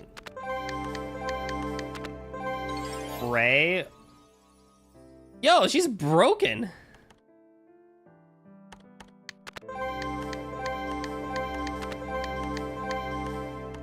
Our character is insane.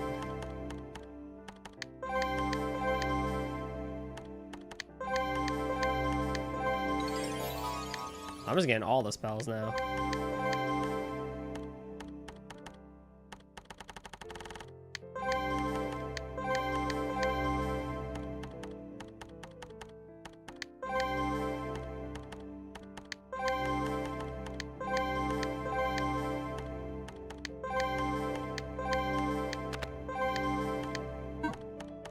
Hold on. I'm getting ahead of myself. I don't like it being this way.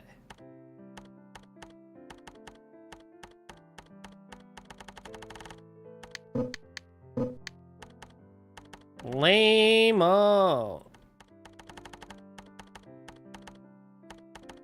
I'm gonna move for Fa now. Dude, that'd be good.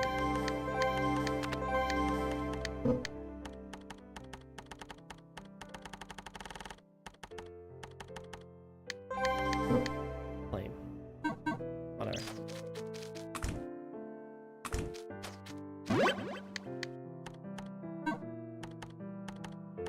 Watching Goldie play is like watching pro Microsoft Excel Space Invaders on LSD other times. Hey, yo, listen, if you've seen it, listen. This is, this sort of stuff is my Minecraft, right? This is what I do. These sorts of...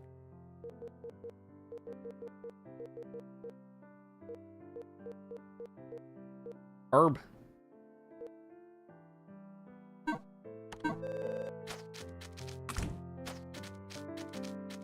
Alright, magic. Comet.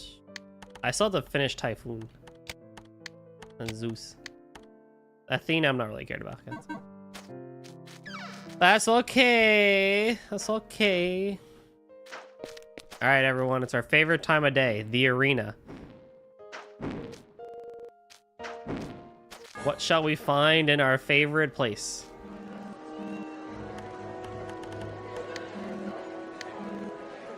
Rain. Oh god, this boss.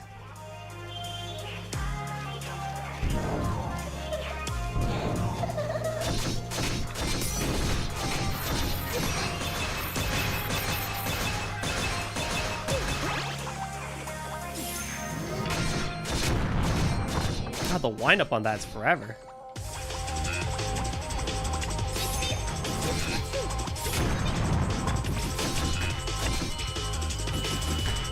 Oh, you just casually missed? What the heck is this?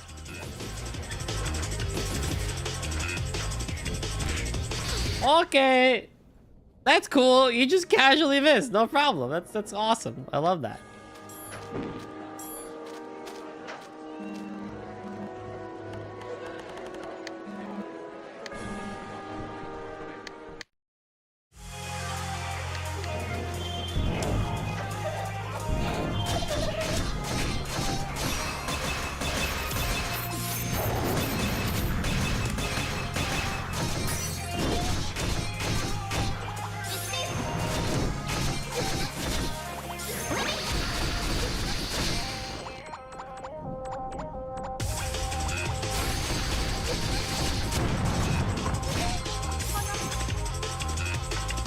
I don't have healing.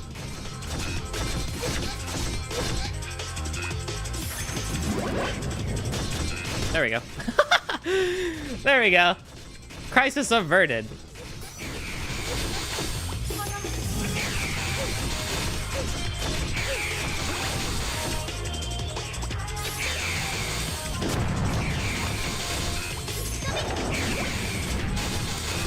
Crisis semi-averted.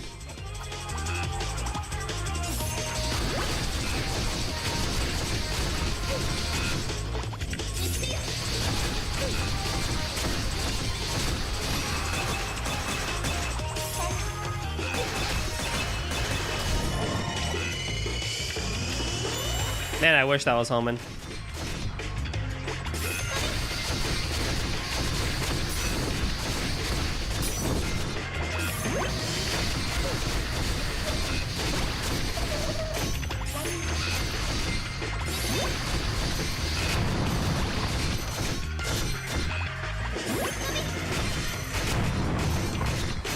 I mean, at least Comet seems to be pulling its weight a little bit.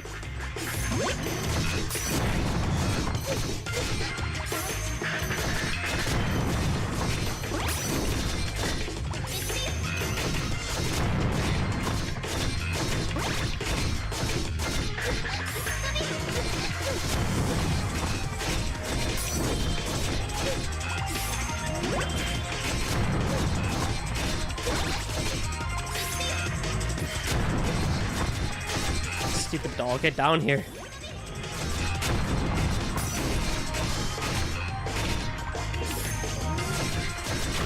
There we go. But some places mainly it's due to an accent being close, mainly being close to New England, high populated, and the Greater Plains underpopulated. So recognizable and hard to pin location. Additional reasons: 1930s discovery author was from Ohio and post World War II. Interesting. Previously, the general American accent was Old Mid-Atlantic, which sounded British, hence why old news reporters sounded like Brits.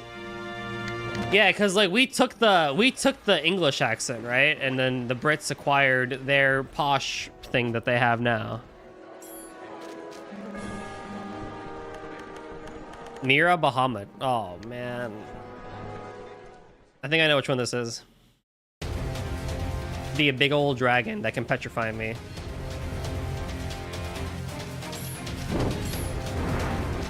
Yep. Oh, actually, can this one? Is this the one that petrifies me? There's a dragon that will petrify you in the main game, and it's like the biggest pain in the butt ever.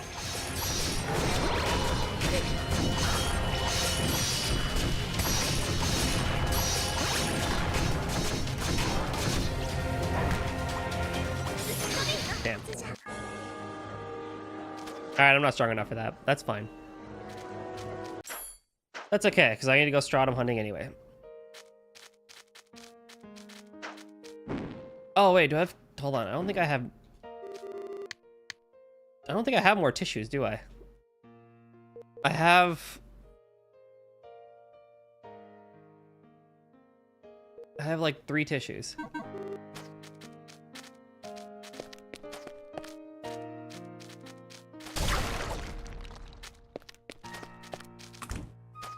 I do need more healing items though, that's for sure. I mean, like the thing is gonna sell it to me.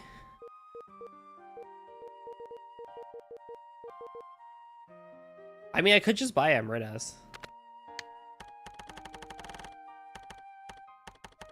I have like money for days. Could just buy Emeritus.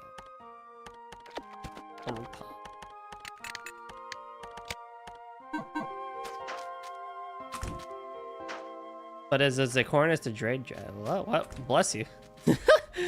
I don't know how to pronounce that. I'm gonna say no. Black sword. Okay. Need ore, which I think I should be able to conjure. Ore. Nope, because I haven't found it yet. No, wait. Or is it in this book?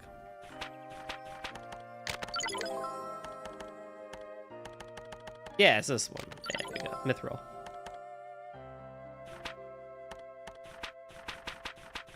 Oh, from Fairy Tale. Then I need the meat. Like, you hear me say no to more stuff? I still don't know what I want to enhance. I mean, I really want to enhance the Princess Sword, but I don't know, like... Because I don't want to just basically be like, wow. You know? Like, there's no point in me doing that.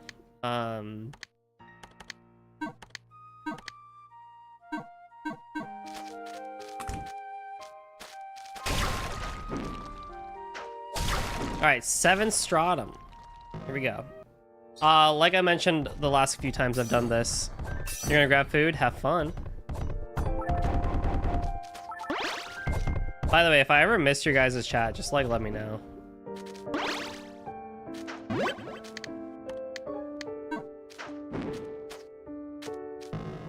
The restream sometimes doesn't put the chat up on. And I get like, what the heck? Memories of a hidden place. Am I going to Elysium? But hey, the taste of clothes. Interesting.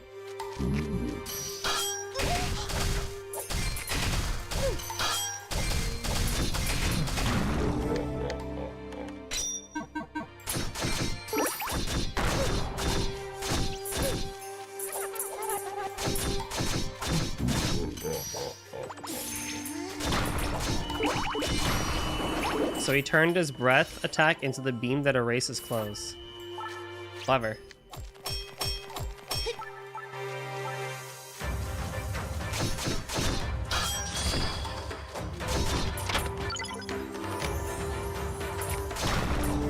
Also, I'm just gonna say, this stuff, this area, man, it looks good. It looks pretty.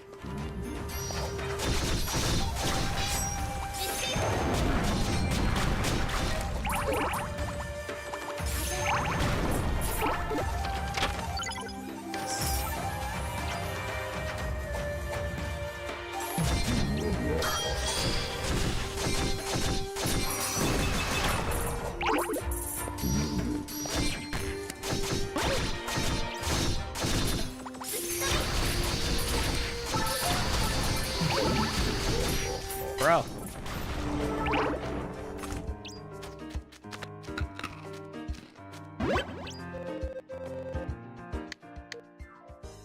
Busta Hammer.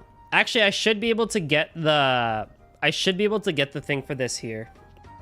And this. I should be able to get both things here. Magical Girl Shield.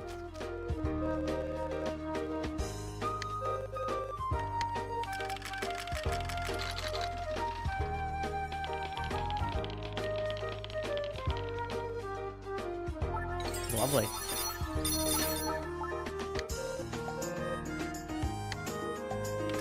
Man, imagine an enemy in a game that can instantly destroy your armor. Then in the previous area, there was the one that like can make your HP completely 0.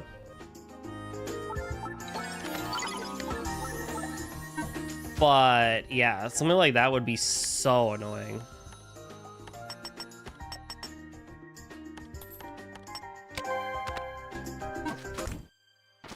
I agree.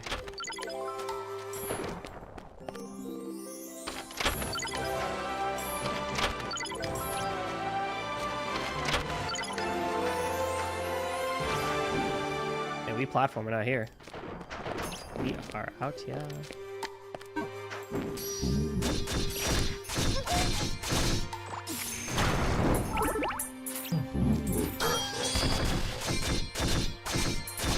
I keep forgetting I have auto attack on. Like, why am I mashing the button when I have auto attack on? I'm supposed to help my wrist, not hurt them.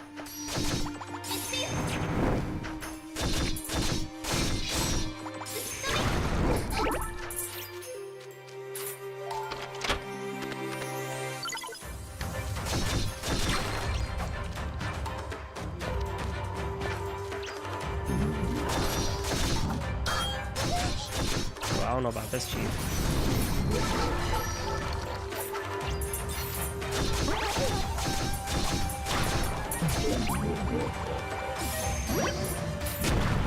Huh? Nice. That's cool.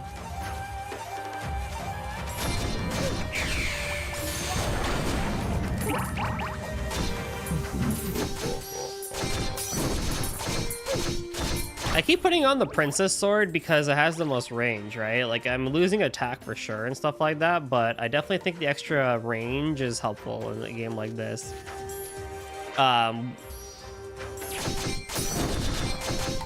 That's how my philosophy always was. I mean, all the weapons are like relatively fun, don't get me wrong, but at the same time, it's like range helps a ton.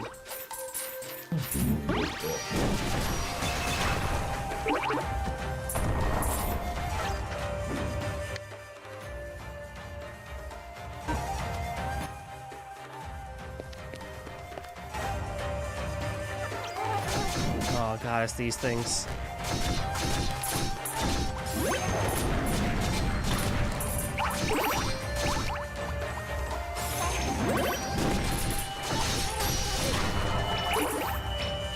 Well, I got the wing from them. That's good, at least.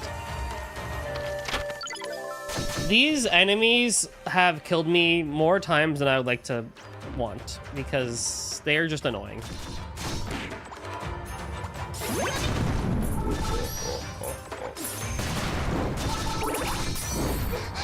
Oh, okay. That's cool. That's cool.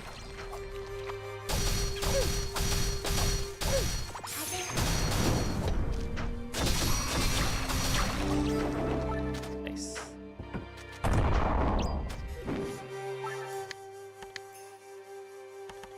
Intermission done. Not gonna lie, I was expecting something bad to happen. Baited.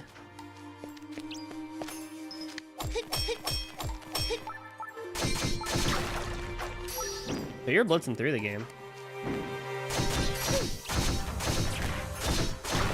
I mean, once you get into the rhythm of Tokyo Xanadu, thankfully, it's like, all right, let's get this done, right? Which I kind of low-key prefer.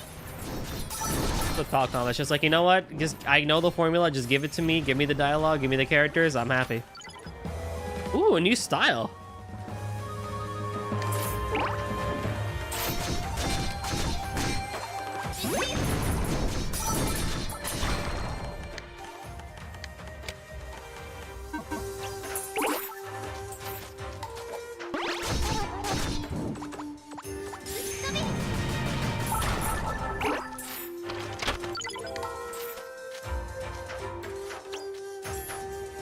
If you ever do get a chance, chat, to go back and play Astlibra, when you get to this area in the main game, oh my goodness, the music is so good.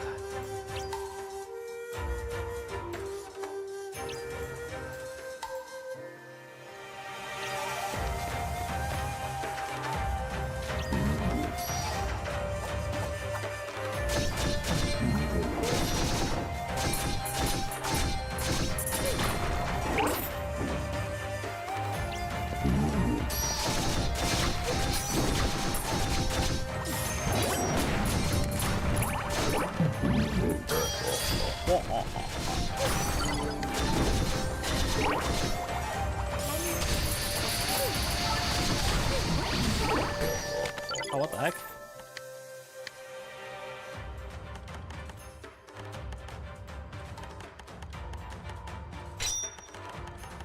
Yeah.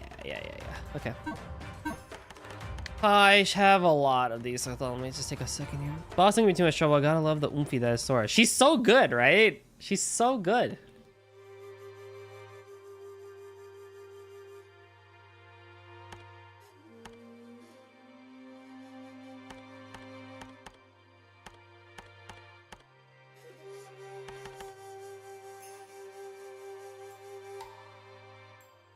Battlefield 3, huh?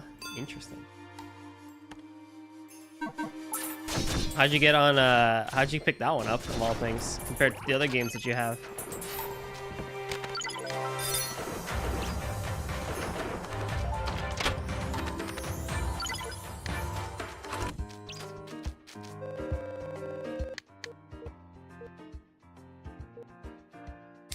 Yeah, I haven't found that one enemy yet, so I don't have the thing for that. That's fine.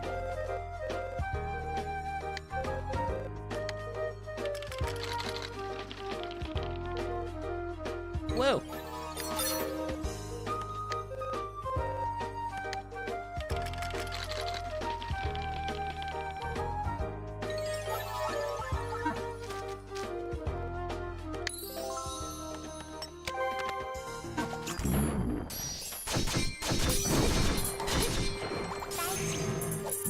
Oh my god. Okay, that just attack just phased through me. That's cool.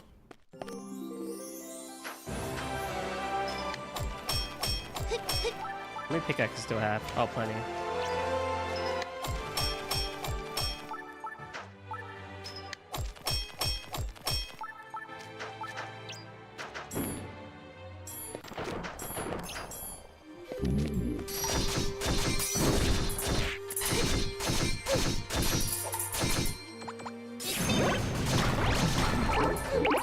Oh, that was a good skill.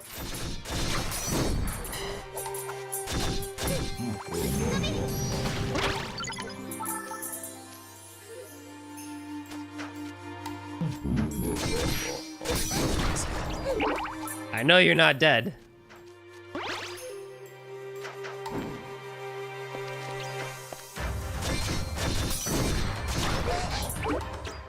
Have I?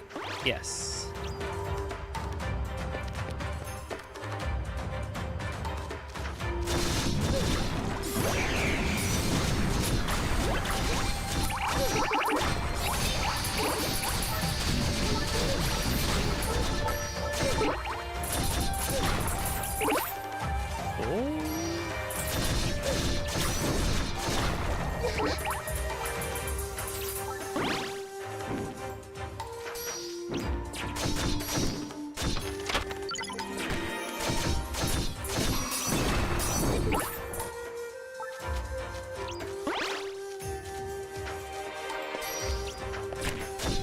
I feel like the enemy that I'm looking for is not going to be in this part. It's going to be in like 7-5 onwards. I have a feeling it's going to be in the second half of this stratum.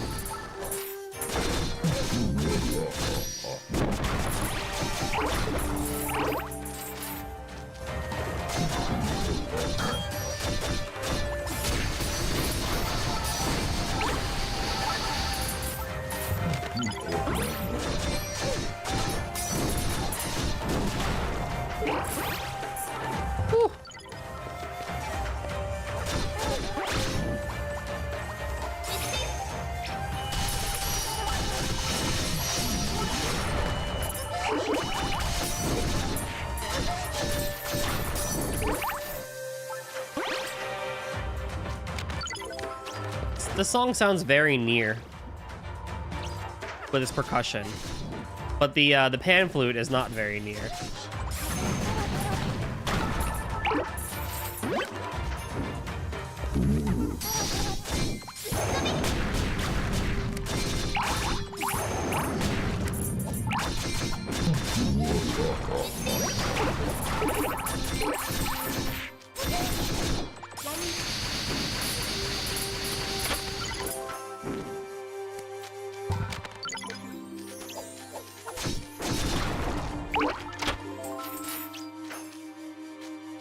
And then we go in this door. Oh yeah, it's time for the fun door.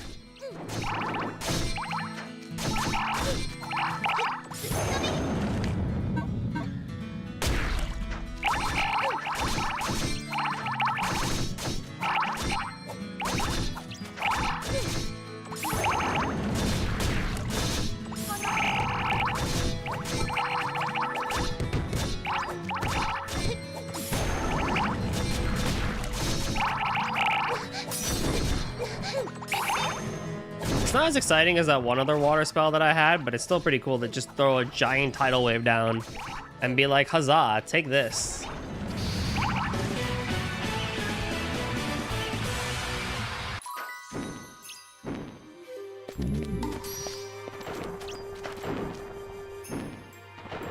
Why is this? I just love when the rooms randomly get water. Like, how does that make any... First of all, how is there water in the sky here? Why is there wind in the sky? Well, actually, hold on. That's a reasonable question. Why is there wind in the sky? That makes a lot more sense than why is water in the sky?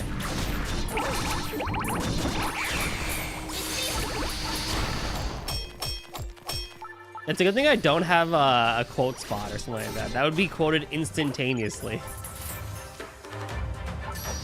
I wonder how many quotes I've actually said over the years I've done content.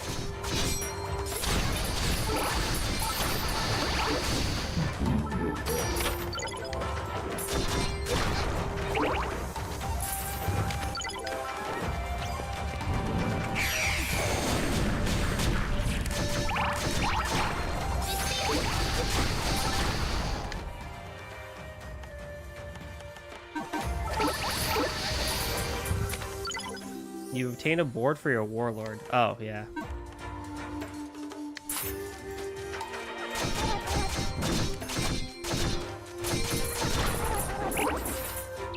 I don't even have the warlord unlocked, actually. Which I didn't even know I had.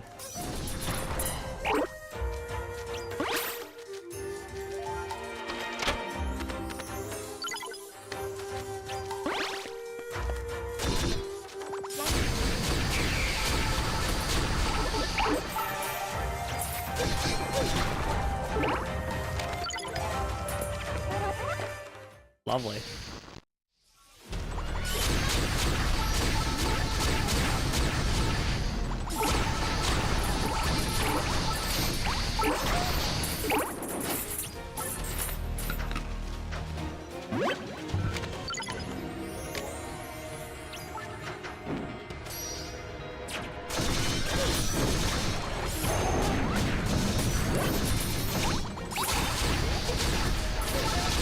I knocked this one out first.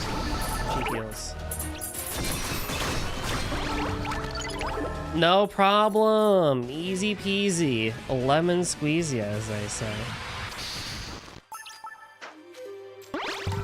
I like monster rooms. They're just so chaotic. Oh, did I really just leave that room without getting the money? That's funny.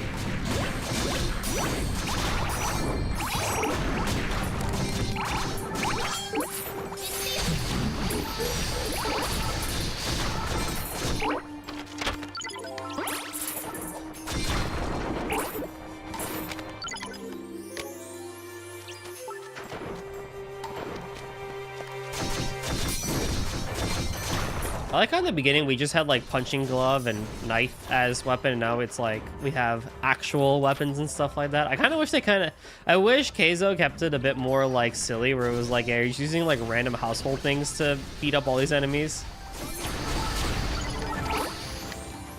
I think that would have been really funny.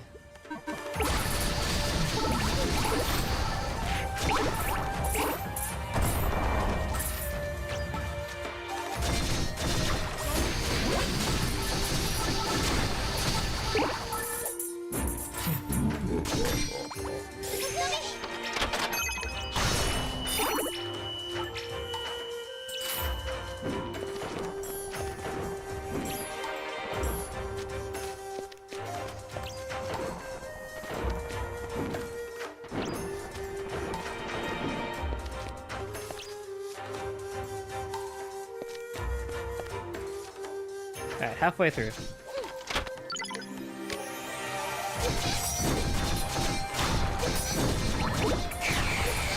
I'm sad that these boards don't have the magic alteration thing.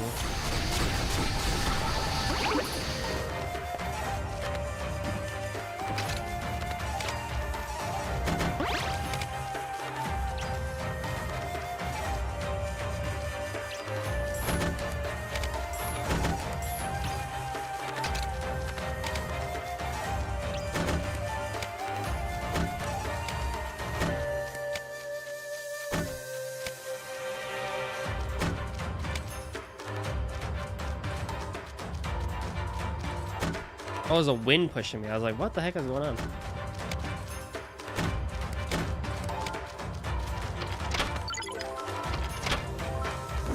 Not my best target practice, but hey, you know what? Whatever.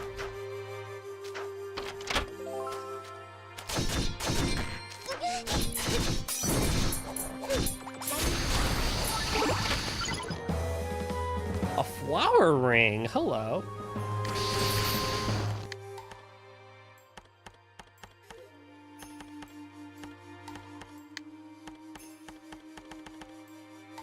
Attack, agility, and luck.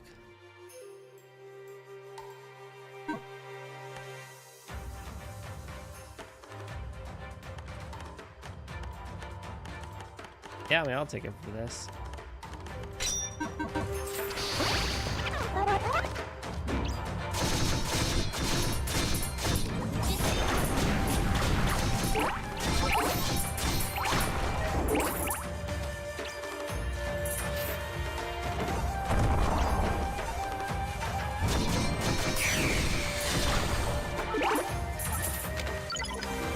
Is he talking about the game or his life? Who? Me? I don't know. I don't even know what I said.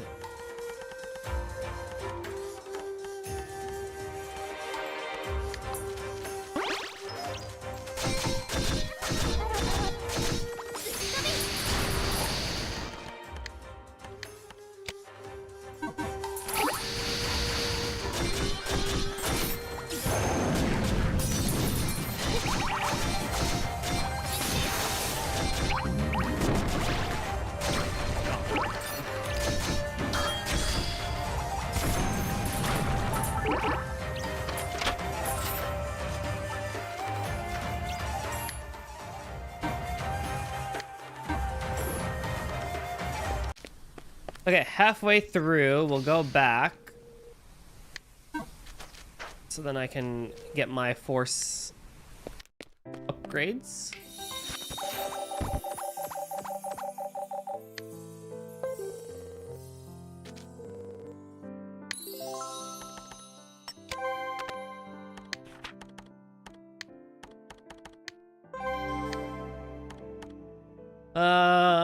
It's time.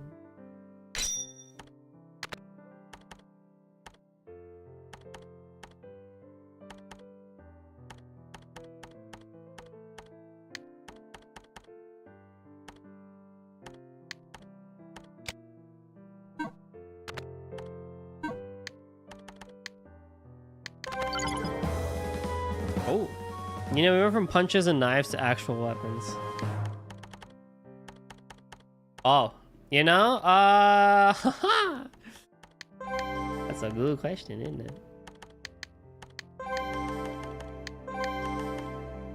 A good question. Wouldn't you like to know?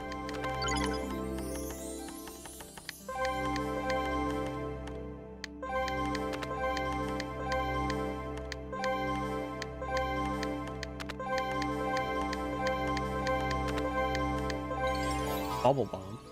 Asphyxiates a bubble bomb to an enemy. When struck with the weapon, the bomb ignites and deals high damage. Oh, hey, Chip, what's up? Good morning. Someone's been streaming a lot. Me? It's only been 4.5 hours. Not that much.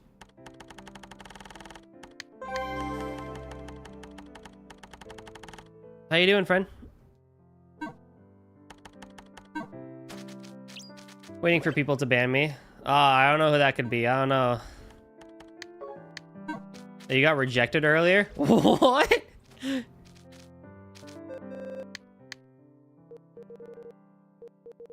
What, to be banned?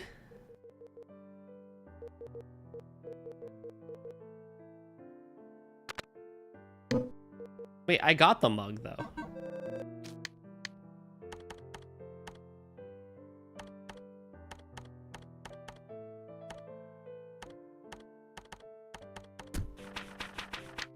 They refuse to ban me. I mean, I wonder why. Hydration, everyone hydrate, not just me.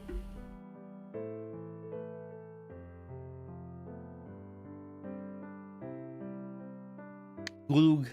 Spelled it wrong. Gulg.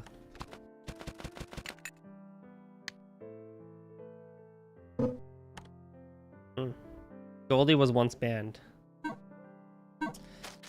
I will neither confirm nor deny these allegations put before me. I don't know what you're talking about.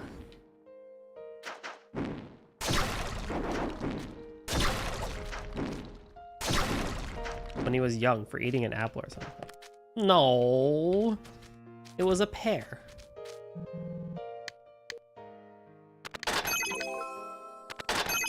Sword of Slaughter. Bro, that's freaking metal.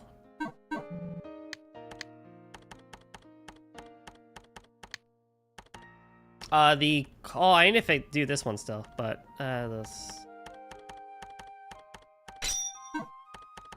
The coin emblem, I'm pretty sure gives me just more coins. Yeah, I don't need that right now. Life, that's fine.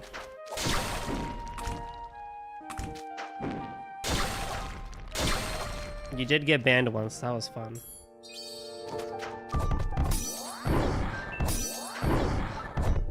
Oh, what kind of game is this? 2D hack and slash roguelite. Imagine...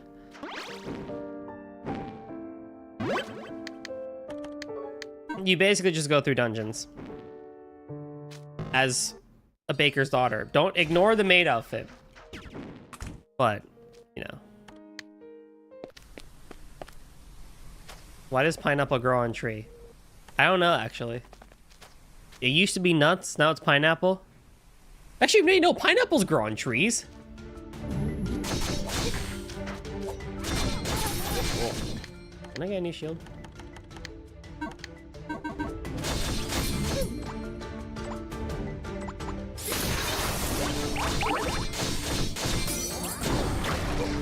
Holy. Pineapples grow on the ground. No, I'm pretty sure there's a tree for them, right? Right?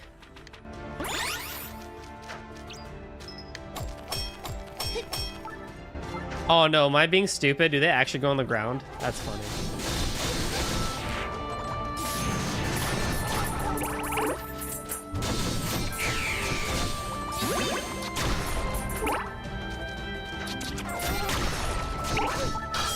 Ooh, the music though.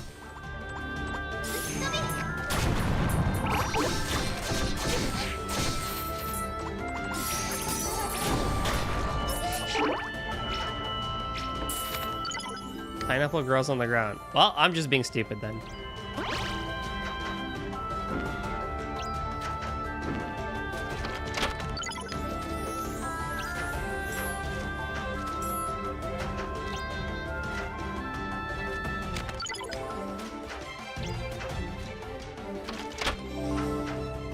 I don't know, do I have the thing for you, Mokun? I don't think I have the thing for you. Oh, the music. It's so good. You'll DM me pics? Thank you.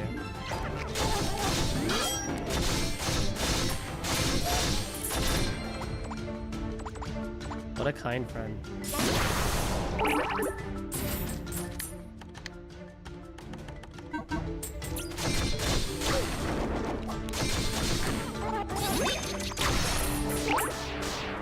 That bubble bomb could actually be, now that I'm using it, that bubble bomb actually could be really useful for, bosses.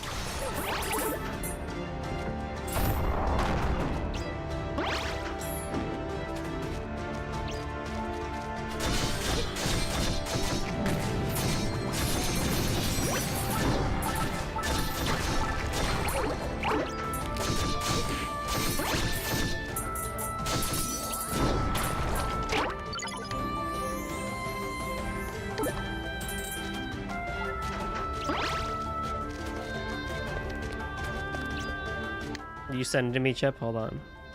Please clip that part though. Maybe. If the pineapple plant only fruits once. Oh! Alright, I'll be honest. Didn't know that.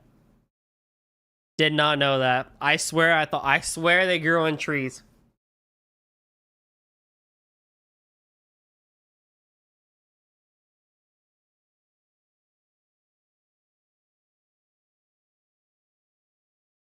That's funny.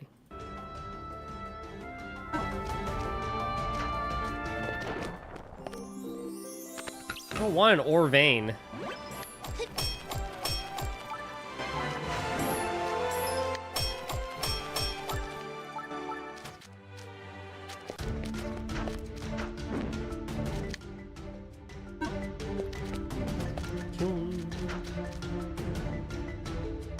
It's a plant.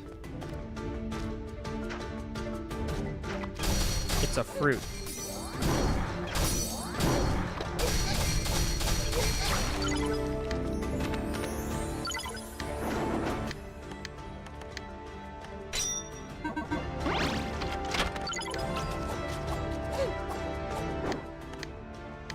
My handling sucks, my range is great. You know what? We'll take it.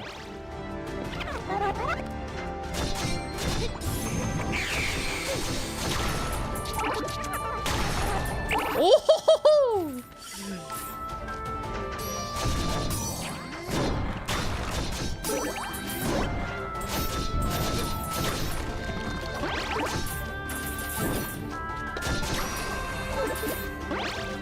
We used to grow it at home. That's cool.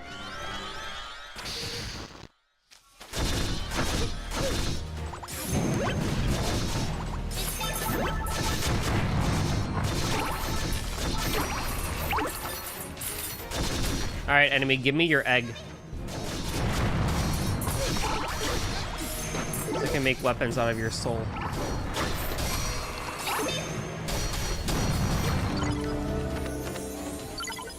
Awesome.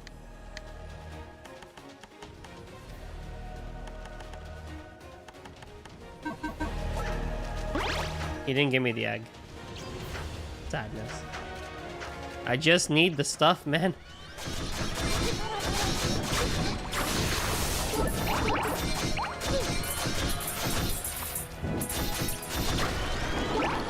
I don't need cocoa. This is not what I need.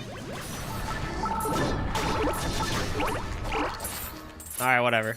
Because they need coffee. I think we all need coffee.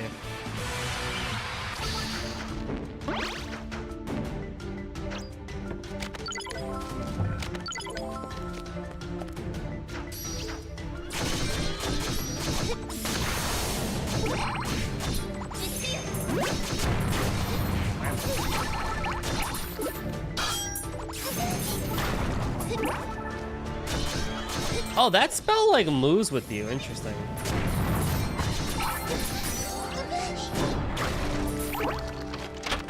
This warlord class is pretty cool, actually. I kind of like the strike down motion that it does.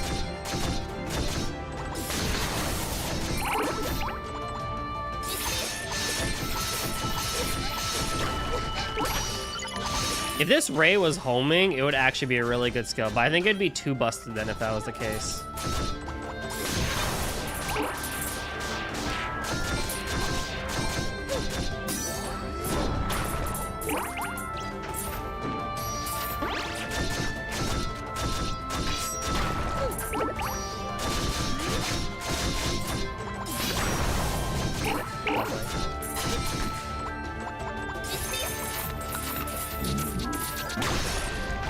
Okay, I was hesitant at first, but this bubble bomb skill is actually really nice. I was like, I don't know, it's gonna take a while for like all the bubbles to make it and stuff like that. No, it's actually a really good skill. That's pretty nice, actually.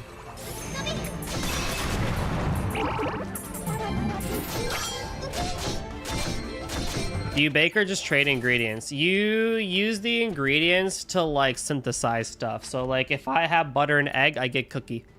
Or I can make pie, and I can like work my way up and make more stuff if I want to. You get health from some of them, and you get those colorful orbs in the bottom left for other things. And the colorful orbs on the left, after you come back home from the dungeon, you can increase your stats with things. So it's all about the colorful orbs.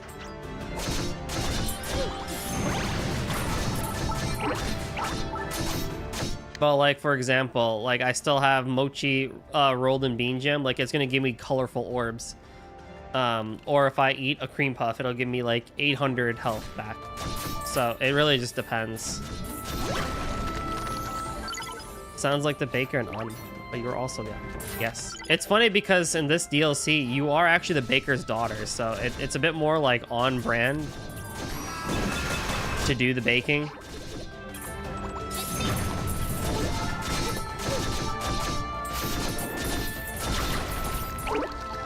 Finally. Asta Hammer! Magical God Shield! Ancient Spalders. Also, yes, this is our shopkeep chip. Meet Mokyun. He's a pig.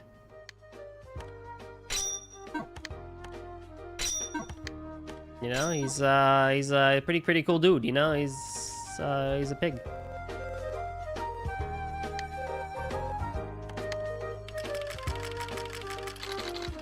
I know, right? He's cool.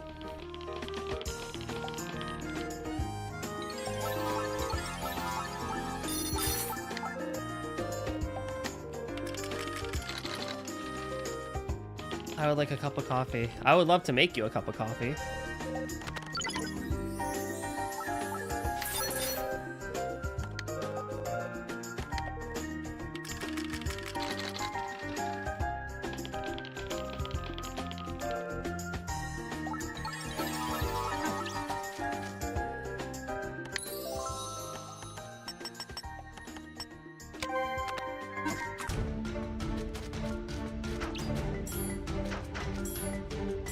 Although, I think I told you already, but I have started recently doing Profi instead because the protein powder I found also has coffee in it. Like, it's just straight up coffee and protein powder.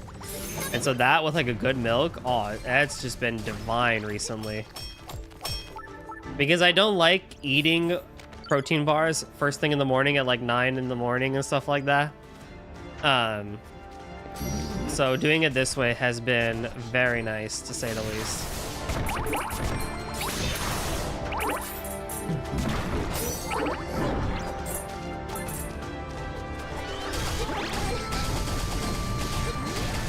I saw people making pudding.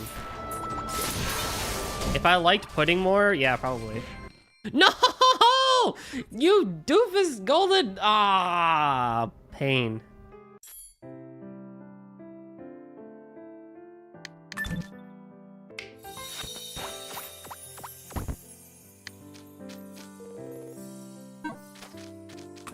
Pain. All right, here, let me do a quick BRB so I can use the bathroom.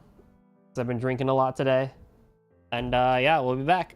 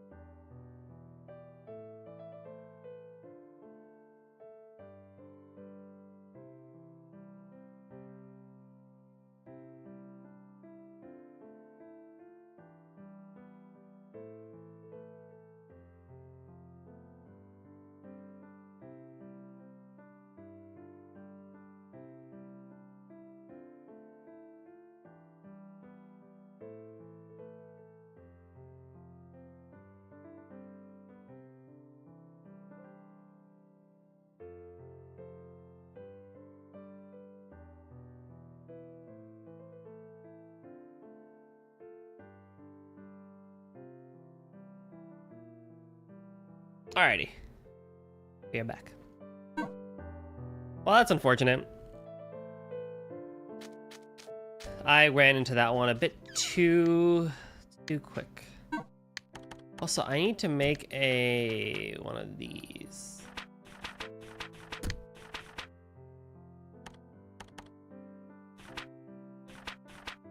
Man went searching for pineapples. Hey, actually though, I do like a good pineapple. So I will never say no to pineapples.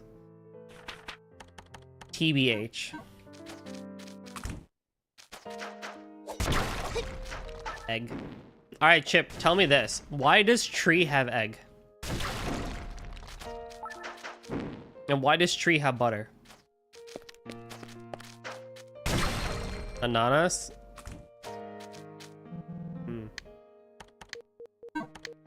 You raise a good point.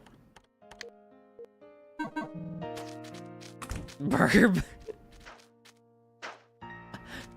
You raise another good point.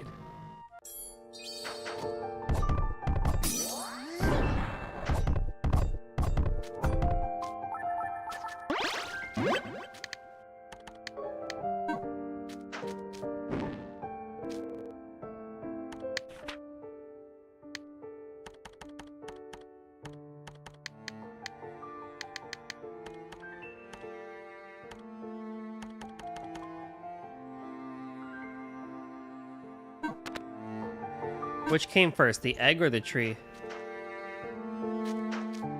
The world in that game is wild. Everything grows on a tree, legit. Linkster, I think the egg came first, right? To make the tree. Also, hopefully you're feeling better, bro.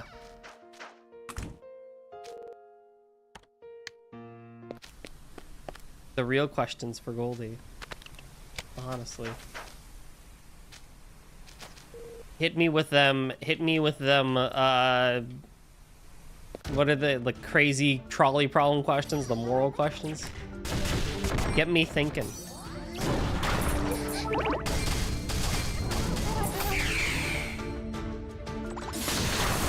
Drinking seltzer? Nice, let's go. Are you actually from the tree and not from the baker?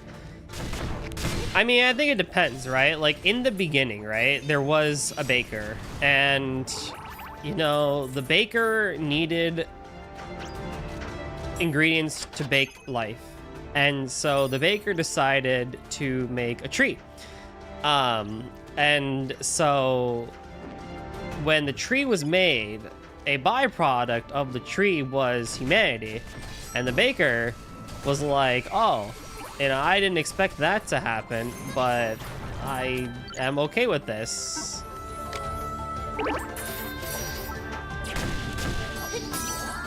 And so, you know, you could see it as either way. Like, we all come from the same baker in life, but, you know, it's about the tree that we fell from.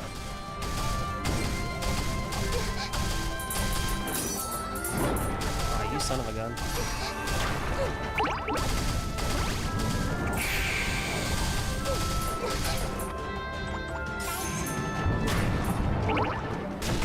Seed is the egg, I guess? Yeah. So we're all baked. Yes, precisely. You know, it only took us 2,024 years, but that's where the term, you know, we're cooked came from. So, you know, it's a byproduct of life. Who's your hear me out? Myself. Who's your hear me out, Goldie? Myself. Talking deep, Goldie? Alright, hold on, let me get my phone.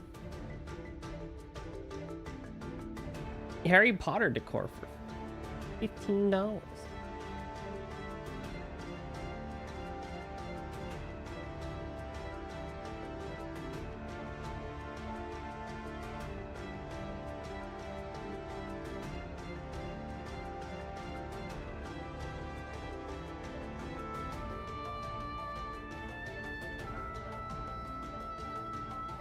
In the beginning, there was a tree, and there was eggs to be had, chat.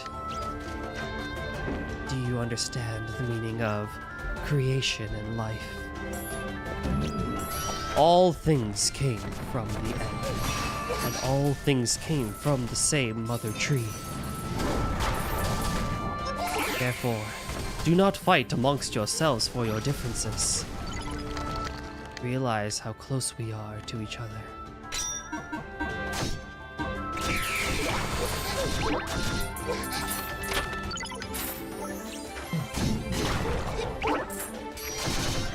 I only know food, you are food.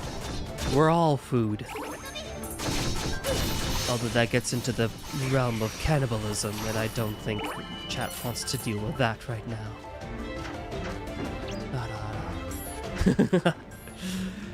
Haven't done that one in a while.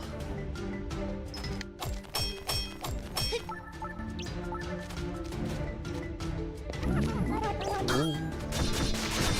We're all food for someone out there. Yes. Oh, you said something. I said someone. Same thing.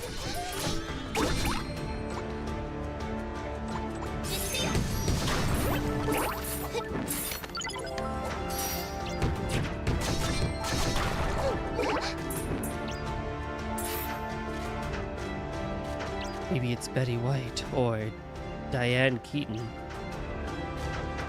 Who was Diane Keaton again? I forget. What if I am unstable quantum fluctuation? Well, you know, have you considered, instead of viewing things in a quantum fluctuation type life, have you considered returning back to a binary form of life? Of ones and zeros and yeses and nos? Perhaps that could give you the clarity before you go back into quantum fluctuations in your flux capacitors. Thank you for stopping by, Ale. Have a good one, friend.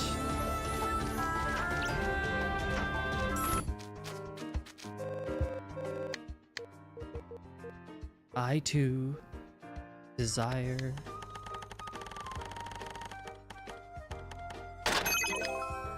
What's all this nerdy talk? Well, you see, I'm just helping my buddy VG Spammer decide, you know, how to deal with their unstable quantum fluctuation in life. Which is understandable, to be honest. I forgot what I just bought. That's right.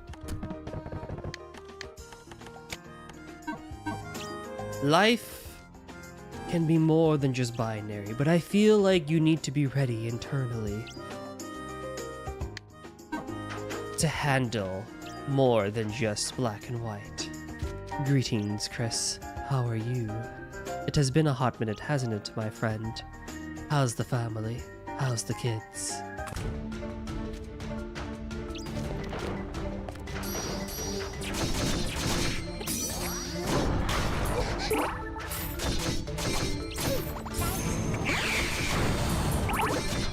I see.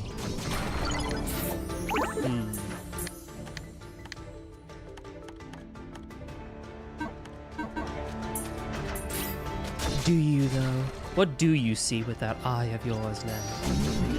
What do you perceive in this life that we live?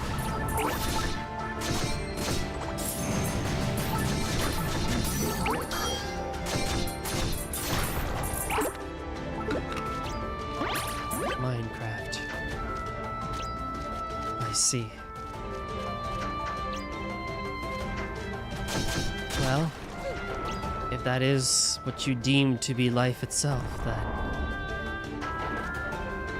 What if I am in a super state? What if I am both 1 and 0? Ah, in that case, my friend, you're a lost cause. Your time has come. And your life shall be forfeit.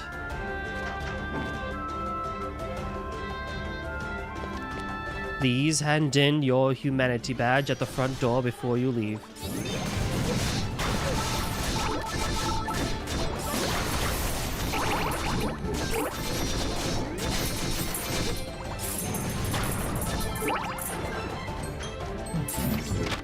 My. Ooh, a shield. You survived the hurricane? Oh, I'm very glad to hear that. That was nasty. And you're getting ready for Halloween. Lovely, lovely.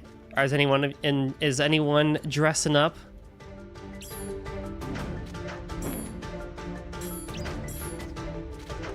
Nem is still around. I'm very happy that she's still around. Though I do feel conflicted with the whole personally wanting better sleep for Nem. But it has been a while since I streamed, so I'll allow it for today. Are you? Yeah. I don't lie.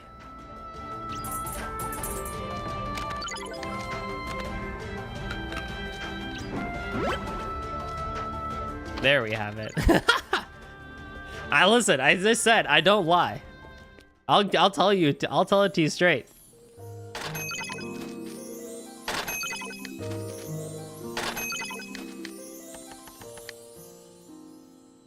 Dude, can you have every skill in the game? It's the year of the puppies. Ooh.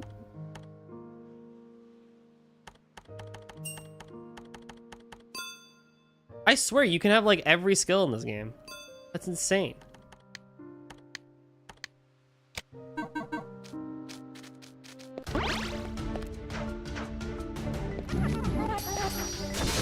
So after East Astlibra, some more East Tendama, right?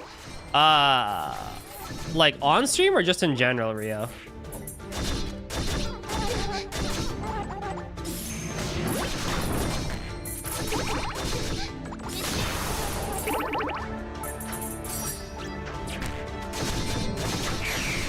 Welcome back, Blubba.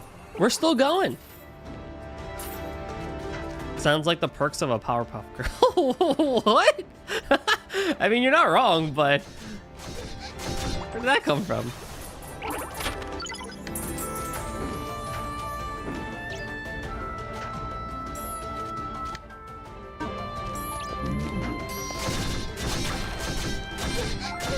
Yeah, we're gonna be going for another hour-ish, give or take. In general, yeah. I won't be streaming it, but after this, I think Liquid and I are gonna hang out for a little bit. But then, yeah, today and tomorrow will be East 10, because that's pretty much my whole life right now. I just have to work on my midterm tomorrow and actually submit it, because deadline's Monday, and I want to submit it at least one day beforehand, just in case. But after that, yeah, once I'm done with that, I'll just be East 10ing the whole time. Oh, delicious. Where is the heartbeat? There you are.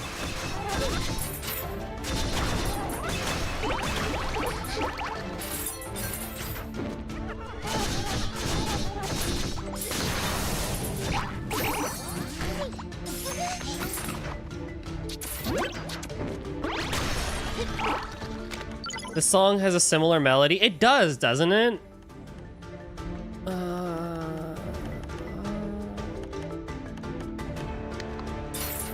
The music in this game is so stellar, Blubba. I mean, I definitely recommend you, especially because I know you're a big fan of East and stuff like that, to play Astlibra, because I know I've told plenty of other people to play the game, like Rio and all. If I haven't told you yet, Blubba, you definitely should play Astlibra. But if not playing it, listen to the soundtrack. You're gonna adore it. And it's all from like free BGM. Like, it's not one composer. Like, this dude just like found the free BGM that people allow and stuff like that. Thanatos?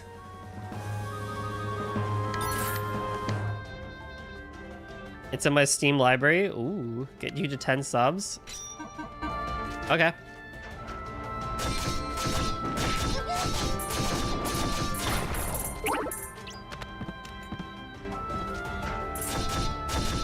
Oh yeah, Nem, if you have a free day or just in general when you're doing stuff, listen to Astlibra and Astlibra guidance music. Oh, it's so good.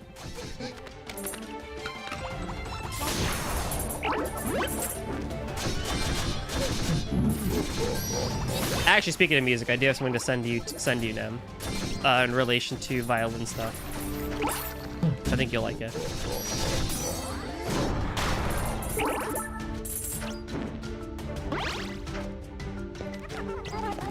I still think it's just impressive. This whole soundtrack is just built off of like BGM Dova or Diva or whatever, like the free BGM thing. Like crazy. Like there's just so many talented musicians out there.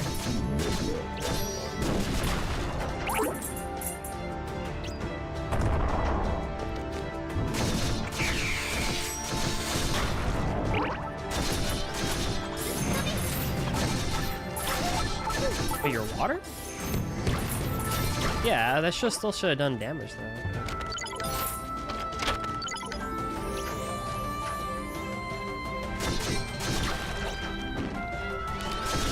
Oh my, that badge.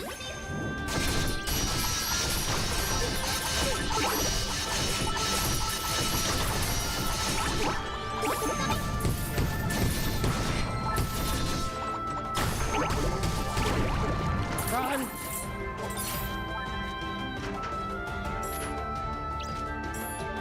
BGM Dova is really a treasure. I also use this from there. It's like so cool. Right here. It's a formidable enemy. Oh yeah? Who is it? Oh, this dude? Oh, this dude's a pain.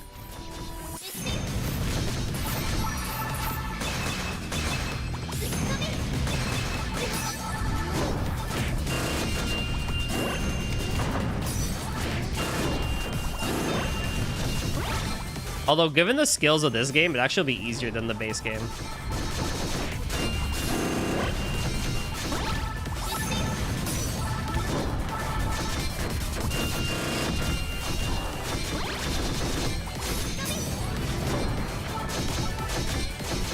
Oh yeah, way easier than the previous game. Or the base game, I mean. Ohio!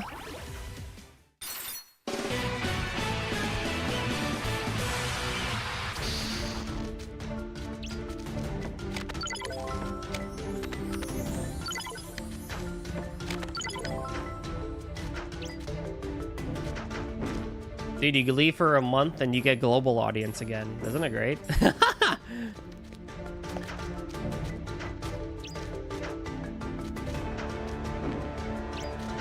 They come in troves and they come in rows.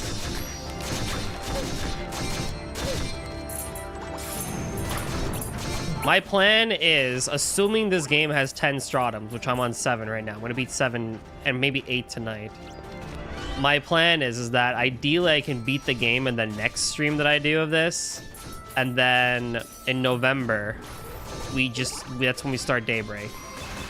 That's my plan.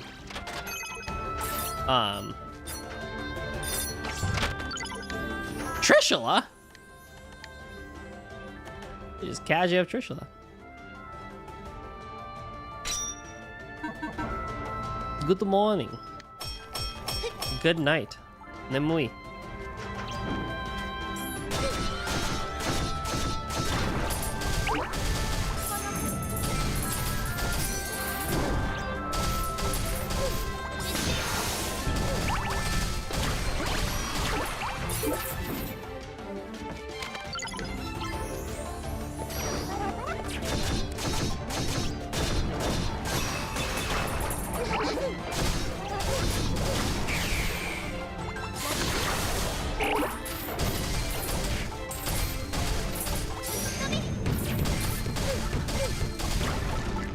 Game so good, so fun.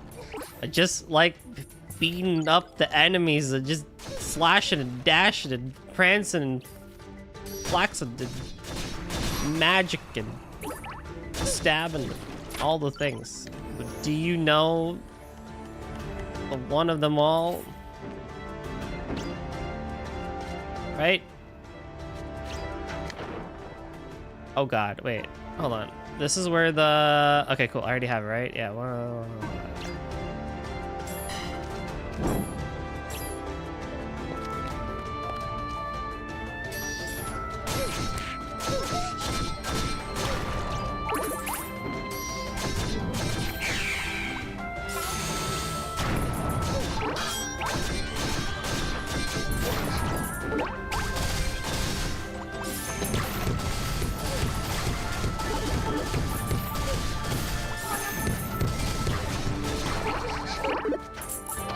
You know, it just tickles a part of your brain that's just like, oh, yeah. You know? Why is donuts so good? Honestly, the exact same thing I just said. It tickles a part of your brain that's like, ah, yeah, that's that good stuff right there, you know? That's that good stuff.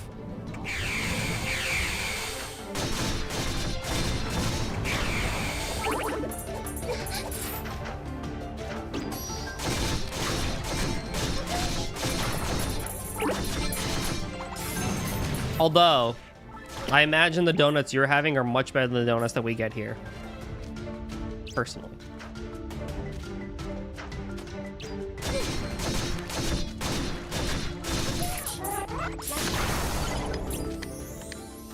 I honestly will keep on Trishula because it's a 3. Yeah, I mean it's not as strong as this.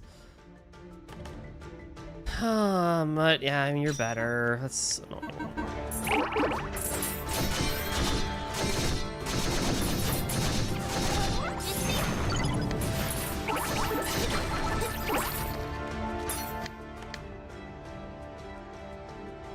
Yes, because Nutella donut. That'll do it. Art is in... The ST required to activate magic remains the same, but the actual ST consumed is reduced. Nice. Even better. I'm getting that skill for free. USA donuts are pretty good. It depends. You gotta go to a proper place to get a good USA donut. Like, if you're going to, like, Krispy Kreme or, like, Dunkin' Donuts, you know, then it's not gonna work out too well. But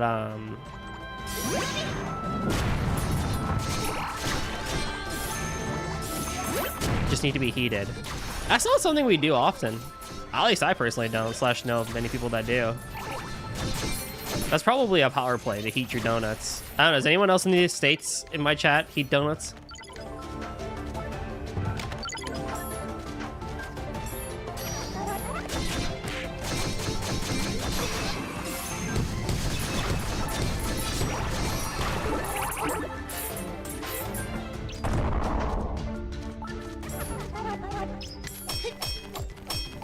Niet. I wouldn't be opposed to heating my donuts though. I could do it. Mokkyun will always be here. You know what, Mokkyun? I'm glad. You know what? Mokkyun is the pig you need in your life, man. He's the one that validates you. He's like, listen, if no one else is there for you, I will be there for you. Right? He's the one pig that'll be there when no one else is. He's the friend. Be like Mokkyun, right? Be like the friend that'll be there when no one else will be. Which, all things considered, I do consider myself as that type of person. Or at least I try to be.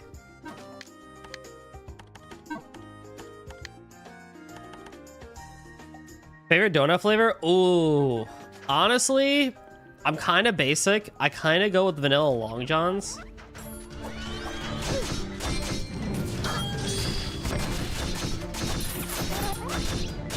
Because there's something just classic about them. If not, then just classic vanilla or chocolate with sprinkles will always make me happy. I could get with the Boston cream though, actually. I have come around to enjoying fillings in my donuts. I wasn't originally a fan of them, but I have like adult palated my way to appreciating it. Oh my god, dude. I think I found the new worst enemy in the game.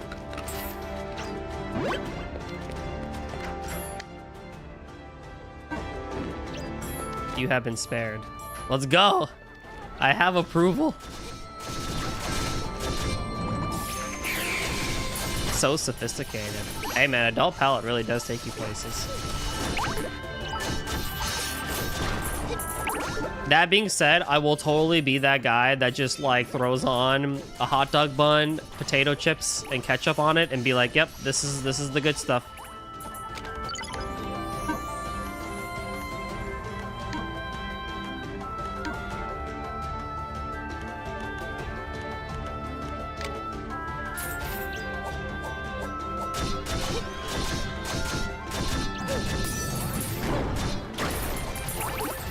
In morning in Japan, but the day and night reverse. I'll be going to bed soon. Uh-huh. My fellow Japanese friend sleeps during the day and stays awake at night.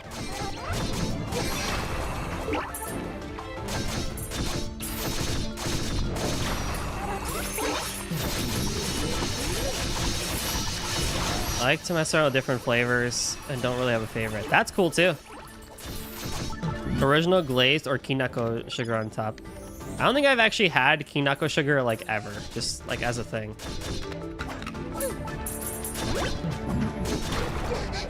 But that seems good. Oh, but yo, you know what though? I cannot lie, because it's fall right now, apple cider donuts are in season and stock right now.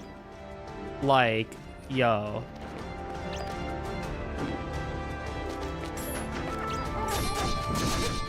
Like that is the good donut right there.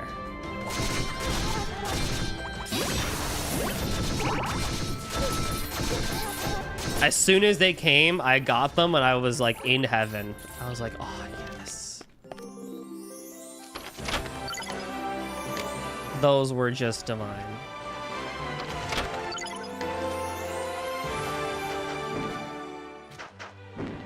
Japanese friend, victory! Victory! Nihon no tomodachi. An apple cider done with hard apple cider. Oh, yeah. Alright, let's hopefully hope that this boss goes well. Shall we?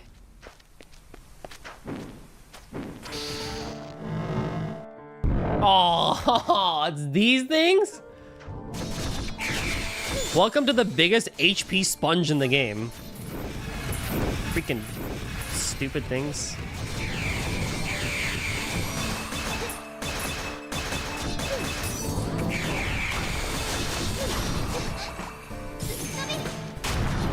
There's no struggle involved. They're just HP sponges.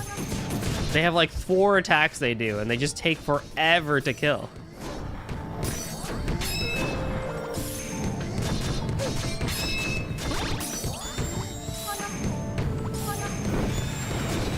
And there's 2 of them. All right, well, while I'm here for the next hour of my life, chat, how are we doing today? How are we doing? Have you enjoyed the long stream? Do we feel like we enjoy the long streams? Do we enjoy my comeback today? I enjoyed it. I had a great time. I enjoy talking with you all. I enjoy speaking into a microphone. I enjoy playing games with y'all. It's great.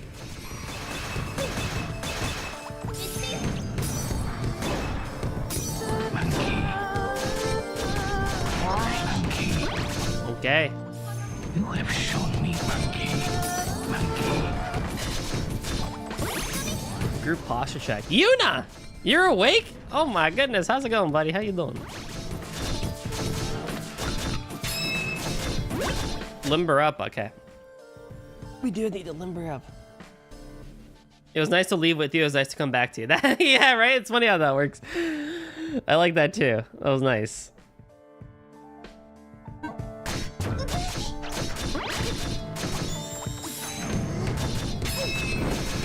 But I got greedy yesterday, so there's a pain au chocolat waiting. Oh, lovely. There's a cat in lap. That's understandable. That's a valid reason to not limber up. I'm gonna die.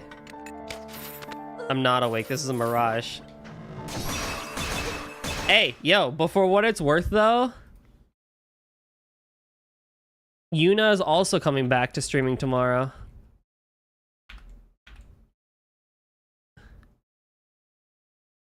So, y'all know what to do. Oh, I gotta kill 2 of you.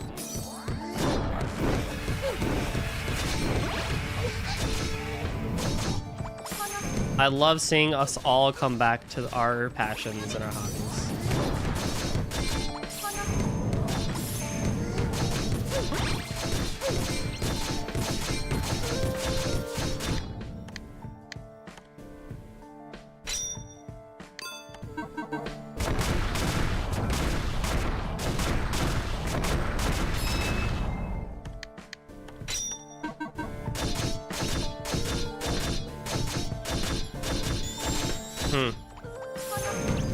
September really just took us all out the knees, huh?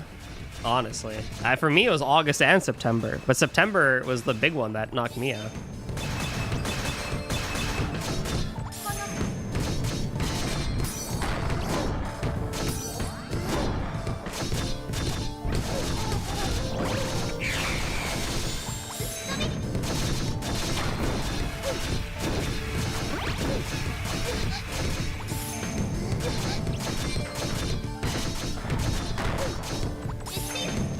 Oh, one thing I didn't mention about my Canada trip.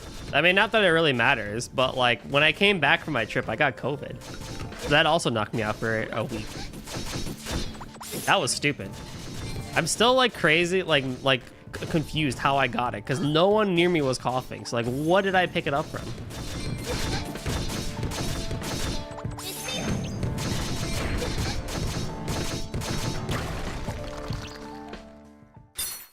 Well, that only took like 600 years.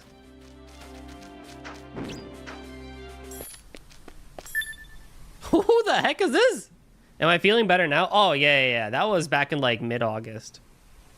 That was mid-August. That was a while ago. I mean, I think my lungs now are finally back to what they were before I got it, but, you know, long COVID and stupid stuff with that. I am a firm believer of long COVID, even though there's no like real good proof of it yet. I do feel like it is a thing and that we are going to see the effects of it more and more as time passes on. I still vehemently claim that my brain is not the same since I got COVID the first time in many aspects.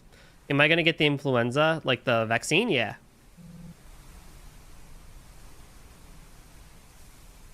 After all, you are good at Japanese. Nah. No.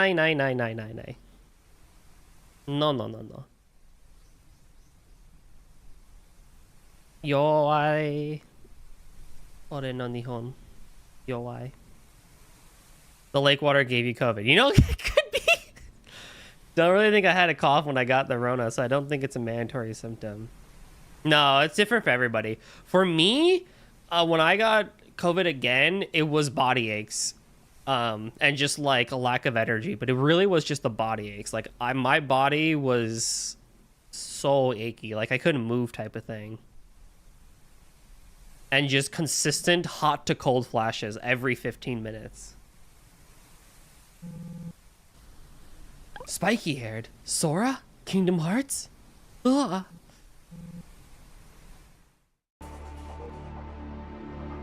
Who is this? Yeah, I'm trying to find a weekend to get my vaccine. We'll see how that goes. Thankfully, my office gives the vaccine, so I could just go during the day.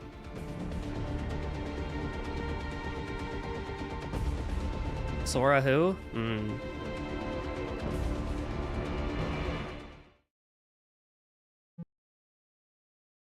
Oh, you know? Okay, I'll do that later then.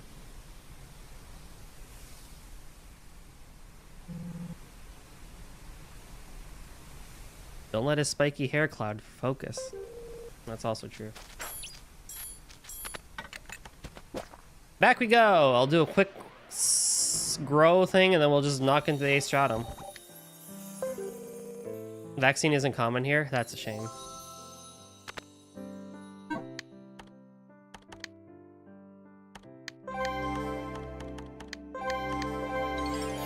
Scatter bombs that explore upon enemy contact. Difficult to aim but has high damage. That works better for bosses than it does normal enemies, but fine. Beggars can't be choosers, as they say. Jet calls forth a flood of water. Okay, I feel like that should have been an earlier skill, but whatever.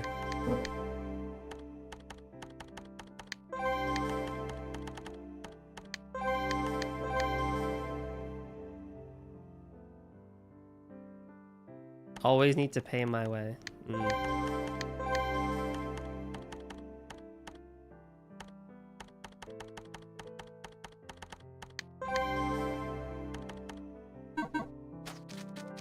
You lost your stream streak? Oh, yeah, yeah, my bad.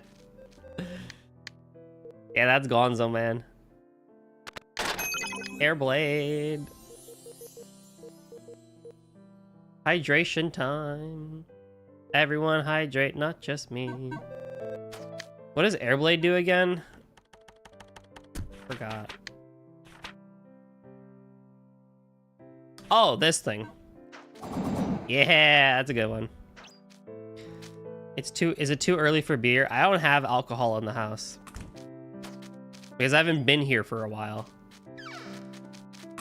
I don't have alcohol. Yes, I know about the arena. I want beer break, but it's not an option, dang. Water? Never. You especially, young one.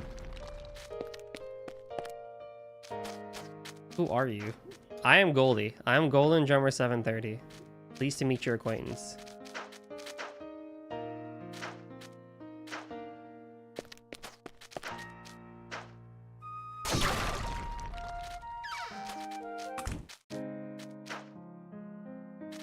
Milo!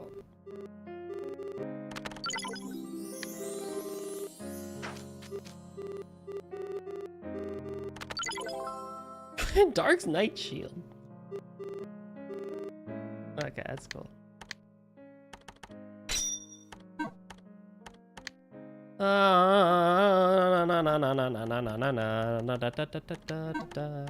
So we got more recipes. Lovely. Ooh, let's see what happens. I need 2 shortcakes. So first thing I need to do is make 2 shortcake. Where's shortcake? Then I go into here and 2 shortcake makes a delicious cake. 2 cake. Hold on, we can make this even better.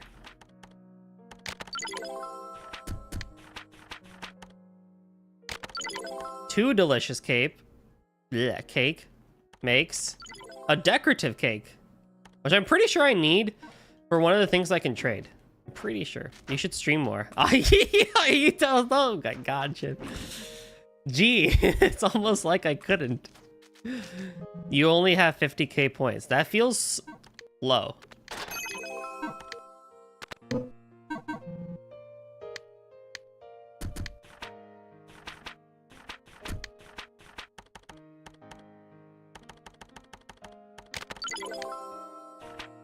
Does that cake have a house? It does have a house.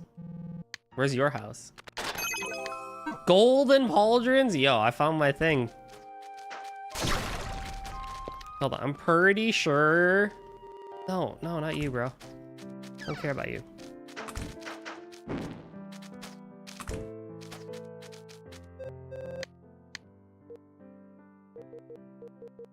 Yeah, special goggles. Not that I need it, but like it's nice to just have for the sake of having, I guess. Also, I'm pretty sure I have the mug. But I need to fill it with tea.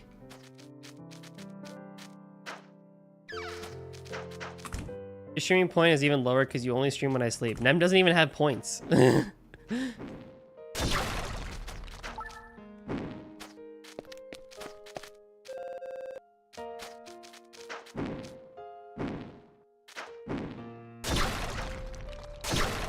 Alright, let's do the 8th stratum. Let's speedrun it. How about that, shall we?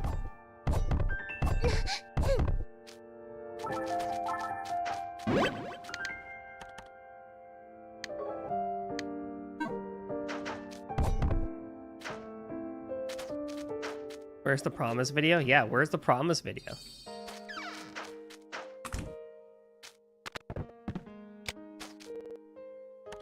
How early are we talking? Like, way too early for us, bro. You're hungry, starving? Go eat.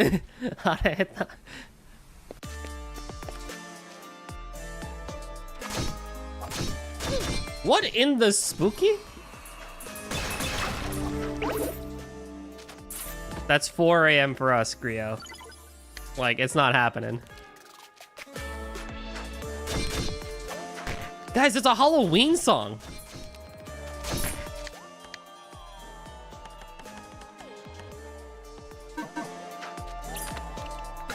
Spooky.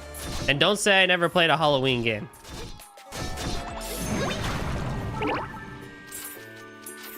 They still don't have Minecraft. Minecraft collab. Mm. 'Cause This beat is silly. I also cannot wait for dinner.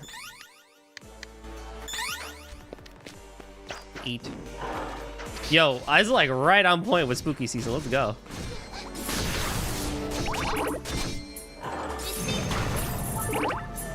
Watch me stream a spooky game before Goldie does. That's so likely. You probably, that's like not even a question. That's gonna happen. What's on the menu tonight? I have no idea. I haven't really even thought about it.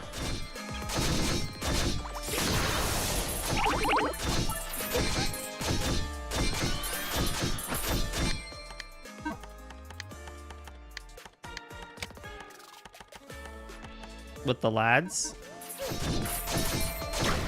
No, I'm hanging with Liquid afterwards. We're playing some Scare Ritual.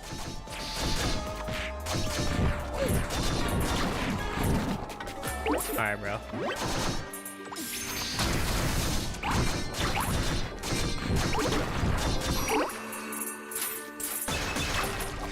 Hey, let's do a spooky Minecraft map. If you can find one, we can do it.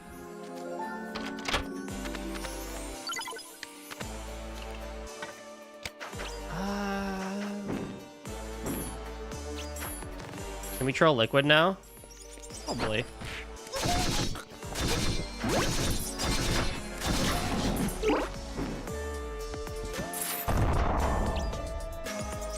He said he's free. Can't imagine. You want me to preemptively text him first before you spend points? I guess I could just refund it, but... Yo, these bats are insane.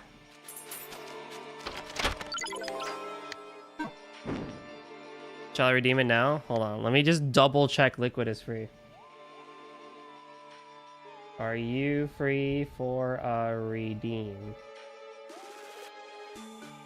You know the benefit of Xbox having Discord now is you can do redeems like a lot faster because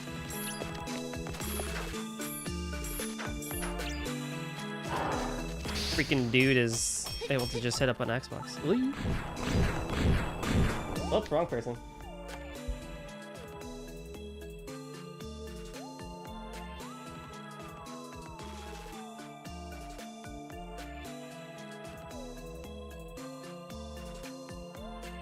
Are you?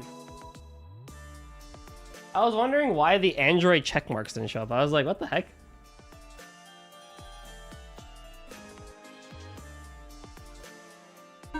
Because Android also has the read receipts now, so.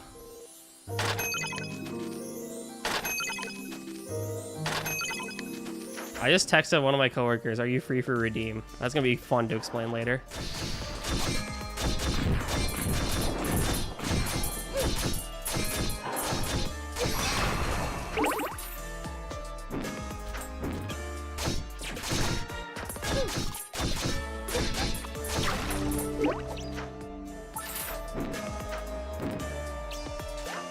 Whoops.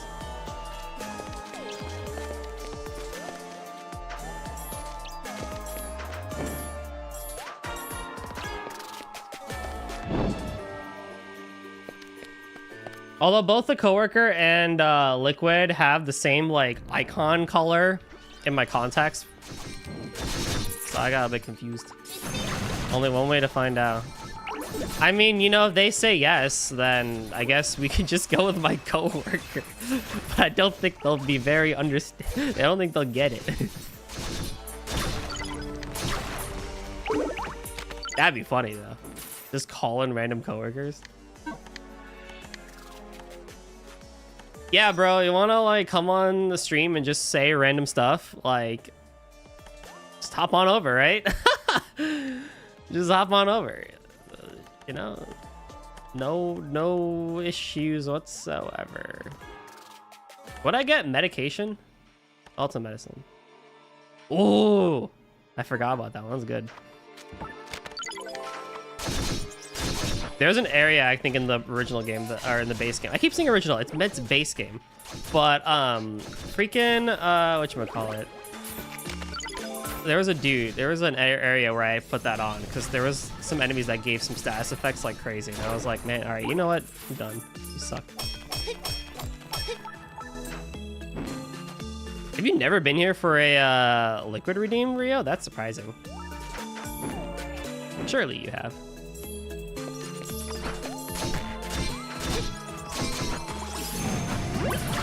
I'm counting this a spooky game, and y'all can't say anything about it.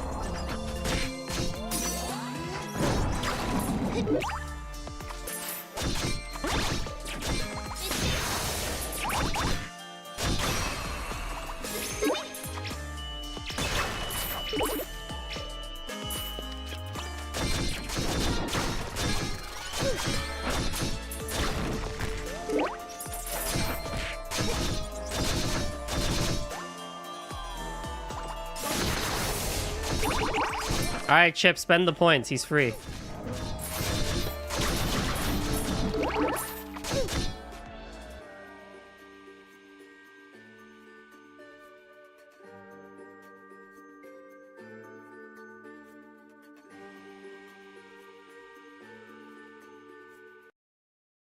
Oh, God.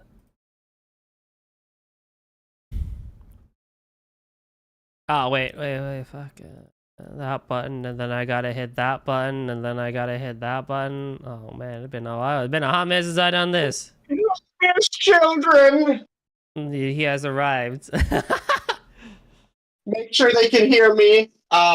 Sometimes you make it so they can't hear me. I forget to do that, but I did it this time. Actually, it's funny, right? So, I also catch you later, Earthbound. Thanks for stopping by. Chip was like, "Can we bully Liquid?" Because I said that we are gonna be hanging out later, and I was like, "Would you prefer I text him first to see if he's free before you redeem it?" And so yeah, I did. It's a good idea, actually. Except I texted my coworker accidentally, like, "Hey, are you free for a redeem?" And I was like, "That's really weird. I don't see the Android, like, you know, red check marks, you know, the show up." And I'm like, "That's weird." I'm just like, "Oh, I texted that coworker. Whoopsie."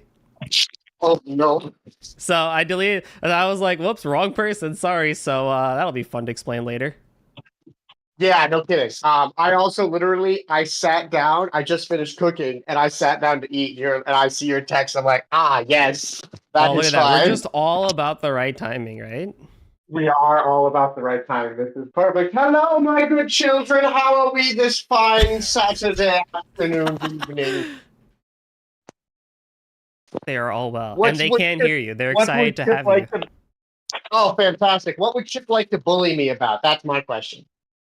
That's a good question, Chip. What do you want him to scream into your luscious ears? Nem asks, "How is Liquid?" I am well. I am great. I have recovered enough from my knee injury to start playing basketball again, and it is glorious. Yes. Until you hood basketball smack yourself again. True, big if true. Hey, by the way, guys, I went back to play basketball and some dude smacked me in the leg. Dude, true. All right, though. Chip wants to know, where do pineapples grow? Pineapples grow under the sea. It's better down where it's wetter. Take it from me. Exactly. Did you know pineapples don't grow on trees? I would have assumed not. That doesn't look like something that would grow on a tree, my man. God dang it. I don't know if I'd be able to tell you where they grow, because I don't think they grow on the ground. Maybe they do, actually. They kind of look like they could be. Yeah, I think they might. Yeah, they do. Because I mean, they kind of look like, if you think about like what a carrot looks like, where it's got like the leaf part sticking out and then everything else is grown below ground. It's kind of like that.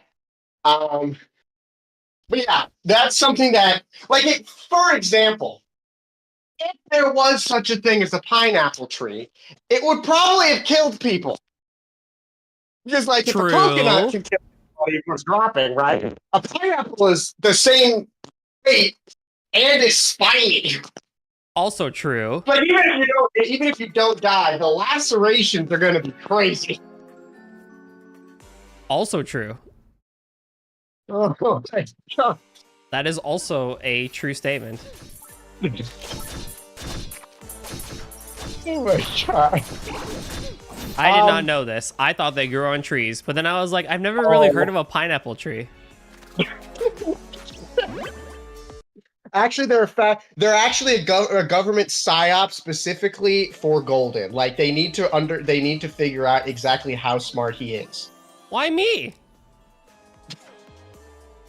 Because you are the most important man in. Oh wait, shit! I'm not supposed. This is like a Truman Show thing. I'm not supposed to tell you this. What's like a Truman Show? No. Never mind. Don't worry. Chip, kill him now. okay. Send in the snipers now, Chip. Chip, do it now. Now, Chip. Chip, do it now. You gotta do it now, Chip. I don't know. It's been a hot. I mean, I haven't streamed in like a month and a half, so it's been a hot minute since we've had any sort of redeems. That is true, yeah, and you know it's great to actually be able to get on with one of these times. What has been our new catchphrases recently? What has been our new catch? Oh, what was the one from Power Rangers the other day? The begin the download. Begin the download. Begin the download. The funniest thing. The funniest thing. Dude, oh no, that robot got exploded. It's a good. I guess he's not going big one because now you can't say begin the download. Begin the download. I was like, this is the first time we haven't had to begin the download in a long time. He just blew up. I think the guy I've seen it comes spins around like a fucking sitcom and says, begin the download. Begin the download. Oh no, dude. Has Liquid watched Chikawa? I don't think Liquid's seen Chikawa. Chikawa? No, I have not. What is it about? I need to find you the catchphrase. Oh no. Chikawa. Usagi. Which one, Chip? Wait, which catchphrase? You can send it to me. It's like a silly kids Japanese cartoon. I mean, okay, so another good one was there's a couple of good ones recently where I can't remember exactly what the context was, but we were just going through again watching Power Rangers. Apparently, Power Rangers just really brings out the worst in us. And we were talking about something, and I just said over everybody talking, all I'm saying, bro, is it's napalm or nothing. That was a good one. And then very much later that same session, when there was, so apparently for some reason, Power Rangers has recap episodes. And as soon as we learned it was a recap episode, we were watching it, we all groaned. And then Golden just blurts out, I want to be oppressed. All right, hold on. There's so much context for that one. But yes, this is true. I did say that. Oh, God damn it. I may or may not have said that, but there's a lot of context that goes into that. A little bit of it, which is not safe for stream. I mean, it was kind of a banger. It was great. Oh, it was at the very end of it, too. No, because that episode was straight doo-doo. It's a recap, so that's the whole point. It's supposed to be doo-doo. Oh, my fucking God. That was a heater. That was a heater. That was great. All right. So everybody that's in chat, spam "I want to be oppressed" and see if see how good that. Oh, Daddy Twitch is not going to be happy with that. Why not, bro? I see no problems with this. Oh, best comment, Linkster, basically saying only if it's a cute girl doing the oppressing. You know what? Based. True. Based and real. I'm not going to say no to that. Well, there was also the comment where Guav sent that picture that was like the genie looking at me after he gave me a fourth wish out of pity, and I asked for a fourth pack of Marlboros. Yep. Which was great. And then I changed it a little bit to where this is Guav's asking for a fourth time from the genie to get a hot fucking goth girlfriend, and the genie saying that she'll kill him. And then again, as it may have happened again, Golden just goes, I mean, again, if there's any oppressors in this world, she'll be one that oppresses me. There is no lie to that. I mean, not a lot, but also, there's again, no lie to that. Second heater, dude. Anywho, I sent you the video of what Chip wants you to do. Just mimic what the yellow one is saying. All right, hold on. I gotta fucking You're gonna mimic hear... what the yellow one is saying. Oh, you'll see. Okay. You'll get to even hear him live react to Chikawa.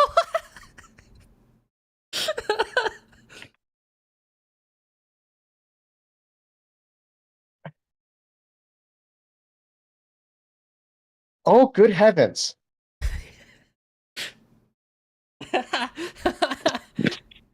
I'm not gonna get like I'm not gonna get like assassinated for this, right? Like this isn't anything No, crazy. no, totally not. No. Oh shit. Okay, hold on. I gotta hear it a couple times here.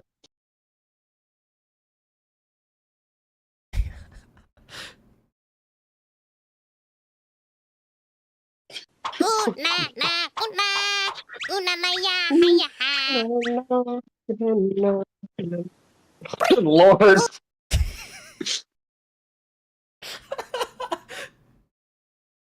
This is what it's like being on this side of the bullying. Oh, good fucking heavens. This is I'd argue it's easier than the German you had to do last time. well, true, but I had the German as words in front of me. This is just fucking some actual demon looking at me, looking deep into my soul and grunting at me. I don't appreciate this.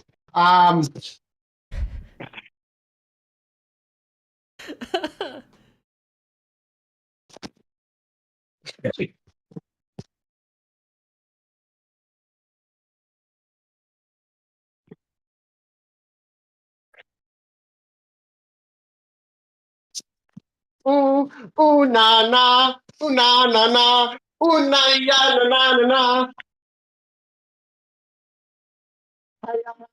There we go. That was at the end. That was perfect.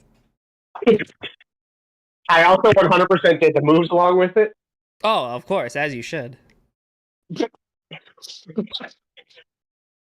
I don't know. I don't think that could have been any better without the moves, you know?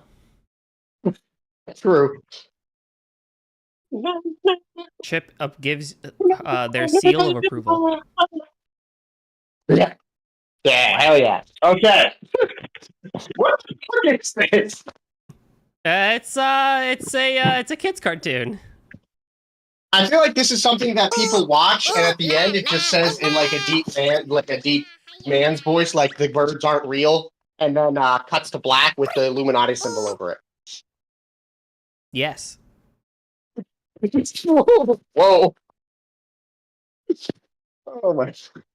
I mean, we could get like plastered and watch it if we really want to. Oh, good lord, that could be a fun time.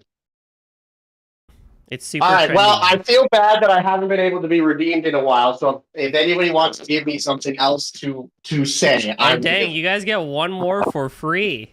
Whoa. One for free.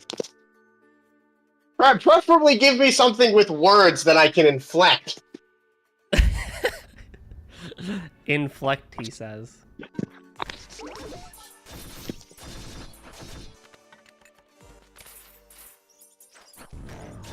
No, I'm boned. I was gonna warp back to a save point in the game. Because you can't actually save in the dungeon. You have to be back at home to save. Oh. Why? Because roguelike. Oh, yeah, that's fair. That's a good point. Didn't think about that. That's fair. Alrighty. Okay, anyone have any more things they want Liquid to belt out to them?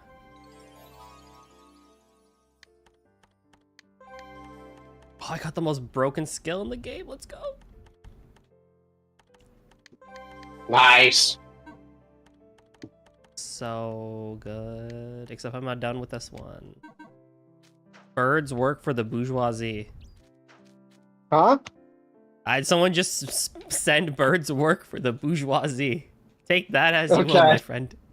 Hey, you know what, man? Again, as I've said, they are a government psyop, and we all know this. Now, remember too that the Jews can create hurricanes. That's true. Don't forget. That's true. This is true and real information coming out of here. That is very true. Oh, let's see. What's a good catchphrase?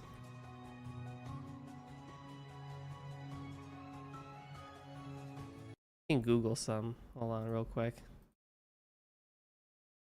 I could say the line from Power Rangers. Which one?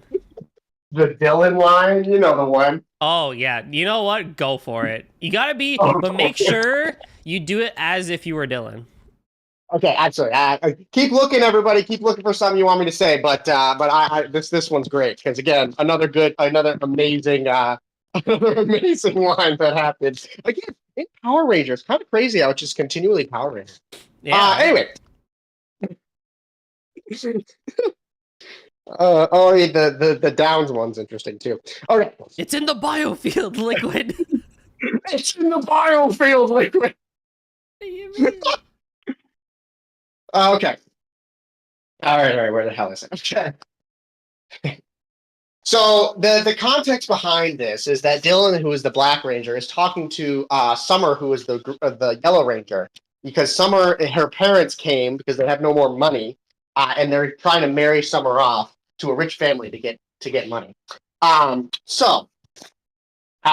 As they're fighting, all the different random mechs and stuff around, Dylan goes, "Here's what I don't get. Why would you ever marry some stiff that your mom and dad picked out?" And then right after that, Golden goes, "You know what, Dylan? You got a good point there, man." And we died. We lost it for about 10 minutes. We could not continue. I felt so targeted, man. Bro, for some reason, that show targeted you really hard. There was not even any Indian people in there. All right, you want a German tongue twister? Oh, son of a fuck. Yeah, sure. Fuck. I'll put it in Google Translate too, so everyone can hear it. Son of a fucking what? Google. What is that third word? See, this is why German isn't a real language, bro. Like, I agree. That's actually, that third word is literally junk synchron in German, right? Legit. All right, here's what it sounds like, chat. Zwischen zwei Zwetschgenzweigen sitzen zwei zwitschernde Schwalben. Oh, you're not getting this. I'm not getting it. Can you send me the so I can at least hear it? Yes. Does this give you it with the translation? Yeah, it does. Okay, let's take a look here. I need to hear this. Zwitzen zwei, zwischen Zweigen, sitzen zwei, zwischen zwei Schwalben.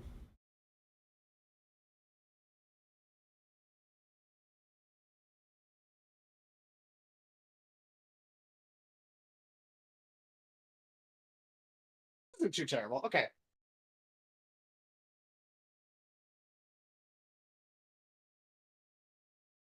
Zwitzen zwei, Zwitzen sei Zweigen, Zwitzen zwei, Zwitzernde Schwalben. That was bad, but it was close. I think that's the closest either one of us are gonna get. See, us Midwestern folk can't do like the weird German inflections. Just isn't a thing. Zwischenschweigen.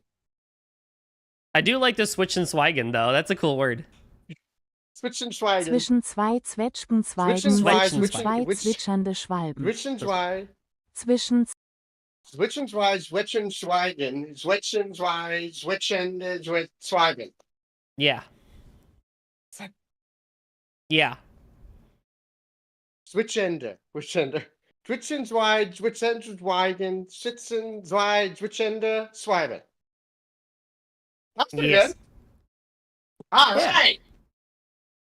I have been bullied, and I now must go to eat my dinner. I apologize. Perfection. And on that note, Goodbye, everyone. Thank you. Your king will return. Your king shall take his Your leave. savior will return. Have a good night, everyone. Golden, I will see your ass in exactly, what, 2 hours? Oh, no, an hour and a half. 2 hours. Hour and a half. An hour and a half, yeah. Whatever. I have to eat. All right. All right. Good shit. All right, I'll talk to you soon. See you, bro. Bye. Alrighty. Okay, so that's where we're just gonna end it. That's where I'm gonna end it. Hopefully that was exciting for all of y'all. Thank you, Liquid, of course. Okay, so before I skadoosh again, I'm gonna quickly just come back here to this. So the experimental schedule is gonna be starting from November 9th onwards. I'll fix that for the tweet and Blue Sky post. But the experimental thing will be from then onwards. Next, so I'll just say this. Tomorrow, no stream. Next Saturday will be the stream at 3 p.m. So stay tuned for that. I probably should add Blue Sky to my links thing. Probably take care of that too. But yeah, follow me on socials for all these updates and stuff like that, or just DM me on Discord or Twitter. My DMs are open to everybody. Come on, just say hi. You know, I'm cool with answering anything to anybody. Okay, so with that, I'm gonna raid into Joey, who's doing a 24-hour Castlevania marathon. Who is, yeah, I mean, you know, it's 24 hours, right? He needs people to help keep him company, and we will be the perfect people for that. Thank you all for joining me today for this comeback stream. I had a really good time. Goodbye, Nem. Goodbye, VG. Goodbye, Chip. Goodbye, Rio. Goodbye, everyone. Nem, power to you. You stayed the whole time, which is insane. So thank you, especially. Like, that's a lot of time, especially because I know it's really late for you. Thank you, Yuna. Hope to see you two tomorrow. Yuna as well, back in your stream and stuff like that. But yeah. Like I said, no stream tomorrow, stream on Saturday. We'll be trying to finish Astlibra Gaiden. And yeah, see y'all later. Go hang out with Joey and be kind. Oh boy. Oh, I didn't hit the raid nub. Oh my god. Alright, hold on. I didn't hit the thing. Whatever. See y'all.